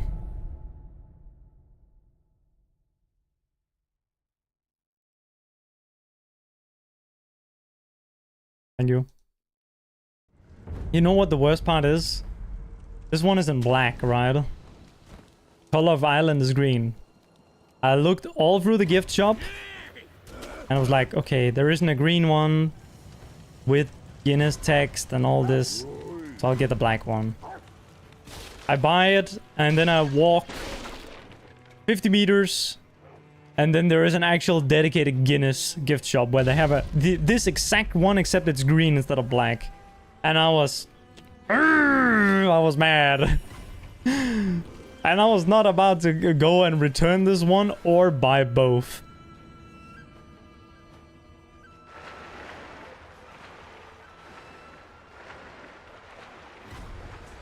Was at the airport.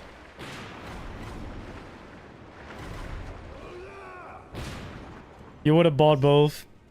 Oh man, now you're giving me buyer's remorse. Like, when am I gonna go back in Dublin? Like,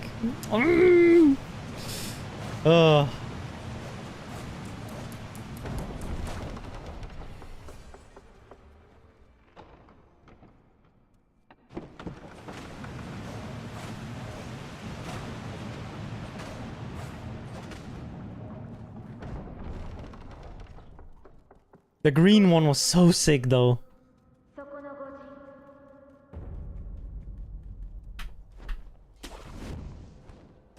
I like this one is good as well, but it doesn't scream Ireland as much because it's not green.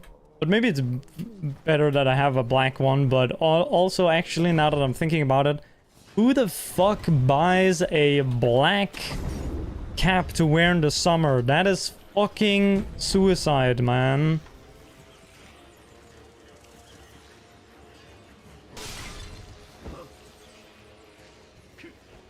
Like, I like the look of like a black cap because it's like, you know, like you think about like the racing drivers and like, you know, like sports people who wear like a cap and it looks nice. Like this style of cap, right, with the rounded front. But dude, who's gonna wear a black one outside? It's fucking cooking out there. I'm literally cooking right now and sitting inside without any clothes on, barely. I have the window open.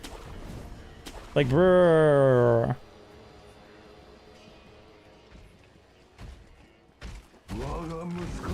Fuck you. Oh, I can try the thing? No, didn't work.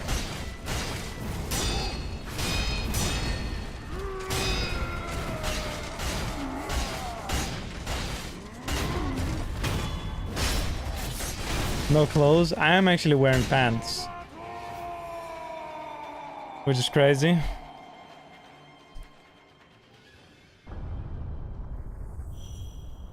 Absolutely unheard of in the streaming world to wear pants.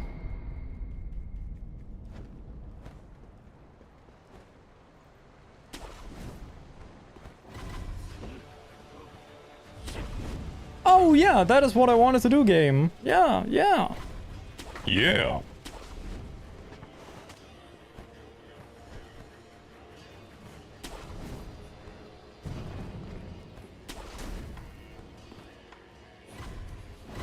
Okay, dude, I need to start playing like 50 hours a day.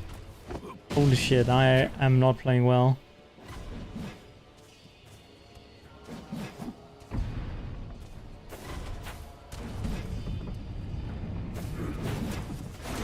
Leading up to the lightning, leading up to dragon? I'm not sure. I think it can, maybe. It's just so out of the way that it's probably hard to get hit by it.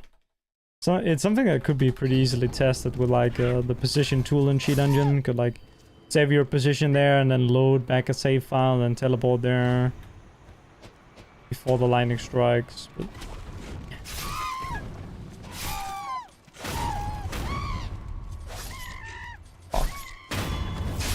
what?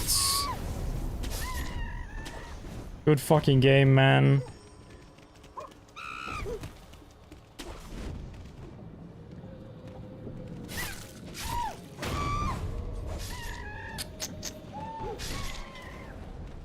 See you, Yusuf.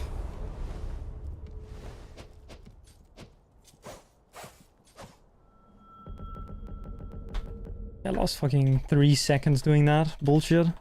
Okay.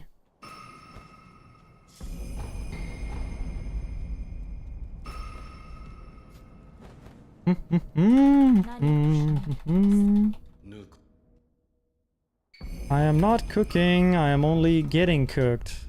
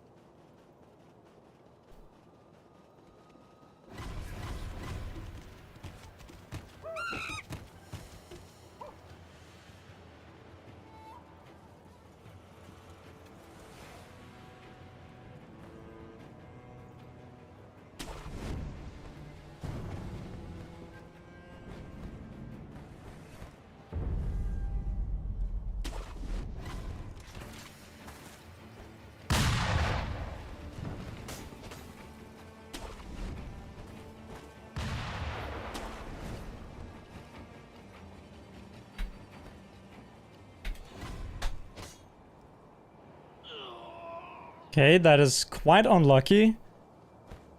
Because the grapple point was green.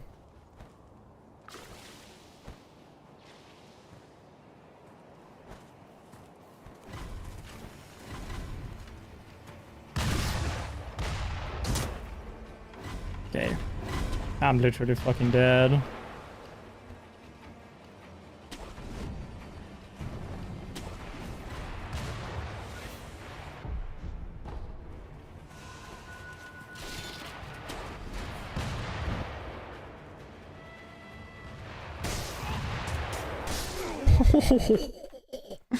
Okay, I didn't even get on the bridge. Jesus, man. I got hit 4 times before I even reached like the start of the bridge. I guess one being a self-inflicted hit, but...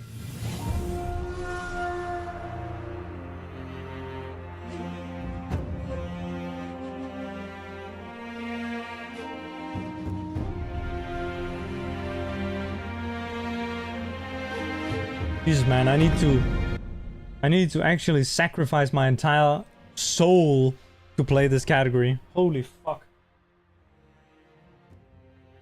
Glitchless is no joke.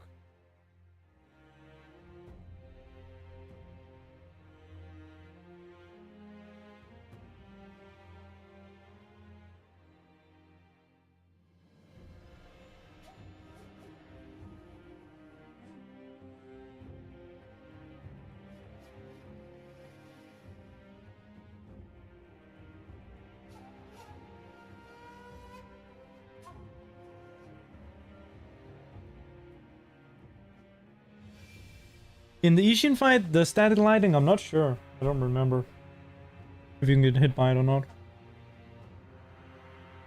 I think there's probably some guy who got hit by it.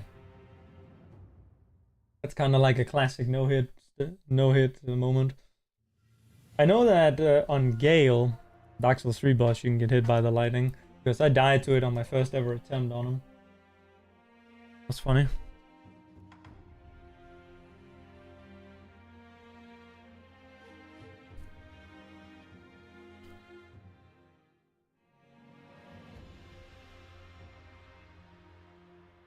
Struck right next to you a few days ago. Yeah, I honestly, I don't know if it can kill you. The one in Ishin. I might have learned that lesson from Dark Souls 3.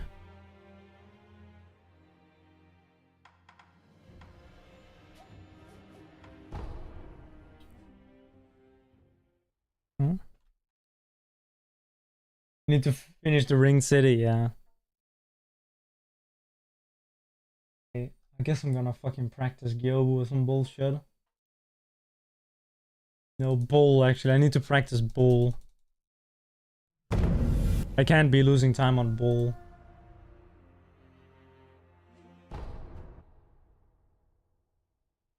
Holy fuck, I'm so sweaty. You're not supposed to be wearing clothes at this time of day in Denmark. At least if you're gonna be inside.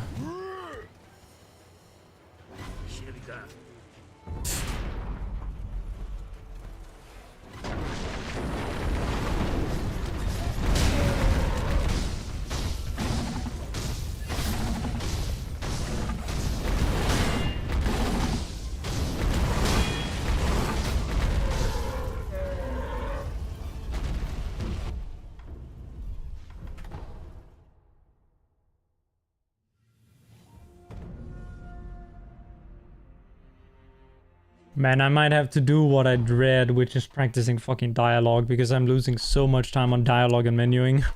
It's crazy. I probably need to do like segmented practice of like mid-game. All the menuing and dialogue stuff.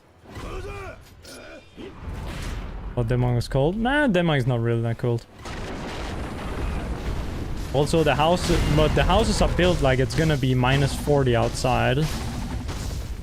So therefore, it's like inside you have like fucking 5,000 degrees, and if you want an air conditioner, then you better be making 8 figures.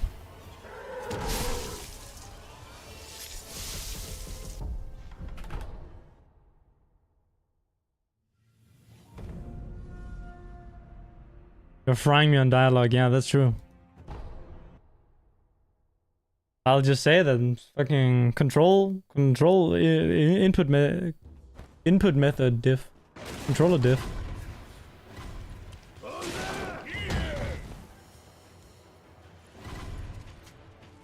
Bro, you couldn't even finish the dialogue if you were playing on KBM, I'm telling you. You'd be stuck in the tutorial not being able to figure out how to talk to Kuro.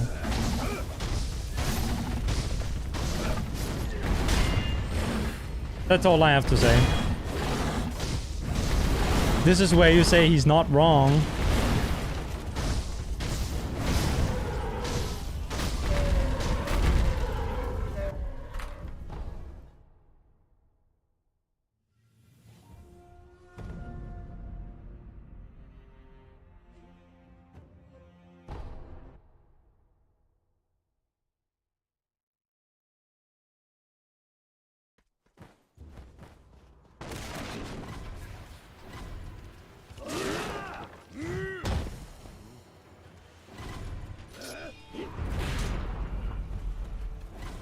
Fuck me in the ass.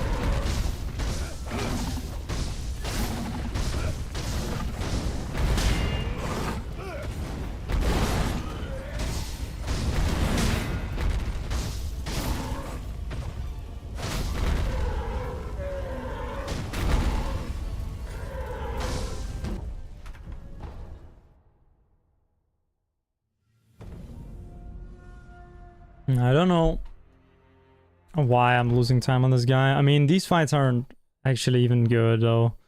I guess I do understand why.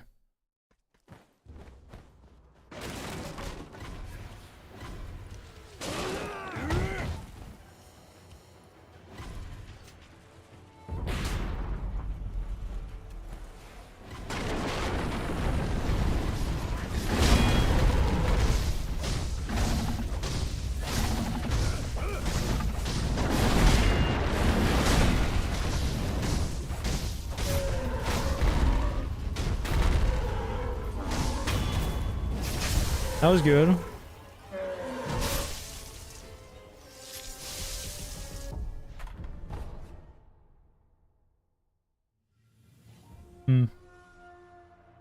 I don't know, man.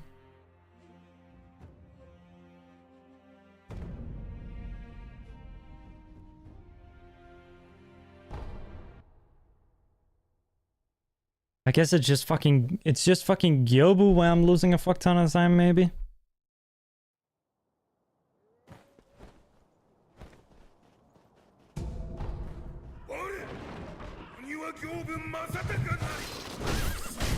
Fuck me.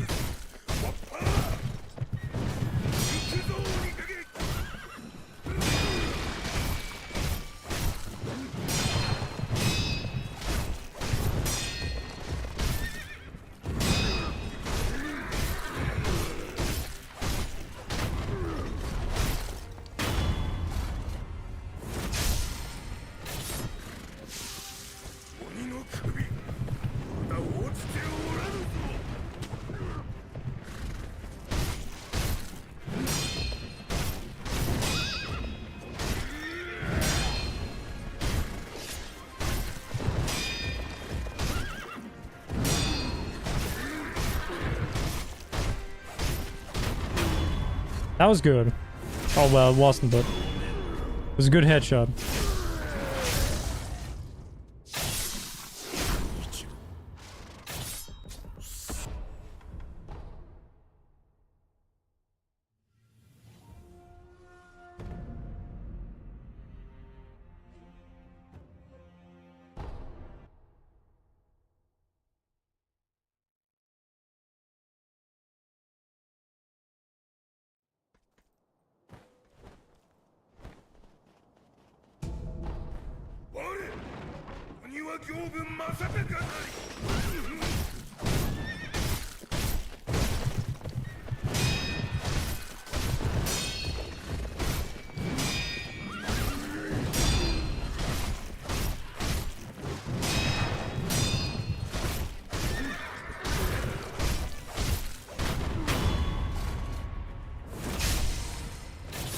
Big random.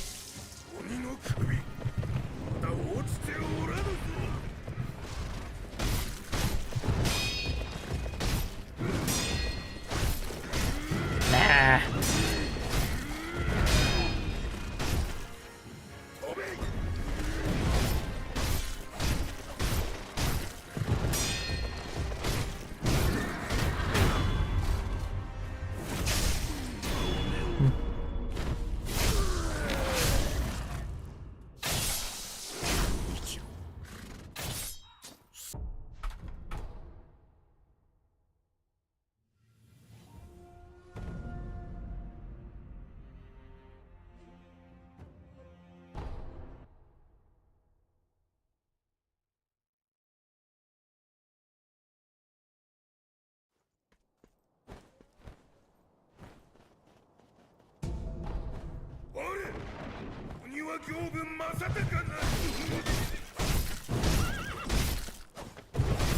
Wow! What the league, man?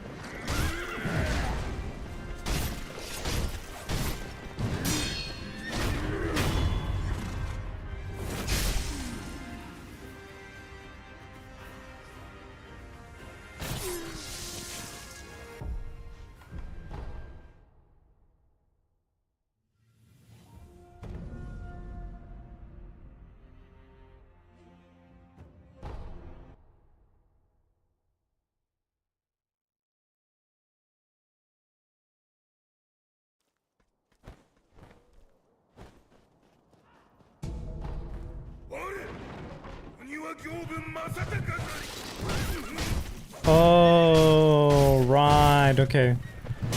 I see.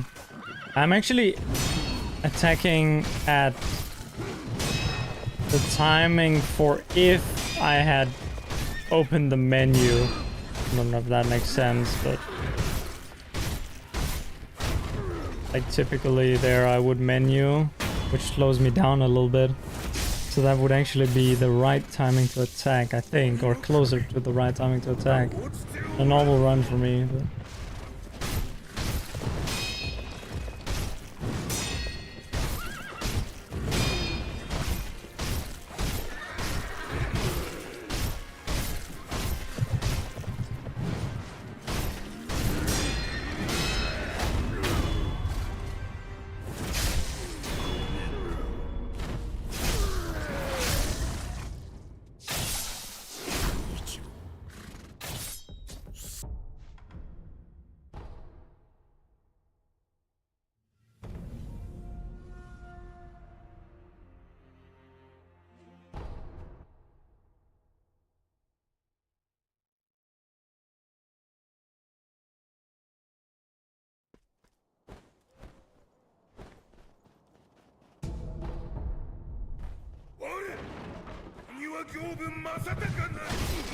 Yeah, it works.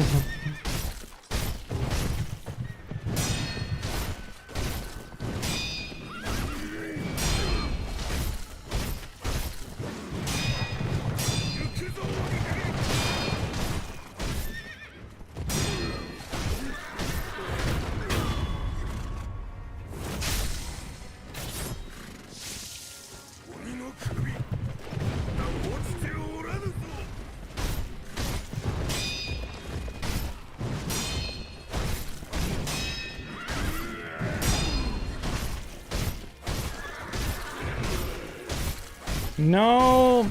I did that wrong. Shit. Fuck. That should have worked if I'd done it correctly, because it was a spot that was headshotable. I just had to stand like in a particular way and attack in a particular way and do the thing in a particular way, and it should have worked. Fuck!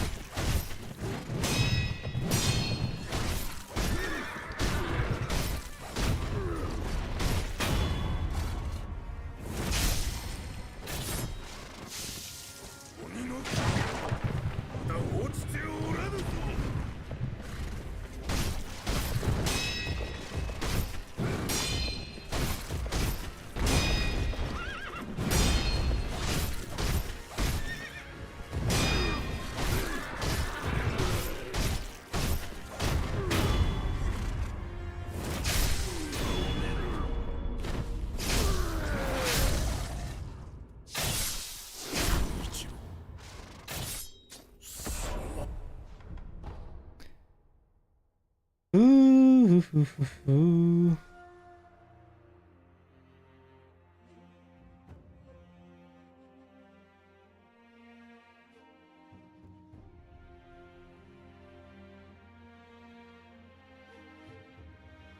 I guess I'm just practicing Yobu. I gotta be able to hit these headshots to save a lot of time.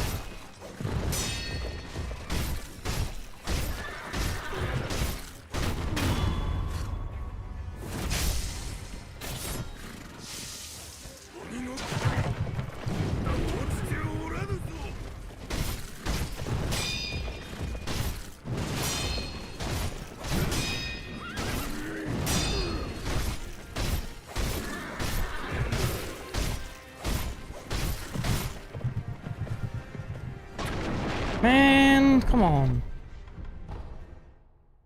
I used to be able to do that pretty well, but now I can't do it. That's like the best RNG you can get if you can headshot him. Then he dies super quick.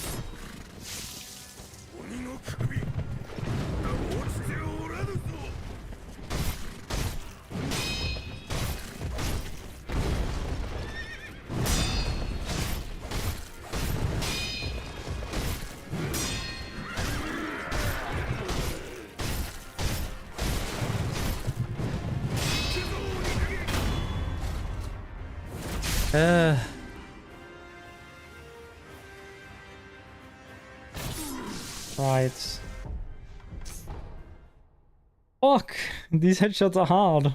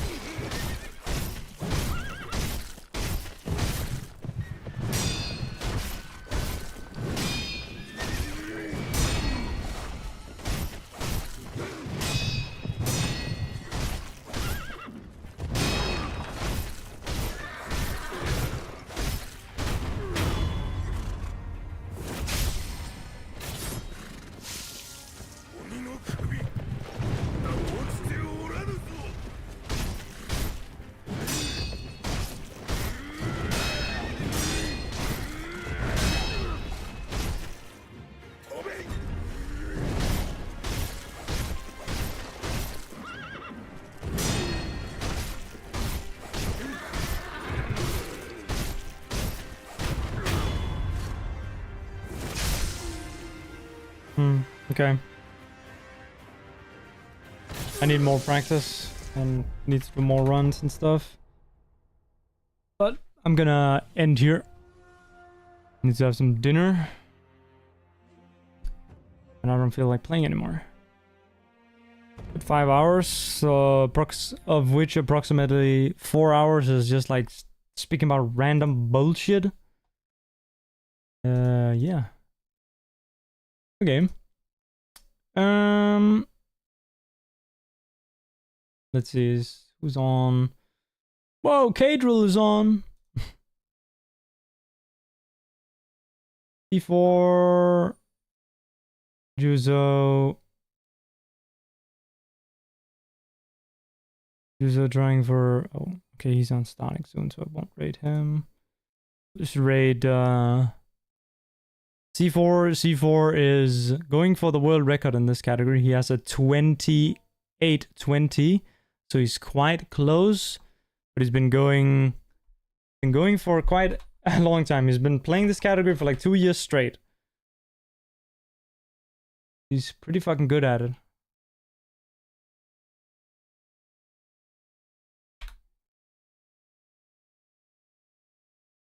Yeah, so for those of you who are on Twitch, I'll send you over to C4, and for those of you that are on YouTube, it's just gonna be goodbye. Thank you guys for stopping by. Had a good time. Yeah. Maybe we'll do some more runs tomorrow, not sure. I'll see you guys. Bye-bye.